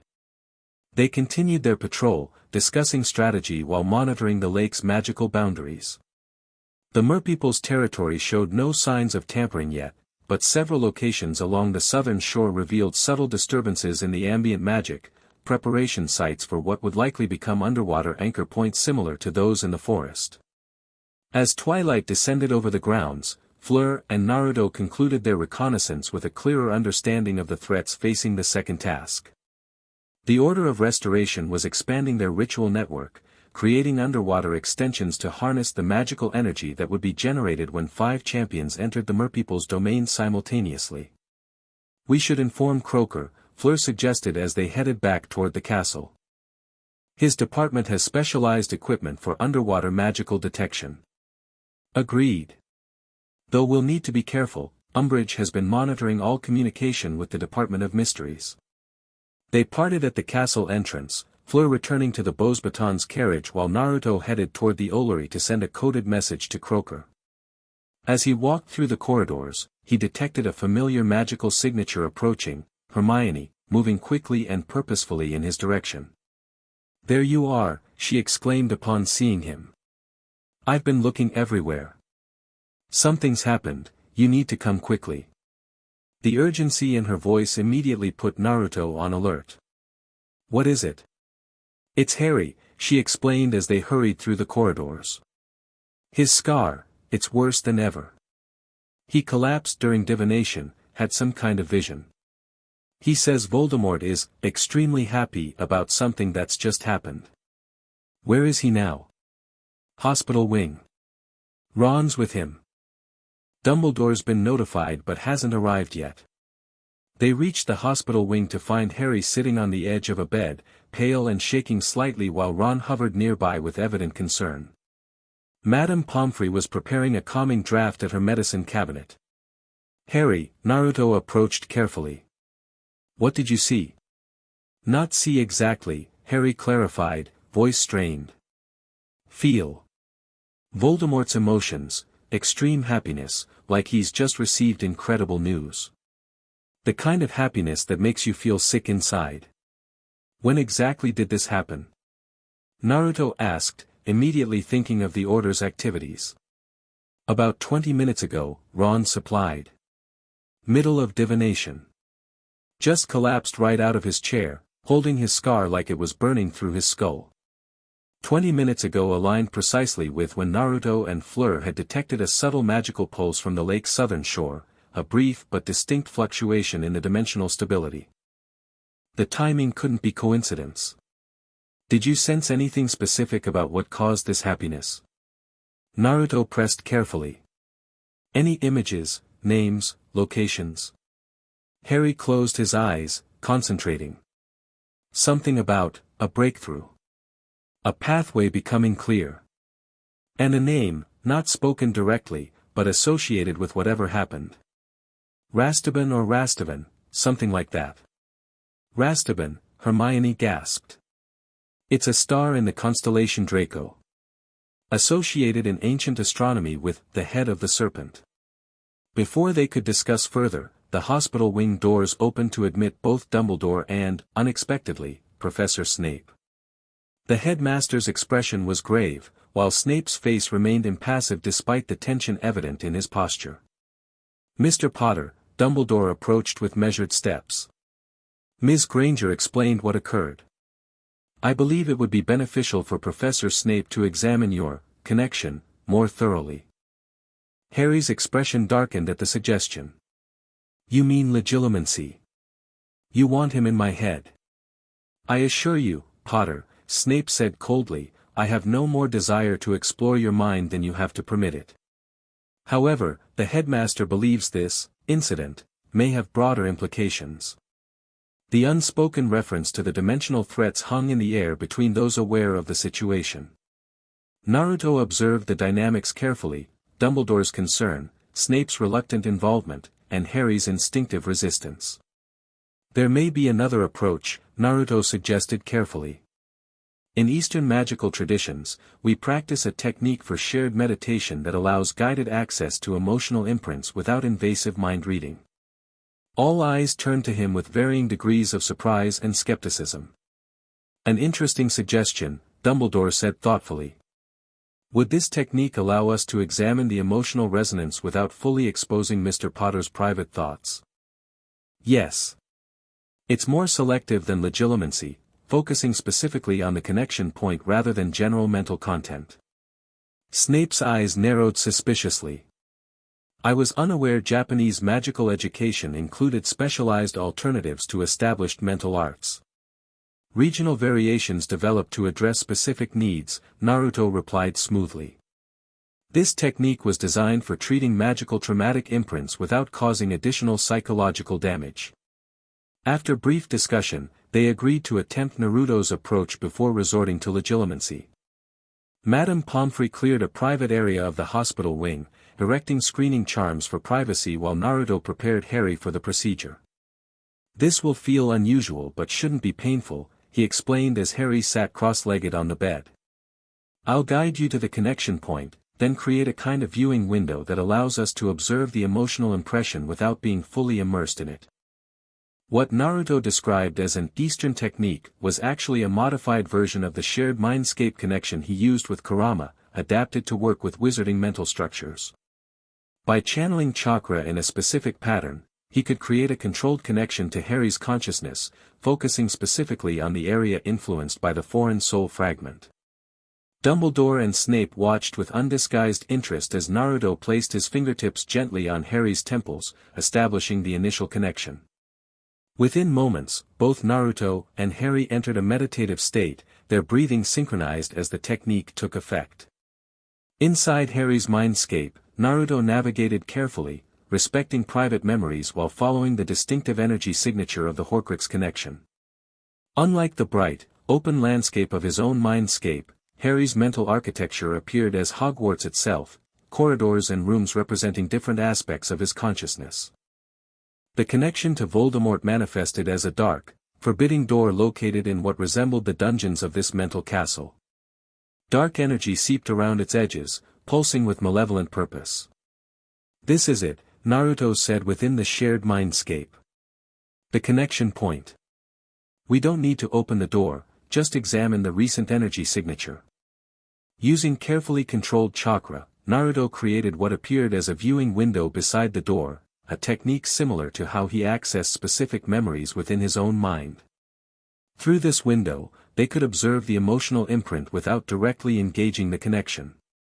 The image that formed was fragmented but revealing, a ritual circle drawn in what appeared to be blood, 5 robed figures channeling energy toward a central point where something was materializing, something that resembled a hand reaching through a tear in reality itself.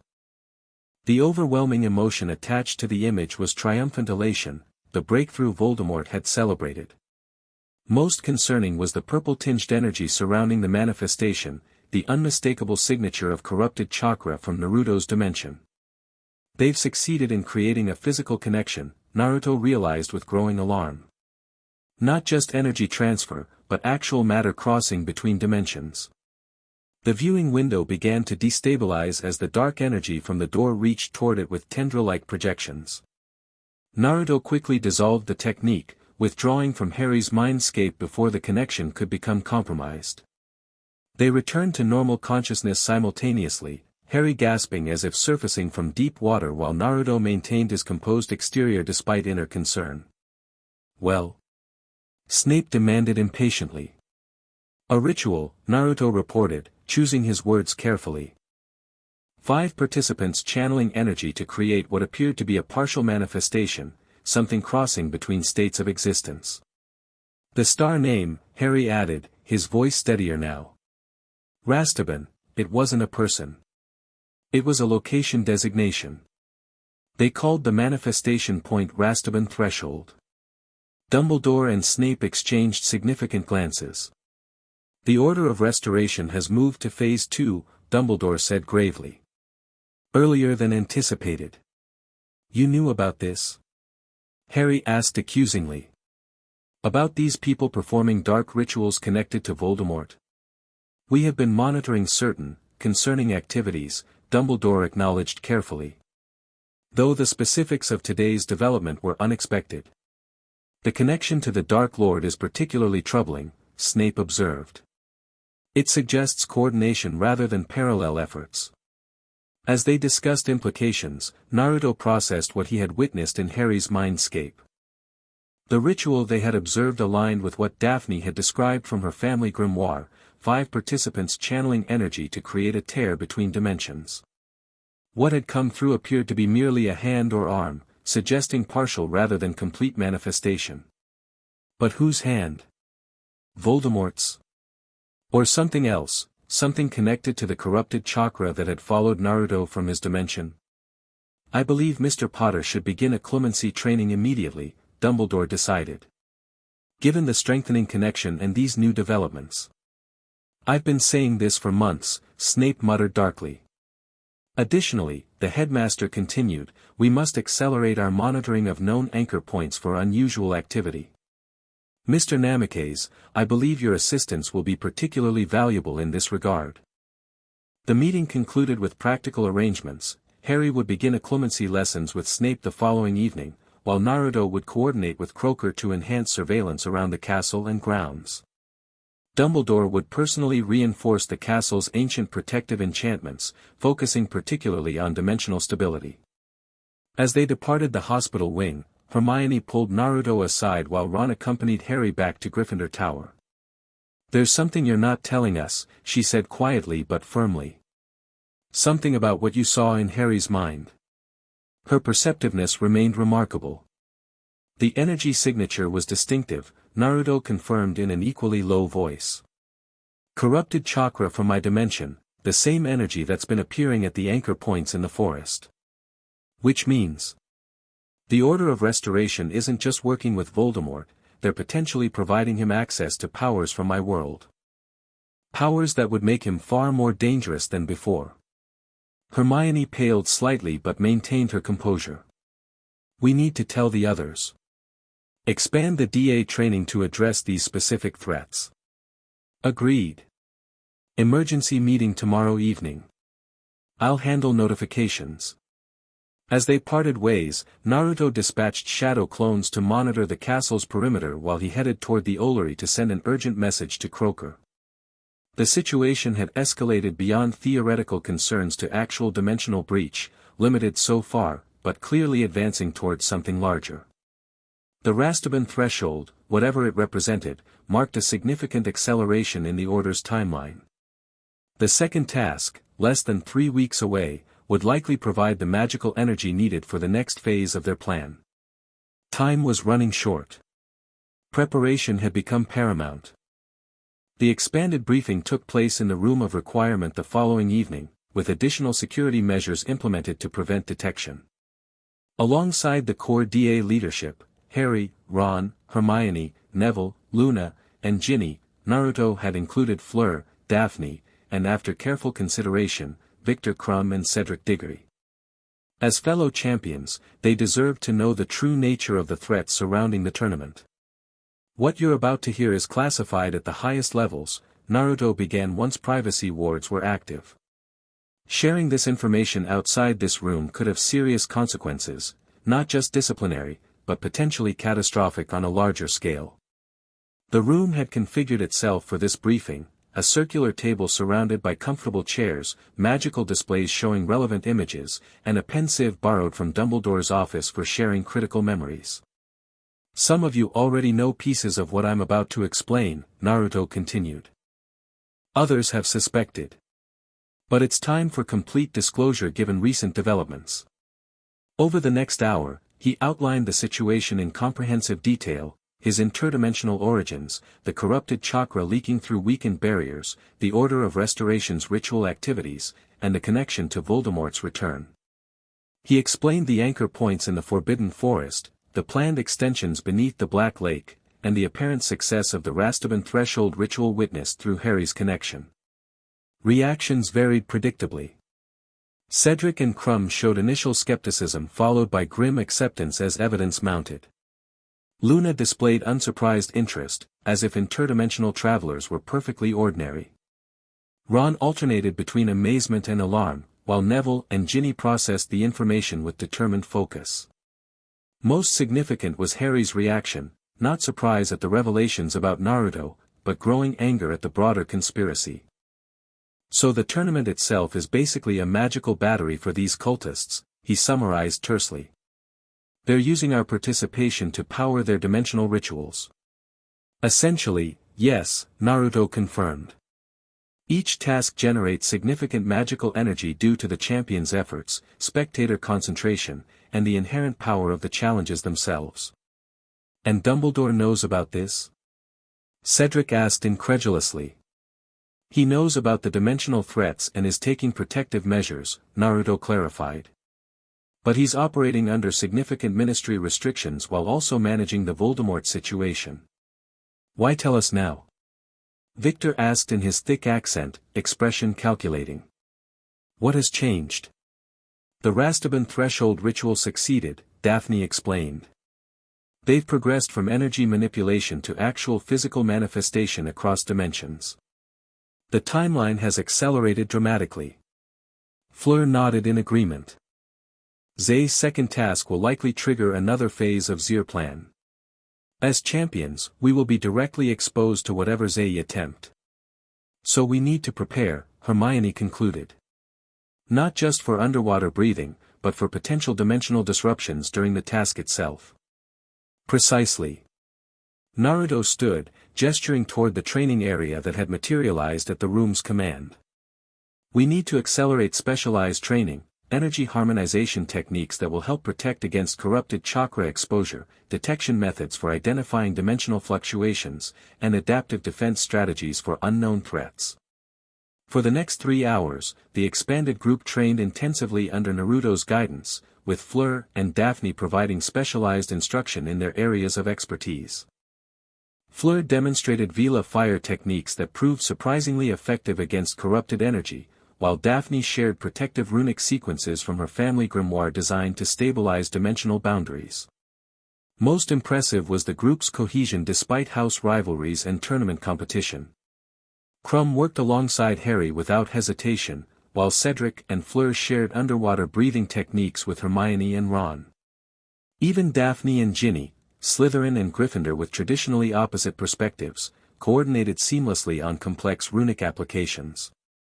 As they practiced, Naruto observed the subtle harmonization Daphne had described occurring in real time, their magical signatures gradually aligning into complementary patterns, enhancing each other's effectiveness rather than competing. Without conscious intention, they were forming what shinobi would recognize as a perfectly balanced combat unit, diverse specialties united by synchronized energy flow. They're becoming something new, Kurama observed within their shared mindscape. Neither purely wizards nor shinobi, but something that incorporates strengths from both traditions. Natural harmonization rather than forced convergence, Naruto agreed mentally. Exactly what we've been working toward. Near the session's conclusion, Hermione approached with a realization. The Order of Restoration, they're not just using the tournament for magical energy. They specifically engineered your and Harry's selection as champions, didn't they? Because you both carry unique energy signatures they need for their ritual. That's our working theory, Naruto confirmed. Harry's connection to Voldemort and my interdimensional chakra provide specific resonance patterns they're attempting to harness. Which means, Harry joined the conversation, they might try to use us directly during the second task. Not just our magical output, but possibly our blood or even our physical presence at specific locations. Exactly why we're implementing these countermeasures, Daphne interjected, approaching with a small leather case. These are prototype protective amulets my family developed centuries ago during the original Brotherhood's activities. She opened the case to reveal 5 identical silver pendants, each inscribed with intricate runic patterns surrounding a central blue stone.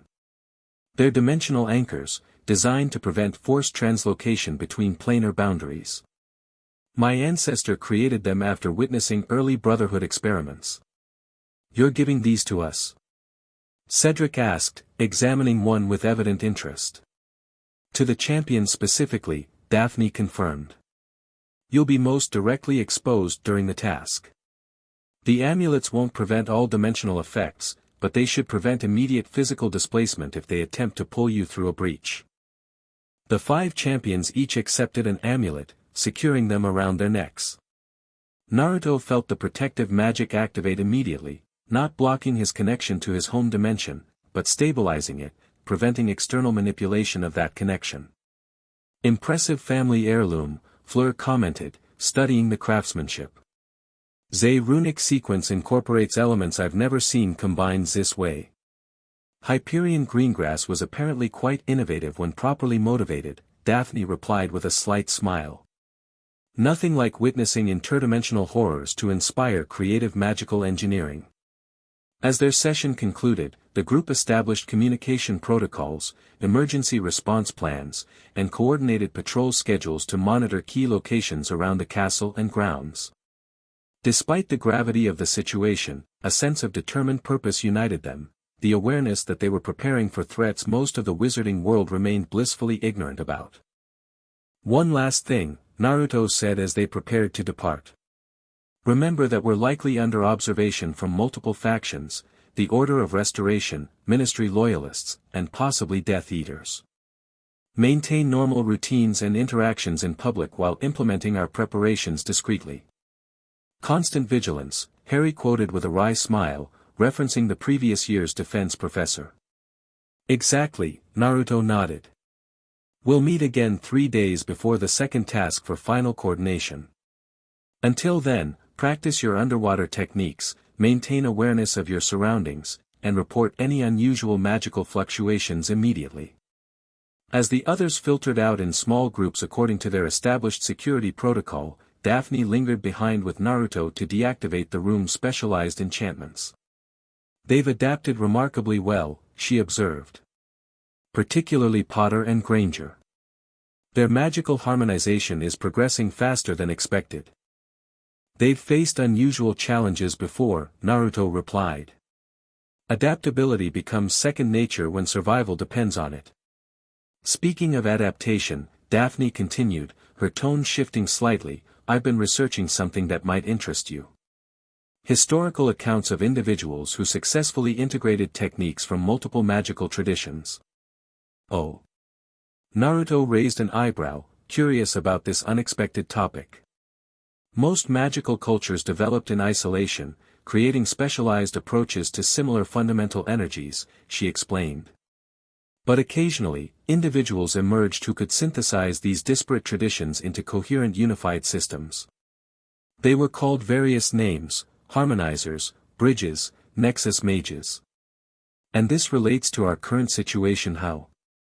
Daphne met his gaze directly. Because what you're actually doing, beyond preparing us for immediate threats, is creating nexus mages. People capable of integrating chakra principles with wizarding magic to create something neither tradition fully encompasses alone. Her insight was remarkably accurate. Without explicitly intending to, Naruto had indeed been guiding his closest allies toward a synthesis of traditions, teaching chakra principles while incorporating wizarding techniques to create a harmonized approach to energy manipulation. The historical precedent suggests significant advantages, Daphne continued. Enhanced magical efficiency, access to techniques impossible within either tradition alone, and most importantly, natural resistance to dimensional disruption. You've been thorough in your research, Naruto observed, impressed by her initiative. Knowledge is survival, she replied simply. And something tells me we'll need every advantage available in what's coming. They completed their deactivation of the room's enchantments and headed toward the exit. As they reached the door, Daphne paused, her typical composure showing a moment of unusual hesitation. There's something else, she said, her voice dropping slightly. Something I noticed during group training today. The harmonization effect is particularly strong between certain individuals, specifically between you and 3 of us. 3. Naruto questioned, immediately attentive. Granger, Delacour, and myself. A faint blush colored her normally composed features. Our magical signatures show unusual resonance patterns when working directly with your energy. Different patterns for each of us, but all 3 demonstrating harmonic integration beyond what the others are experiencing. This was unexpected but not entirely surprising. In his world, chakra compatibility manifested in various ways. Some shinobi naturally worked better together due to complementary energy patterns. It appeared similar principles applied to magical harmonization in this dimension. Is this concerning to you? Naruto asked carefully. Not concerning, Daphne clarified. Intriguing. In traditional magical theory, such harmonic resonance between practitioners is extremely rare and typically indicates potential for advanced cooperative spellcasting. Historically, such magical triads have accomplished workings impossible for individual wizards regardless of power. You're suggesting the 4 of us, you, Hermione, Fleur, and myself, represent a potential magical triad +1. The evidence suggests so, she confirmed. Whether by coincidence or some aspect of interdimensional fate, our magical signatures appear naturally complementary in a configuration that magical historians would find significant. The implications were fascinating from both theoretical and practical perspectives. If their energies naturally harmonized to this degree, their cooperative magical potential would be substantially greater than even their individual considerable talents would suggest. We should explore this further, Naruto decided. After the second task, when immediate threats have been addressed. Daphne nodded in agreement. I've already begun researching historical precedents for such configurations. Preliminary findings suggest specific training methods to enhance natural resonance patterns. They parted at the corridor junction, Daphne heading toward the dungeons while Naruto made his way to Gryffindor Tower. As he walked, he considered the implications of what she had shared, not just the potential magical triad, but the broader harmonization occurring among their entire group. Perhaps this was the true purpose behind his unexpected dimensional displacement, not merely to confront the order of restoration or prevent corrupted chakra infiltration, but to facilitate a new synthesis between magical traditions. A harmony that might ultimately strengthen both dimensions against threats neither could face alone. The prophecy Daphne had mentioned, the fox who walks between dimensions, took on new meaning with this perspective. Not just a traveler between worlds, but a bridge between traditions, creating connections that transcended conventional boundaries. As the second task approached, these philosophical considerations remained secondary to immediate preparations. But the potential long-term implications offered something beyond mere survival, a vision of integration and harmony that might emerge from the current crisis. The chessboard continued to expand, pieces moving with increasing complexity. But perhaps the game itself was evolving into something entirely new, something beyond the zero-sum calculations of traditional power struggles toward a more harmonious configuration. Only time would tell if such harmony could manifest before the dimensional barriers collapsed completely. Chapter 4. When Worlds Collide. Mist clung to the Hogwarts grounds like a living thing, tendrils curling around the massive hedges of the Triwizard Maze. The June evening air hummed with anticipation as spectators filled the stands, their excited chatter a distant murmur from where Naruto stood with the other champions at the maze entrance. For months had passed since the underwater chaos of the second task, a challenge complicated by the Order of Restoration's attempt to create dimensional breaches beneath the Black Lake. Only the champion's preparation and the protective amulets Daphne had provided had prevented disaster when purple rifts had opened near each hostage. Even so, the task had accelerated the Order's plans, channeling unprecedented magical energy into their ritual network. "Champions, gather round," Ludo Bagman called cheerfully, seemingly oblivious to the tension evident in the 5 competitors. "The rules are simple: find the Triwizard Cup hidden in the center of the maze. First to touch it wins. You'll enter according to your current standing." Naruto led the tournament with 87 points after the second task's complications had cost all champions dearly. Harry followed at 85, Crumb at 83, Fleur at 81, and Cedric at 79, all 5 remaining remarkably close despite the challenges faced. What the spectators couldn't know, was that tonight's competition was secondary to the looming dimensional crisis. The Department of Mysteries had detected massive energy fluctuations converging on Hogwarts, while Trelawney had fallen into a genuine prophetic trance the previous evening, speaking of worlds tearing asunder when the champions reached the center. "The maze contains various obstacles," Bagman continued. "Magical creatures, enchantments, dead ends, standard tournament fare. Ministry personnel are patrolling the perimeter should you encounter serious difficulty. Simply send up red sparks to withdraw." Naruto caught Harry's eye, both sharing the same thought, Ministry personnel or Order infiltrators.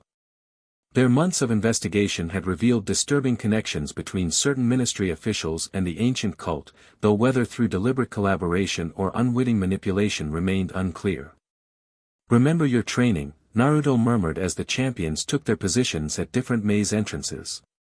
"Trust your instincts." His words carried deeper meaning for those who had participated in the expanded training sessions over recent months. All 5 champions now wore Daphne's enhanced protective amulets, carried emergency portkeys provided by Croaker, and had mastered basic energy harmonization techniques to resist dimensional corruption. "Be careful in there," Hermione whispered, approaching briefly before officials ushered non-participants away.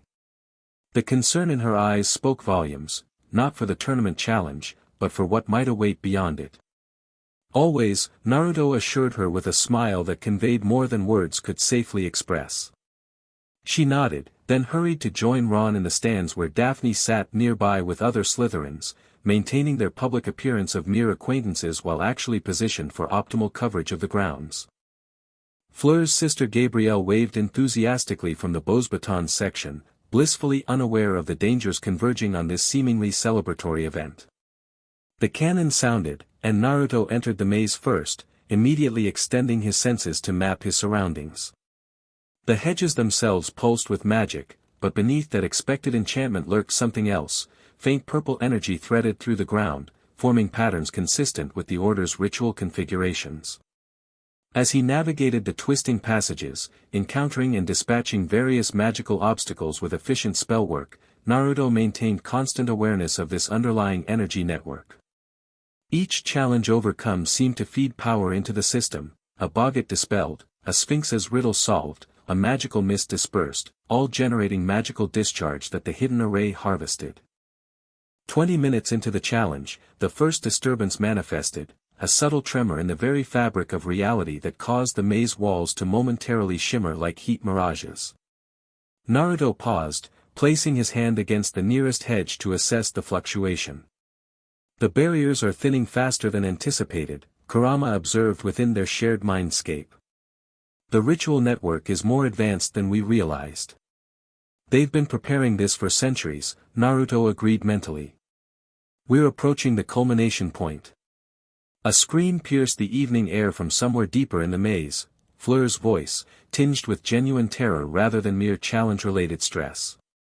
Abandoning his assigned path, Naruto leapt atop the hedge wall, using chakra-enhanced movements to race toward the disturbance. From his elevated position, he glimpsed something chilling, patches of purple energy erupting through the maze floor in seemingly random locations, each creating momentary tears in reality that revealed glimpses of another landscape. The dimensional barriers were rupturing ahead of schedule, before the champions had even reached the cup. He found Fleur battling not a tournament obstacle but something far worse, a humanoid figure composed of swirling purple energy that moved with unnatural fluidity. Her silver-blonde hair whipped around her face as she cast blasting curses that passed harmlessly through the entity. "Vila fire!" Naruto called as he dropped beside her. Directed intent. Understanding immediately, Fleur tapped into her heritage, summoning brilliant white flames that she shaped with precise magical focus. The entity recoiled as these flames made contact, its form destabilizing where the harmonized energy disrupted its corrupted chakra composition. Together, they drove it back toward one of the dimensional tiers, Naruto's chakra-enhanced spellwork complementing Fleur's Vila flames until the entity retreated through the rift, which sealed momentarily behind it. What was that? Fleur gasped, maintaining her combat stance. Chakra construct, Naruto explained grimly. Corrupted energy taking semi-autonomous form. The barriers are breaking down throughout the maze. Others, I know. We need to warn them. Naruto performed a series of hand signs, creating 3 shadow clones that immediately departed in different directions to locate the other champions. We should withdraw, Fleur suggested, her practical nature asserting itself despite the tournament's allure. Signal ZE organizers. Too late, Naruto replied, indicating the sky above the maze where purple energy now swirled in ominous patterns. The ritual has reached critical momentum. Our best option is to reach the cup before the complete convergence occurs. Understanding the implications, Fleur nodded. Together, then. They proceeded deeper into the maze, combining their respective skills to overcome increasingly dangerous obstacles. The hedges themselves had begun behaving strangely, branches reaching out with deliberate intent, leaves shimmering between normal and crystalline states that reflected alternate realities. One of Naruto's clones dissipated, sending a rush of information. Harry had encountered Crumb, who appeared to be under some form of mind control, eyes glowing with the same purple energy that characterized the dimensional breaches. Harry had managed to stun him and send up red sparks before continuing toward the center. The second clone's memories arrived moments later. Cedric had nearly been pulled into a dimensional tear but had activated his protective amulet just in time, creating a stabilizing field that allowed him to break free. He too was proceeding toward the cup, recognizing that withdrawal was no longer possible. Order has infiltrated ZE tournament staff, Fleur concluded as they dispatched a group of animated hedge creatures. Are controlling ZE entire event. Accelerating their timeline, Naruto agreed. The convergence is happening now rather than during the cup ceremony as we expected. They reached a fork in the path where a sphinx stood guard, its ancient eyes reflecting unusual awareness of the situation. Champions, it acknowledged with a formal nod. The paths divide here, one leads to the prize, one leads to doom. Answer my riddle to determine which is which. The creature recited an enigmatic verse about that which connects worlds yet belongs to neither. After brief consultation, Naruto and Fleur determined the answer was threshold, a boundary between states that exists in liminal space. Correct, the Sphinx confirmed, stepping aside to reveal the rightmost path. Though I wonder if knowing the right path will lead to the right destination when all paths now blur together. This cryptic statement proved prophetic as they proceeded. The maze itself was transforming, sections shifting between Hogwarts reality and somewhere else, a crystalline landscape that Naruto recognized with growing alarm as Kagaya's dimension. They encountered Harry at an intersection, his glasses askew and robes torn but determination evident in his stance. Cedric's just ahead, he reported tersely. Something's happening to the cup, it's changing.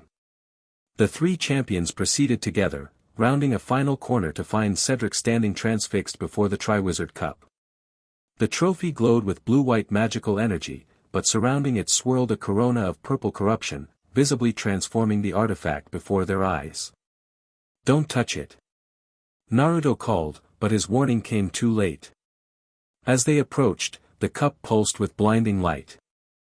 The ground beneath them shuddered violently, hedges dissolving into pools of raw magical energy as reality itself seemed to fold inward. The protective amulets around their necks activated simultaneously, creating shields of stable energy that prevented them from being immediately torn apart by the dimensional collapse. Through the chaos, a familiar voice called an incantation, Daphne Greengrass, somehow present despite having been in the stands moments before. She stood at the edge of the clearing, performing complex wand work that extended the protective field of her own amulet to encompass them all. "Convergence point," she shouted over the roaring magical maelstrom. "The cup's been transformed into a dimensional anchor." The Triwizard Cup rose into the air, spinning rapidly as it absorbed the wild magic permeating the disintegrating maze. Streams of purple energy connected it to multiple points beyond their vision, the forest anchor sites, the underwater nodes, and somewhere in the distance, a massive power source that could only be the Order's central ritual location. "We need to stabilize it," Harry called, fighting to remain upright as reality buckled around them. "Not possible," Daphne countered. "The convergence has reached critical threshold. We can only direct it." Understanding dawned on Naruto. The ritual couldn't be stopped, but its outcome might still be influenced. Like a river breaking through a dam, the energy would flow regardless, but they could potentially channel it away from catastrophic outcomes. "Formation pattern," he called to the others, recognizing what needed to be done. "Harmonic stabilization." The months of specialized training proved their worth as the four champions plus Daphne immediately understood his intent. They positioned themselves in a pentagram formation around the floating cup, each drawing upon the harmonization techniques Naruto had taught them. As they began the complex magical working, the maze disappeared completely, replaced by a surreal landscape that existed between dimensions, floating fragments of Hogwarts grounds interspersed with crystalline structures from Kagaya's realm and shadowy manifestations of other realities bleeding through weakened barriers. "Something's coming through," Cedric warned, pointing toward the largest dimensional rift where darkness gathered in unnatural patterns. From this central breach emerged a figure that caused Harry to cry out in recognition and pain, Lord Voldemort, but transformed beyond his human origins. His pale body pulsed with corrupted chakra, eyes reflecting the same purple energy that characterized the dimensional tears. Behind him, barely visible within the rift itself, loomed a larger presence, white-skinned with horns, ancient and terrible.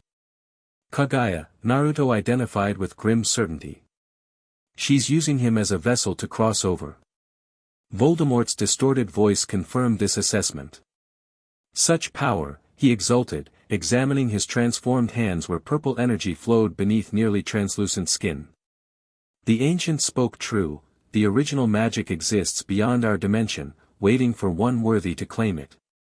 "Tom," Harry addressed him directly, wand raised defensively. "You don't understand what you're channeling. It will consume you completely." "Concern, Potter." Voldemort's face contorted in what might have been a smile. "How touching. But unnecessary. I have transcended the limitations of wizards and men alike. I have become something greater, a god reborn through dimensional convergence." As he spoke, more figures emerged from smaller rifts, Death Eaters intermingled with robed cultists bearing the emblem of the Order of Restoration. Their faces reflected fanatical devotion as they took positions around their transformed master. "The vessel fulfills its purpose," intoned an elderly cultist who appeared to lead the order. "The unified source returns to our world after millennia of separation." The situation had deteriorated beyond their worst projections. Not only had Voldemort returned fully corporeal, but he had willingly offered himself as a conduit for Kagaya's essence, two megalomaniacal entities merging into something potentially more dangerous than either alone. "Maintain the harmonic field," Naruto instructed his companions, assessing options with tactical precision. Focus on stabilizing our immediate surroundings while I attempt contact. Contact? Fleur questioned sharply. With that? Trust me, Naruto replied, meeting her eyes briefly before shifting to a meditative stance. While the others maintained their protective formation, Naruto entered a specialized mindscape state, one he had developed during months of preparation for this potential outcome. Using Kurama's chakra as an anchor, he extended his consciousness toward the dimensional breach, seeking the familiar yet distorted energy signature of his homeworld. Within this expanded awareness, he perceived the true scope of the crisis, not merely a localized breach, but a cascading failure of dimensional boundaries accelerating outward from the convergence point. Both worlds faced imminent catastrophe as their fundamental realities began merging in chaotic, unsustainable patterns. More concerning was what he sensed within Voldemort, Kagaya's consciousness partially manifesting, but strangely fragmented. Unlike her previous incarnation during the Fourth Shinobi War, she appeared unable to fully materialize, limited by the wizard's human form despite his considerable magical power. She's incomplete, Kurama observed within their shared consciousness. The dimensional transfer corrupted her essence just as it did her chakra. Which makes her more unstable, Naruto concluded. More dangerous in unpredictable ways. He returned to normal awareness to find the situation deteriorating rapidly. Voldemort had begun absorbing ambient magical energy from the surrounding chaos, growing more powerful by the moment as Kagaya's influence visibly transformed him, white protrusions extending from his shoulders, a third eye forming on his forehead. We need to act now, Daphne stated, her typical composure strained but intact. The harmonic field won't hold much longer. Naruto made a split-second strategic assessment. Harry, Cedric, engage the Death Eaters, keep them from interfering. Fleur, Daphne, work with me on a containment protocol. The improvised plan deployed immediately. Harry and Cedric broke formation to confront the advancing Death Eaters with impressive coordination, their months of joint training evident in how they covered each other's movements and combined spellwork for maximum effectiveness. Meanwhile, Naruto, Fleur, and Daphne repositioned into a triangular formation, their magical signatures automatically harmonizing as they had discovered during previous joint workings. This natural resonance had strengthened over months of practice, allowing them to channel combined energies with unprecedented efficiency. Runic boundary, Daphne suggested, already inscribing complex patterns in the air with her wand. Vila fire containment, Fleur added, summoning her heritage flames to follow the runic framework. Chakra stabilization matrix, Naruto completed, channeling specifically modulated energy to integrate the three components into a cohesive system. Their combined working manifested as a brilliant dome of interwoven energies, silver runes, white flames, and golden chakra forming a containment field around Voldemort and the primary dimensional breach. The Kagaya-influenced Dark Lord screamed in rage as the harmonized energies restricted his movement and power absorption. Fascinating, he hissed, studying the containment field with analytical detachment despite his fury. Eastern energy manipulation techniques combined with Vila primal magic and ancient runic structures. Quite the innovative approach, though ultimately futile.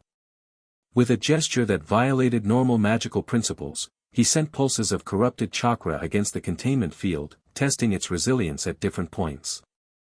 Where the energies made contact, reality itself seemed to warp, creating localized distortions that strained the integrated structure.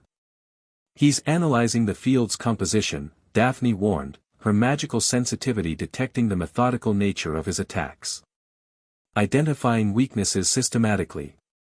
Adjust harmonization, Naruto instructed, modifying his chakra input to compensate for the targeted assaults. Rotate frequency patterns on my mark. Their containment strategy evolved dynamically as Voldemort continued his increasingly sophisticated attempts to breach their defenses. The ongoing battle reflected the unique convergence of different magical traditions, Voldemort's corrupted hybridization of wizarding magic and Kagaya's chakra against the harmonized integration Naruto had developed with his companions. Across the fragmented landscape, Harry and Cedric fought with remarkable effectiveness against the Death Eaters and Order cultists. Harry's natural combat instincts had been refined through months of specialized training, while Cedric's technical precision made him a formidable duelist. Together, they gradually pushed back the enemy forces despite being significantly outnumbered. The breach is expanding. Fleur called suddenly, indicating where the dimensional tear behind Voldemort had begun growing despite their containment efforts. Through this widening rift appeared new figures, not Death Eaters or cultists, but shinobi in familiar flak jackets. Kakashi Hatake emerged first, his mismatched eyes widening as he assessed the chaotic interdimensional battlefield. Behind him followed Sakura, Shikamaru, and several ANBU operatives, their arrival suggesting the dimensional disruption had created a temporary bridge between worlds. Naruto! Sakura called, immediately recognizing her teammate despite the months of separation and the bizarre circumstances of their reunion. Little busy. He responded with characteristic understatement, maintaining his position in the containment triangle. The Konoha shinobi assessed the situation with professional efficiency, immediately moving to support the ongoing battle.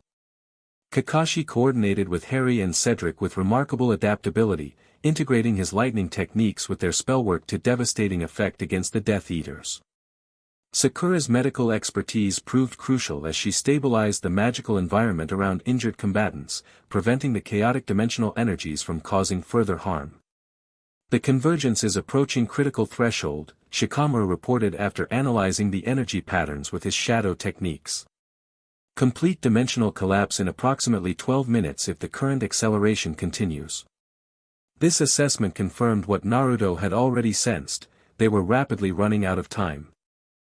The containment strategy, while temporarily effective, merely delayed the inevitable without addressing the fundamental problem, the merging of incompatible dimensional realities.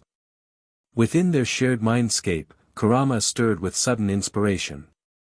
The harmonic integration you've developed with the witches, it might work on a larger scale. Dimensional harmonization?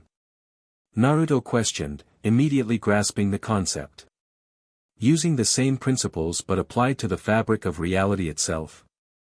Precisely. Not forcing separation or allowing chaotic merger, but guiding controlled integration through harmonized energy patterns. This approach represented their best hope, not fighting against the inevitable convergence, but directing it toward sustainable balance rather than catastrophic collapse. However, it would require unprecedented magical cooperation and perfect energy synchronization among practitioners from both dimensions.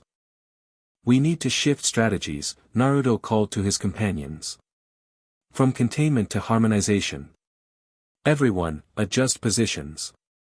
With remarkable trust, the others followed his direction without hesitation. The containment triangle opened as Fleur and Daphne moved to new positions, forming a larger configuration that now included Hermione, who had somehow reached them through the chaos, and Ron, who arrived moments later with Neville and Luna. Kakashi-sensei. Naruto called to his former teacher. Coordinate your team with ours, we need synchronized chakra circulation through specific pattern nodes. The copy ninja immediately understood, positioning the Konoha shinobi at strategic points that complemented the wizard's formation. Sakura established a medical support network, while Shikamaru used his shadow technique to create connections between participants, allowing more efficient energy transfer throughout the integrated system. As this unprecedented magical chakra network formed, Voldemort recognized the emerging threat to his ambitions. Enough of this, he snarled, his voice now layered with Kagaya's alien tones. I will not be denied ascension at the moment of triumph. With a gesture that tore at the very fabric of reality, he shattered their partial containment field and launched a devastating attack, not with conventional magic, but with truth-seeking balls, the same ultimate technique Kagaya had wielded during the Fourth Shinobi War. These spheres of concentrated destructive energy could annihilate anything they touched, representing the pinnacle of corrupted chakra manifestation. Shields. Harry shouted instinctively, but conventional magical protections would prove useless against such weapons. Instead, Naruto activated the final countermeasure he had prepared for this possibility, Six-Path Sage Mode, drawing upon the connection to natural energy that transcended dimensional boundaries. Golden chakra enveloped him as he moved with impossible speed, intercepting the truth-seeking balls with his own chakra-manifested defense. Impossible, Voldemort hissed, genuine shock evident beneath the mounting alien influence. That power belongs to gods, not mortals. That's where you're wrong, Tom, Naruto replied, maintaining his defensive position. True power comes from connection and harmony, not domination and isolation. Something both you and Kaguya never understood. The transformed Dark Lord laughed, a chilling sound that echoed with dimensional distortions. Philosophical platitudes while reality collapses. How disappointingly predictable. Not platitudes, Naruto corrected. Instructions.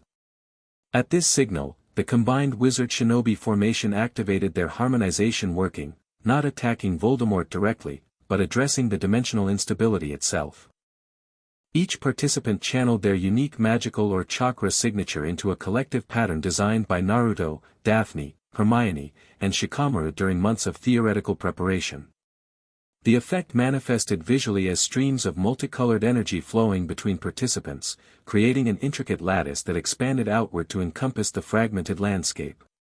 Where this harmonized network touched dimensional tiers, it didn't force them closed but instead stabilized their boundaries, preventing further deterioration while allowing controlled energy exchange.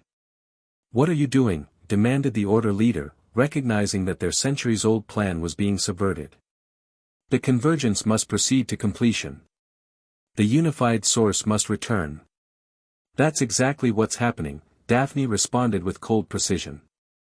"But through harmonization rather than forced convergence. Balance rather than dominance." The harmonic network continued expanding, gradually encompassing more of the fractured dimensional space. Wherever it spread, chaotic energy patterns resolved into stable configurations, allowing aspects of both realities to coexist without mutual destruction. Voldemort, sensing his opportunity for godhood slipping away, launched himself directly at Harry, apparently believing that eliminating his prophesied nemesis would somehow disrupt the harmonization working. What he failed to understand was that Harry now functioned as an integral node in the network, his connection to Voldemort ironically serving as a perfect conduit for the harmonizing energy. When their magics connected, Voldemort's killing curse against Harry's defensive spell, something unprecedented occurred. The fragment of soul within Harry resonated with its origin in Voldemort, creating a feedback loop that channeled the harmonization energy directly into the corrupted hybrid entity. Voldemort screamed as harmonized magic invaded his system, disrupting Kaguya's partial manifestation and creating internal conflict between the competing consciousnesses inhabiting his reconstructed form. The third eye on his forehead opened fully, revealing not the Rinnesh Sharingan of a fully manifested Kaguya but a chaotic vortex of competing energies struggling for dominance. "Now!" Naruto called, recognizing the critical moment. Primary integration sequence.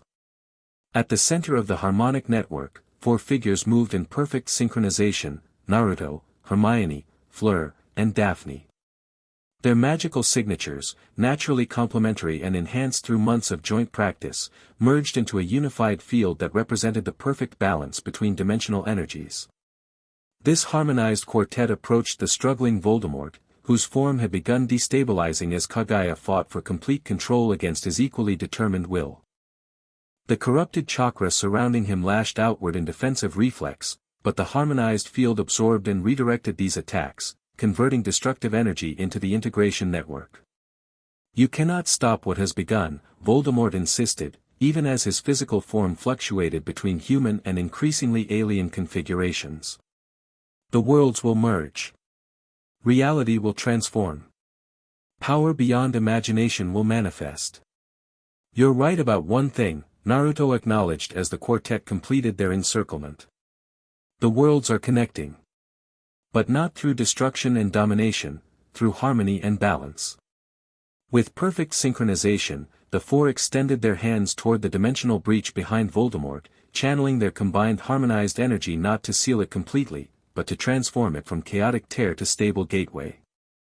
The swirling vortex of purple corruption gradually shifted, colors separating into distinct patterns that represented the natural energy signatures of both dimensions.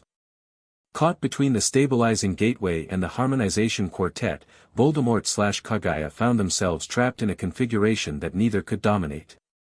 The corrupted merger that had promised godhood instead created perfect vulnerability to the harmonizing influence surrounding them. What is happening to me? The voice shifted between Voldemort's human tones and Kaguya's alien resonance, neither able to maintain control. Dimensional clarification, Hermione explained with academic precision despite the extraordinary circumstances. Corrupted hybridization resolving into distinct energy patterns. Forced convergence is being reversed, Fleur continued, her Vila heritage allowing unique insight into the primal energies involved.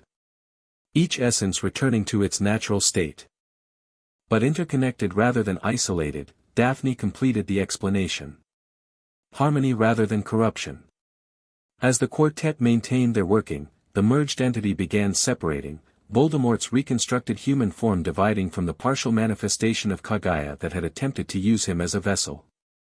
The Dark Lord collapsed to his knees, suddenly diminished without the corrupted chakra that had temporarily elevated him beyond wizarding limitations. The shadowy approximation of Kaguya hovered momentarily before the stabilized gateway, her expression shifting between rage and confusion as she found herself unable to fully materialize in either dimension.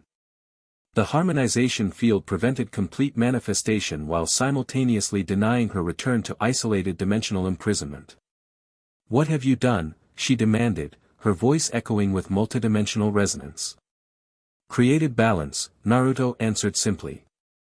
"Neither complete separation nor chaotic merger, but harmonized connection that respects the integrity of both worlds." The shinobi sage stepped forward, addressing the diminished shadow of the being who had nearly destroyed his world. "You sought dominion through isolation and corruption. We've established connection through harmony and integration." With a gesture that channeled Six Paths chakra through the harmonization field, Naruto completed the working that would determine the relationship between dimensions for ages to come. The stabilized gateway pulsed with golden light, absorbing Kaguya's fragmented essence not into destruction but into the framework of the interdimensional boundary itself, transforming her from would-be conqueror to fundamental component of the new harmonic balance. As Kaguya's consciousness dispersed into the dimensional framework, Voldemort attempted one final desperate attack, launching himself at Harry with nothing but raw hatred fueling his magic. The attack never landed. Kakashi intercepted with a perfectly timed Raikiri while Cedric and Ron simultaneously cast binding spells that immobilized the suddenly mortal Dark Lord. "It's over, Tom," Harry said, approaching his fallen enemy with wand extended but expression surprisingly compassionate. "The power you sought was never yours to claim." The Order cultists, witnessing the failure of their centuries-old ambition, broke ranks and fled into the still stabilizing dimensional landscape. Death Eaters, suddenly facing coordinated opposition from both wizards and shinobi without their supernaturally empowered master, similarly retreated or surrendered. As the immediate battle concluded, the full consequences of their interdimensional working became apparent. The fragmented landscape began resolving into a more coherent configuration, not returning to purely separated realities, but establishing a new framework where aspects of both dimensions coexisted in structured harmony. Hogwarts grounds gradually reappeared, though now interspersed with elements clearly not native to the wizarding world, cherry trees reminiscent of Konoha, crystalline formations that refracted light in impossible patterns, and areas where the very physics seemed to operate according to blended principles from both realities. The harmonic integration worked, Shikamaru observed, studying the stabilizing environment with analytical appreciation. Troublesome, but fascinating from a theoretical perspective. "What exactly have we created?" Hermione asked, her academic curiosity reasserting itself now that immediate danger had passed. "A dimensional confluence," Naruto explained, maintaining the harmonization field with his three witches as the new reality solidified around them. "A stable interconnection between worlds that allows controlled passage and energy exchange without chaotic merger or complete separation." Daphne nodded in understanding. "Like properly constructed wards that allow specific authorized access rather than simply blocking all entry. Or a regulated magical ecosystem instead of uncontrolled wild magic," Fleur added. The implications were profound. Rather than catastrophic dimensional collapse or forced convergence under Kaguya/Voldemort's domination, they had established an entirely new paradigm, controlled connection between worlds that preserved their distinct natures while allowing beneficial exchange. As Ministry officials and Hogwarts staff finally managed to reach the former maze location, they encountered a scene beyond their comprehension: shinobi working alongside wizards to secure prisoners and heal injured participants, Voldemort himself bound in both magical restraints and shadow techniques, and at the center, Naruto standing with three powerful witches maintaining a complex magical working unlike anything previously recorded in wizarding history. What in Merlin's name happened here? Minister Fudge demanded, his face pale as he struggled to process the extraordinary scene. Interdimensional harmonization, Minister, Dumbledore replied calmly, having arrived moments before. Or to simplify greatly, the establishment of a controlled connection between previously separated magical realities. That's impossible, Fudge spluttered. Interdimensional theory is purely theoretical. The Department of Mysteries has confirmed. Perhaps your experts should reassess, Croaker interrupted, emerging from the gathered ministry contingent. The evidence seems rather conclusive. As officials attempted to restore order and comprehend the transformed reality, the Central Quartet gradually shifted their harmonization working from active intervention to maintenance mode. The new dimensional configuration had stabilized sufficiently to sustain itself with minimal ongoing support, though certain key nodes, including the four of them, would need to maintain regular harmonizing activities to prevent degradation. So what happens now? Harry asked, approaching with Cedric, both looking exhausted but satisfied with their role in the resolution. Now we adapt, Naruto replied simply. Both worlds have changed permanently. Neither can return to complete isolation, but neither will they chaotically merge. Instead, we've created something new, a controlled connection that allows the best of both while maintaining their essential natures. Practical implications will be significant, Hermione added, ever focused on concrete outcomes. Knowledge exchange, magical innovation, cultural integration, all within a framework that prevents destabilization. And us? Fleur questioned softly, indicating the quartet that had formed the harmonization core. What becomes of us now that the crisis is resolved? The question touched on something that had evolved gradually throughout their months of preparation, the deep connection that had formed between Naruto, Hermione, Fleur, and Daphne. What had begun as strategic alliance had transformed through shared challenges and magical resonance into something profound and unique. We maintain balance, Daphne answered with characteristic directness. Our magical signatures are now integrated into the dimensional framework itself. We're not just participants in this new reality, we're foundational components. More than that, Naruto added, meeting each woman's gaze in turn. We've become something unprecedented in either world, a perfectly harmonized magical quartet whose combined potential exceeds anything previously possible in isolated magical traditions. This recognition settled among them with the weight of destiny fulfilled.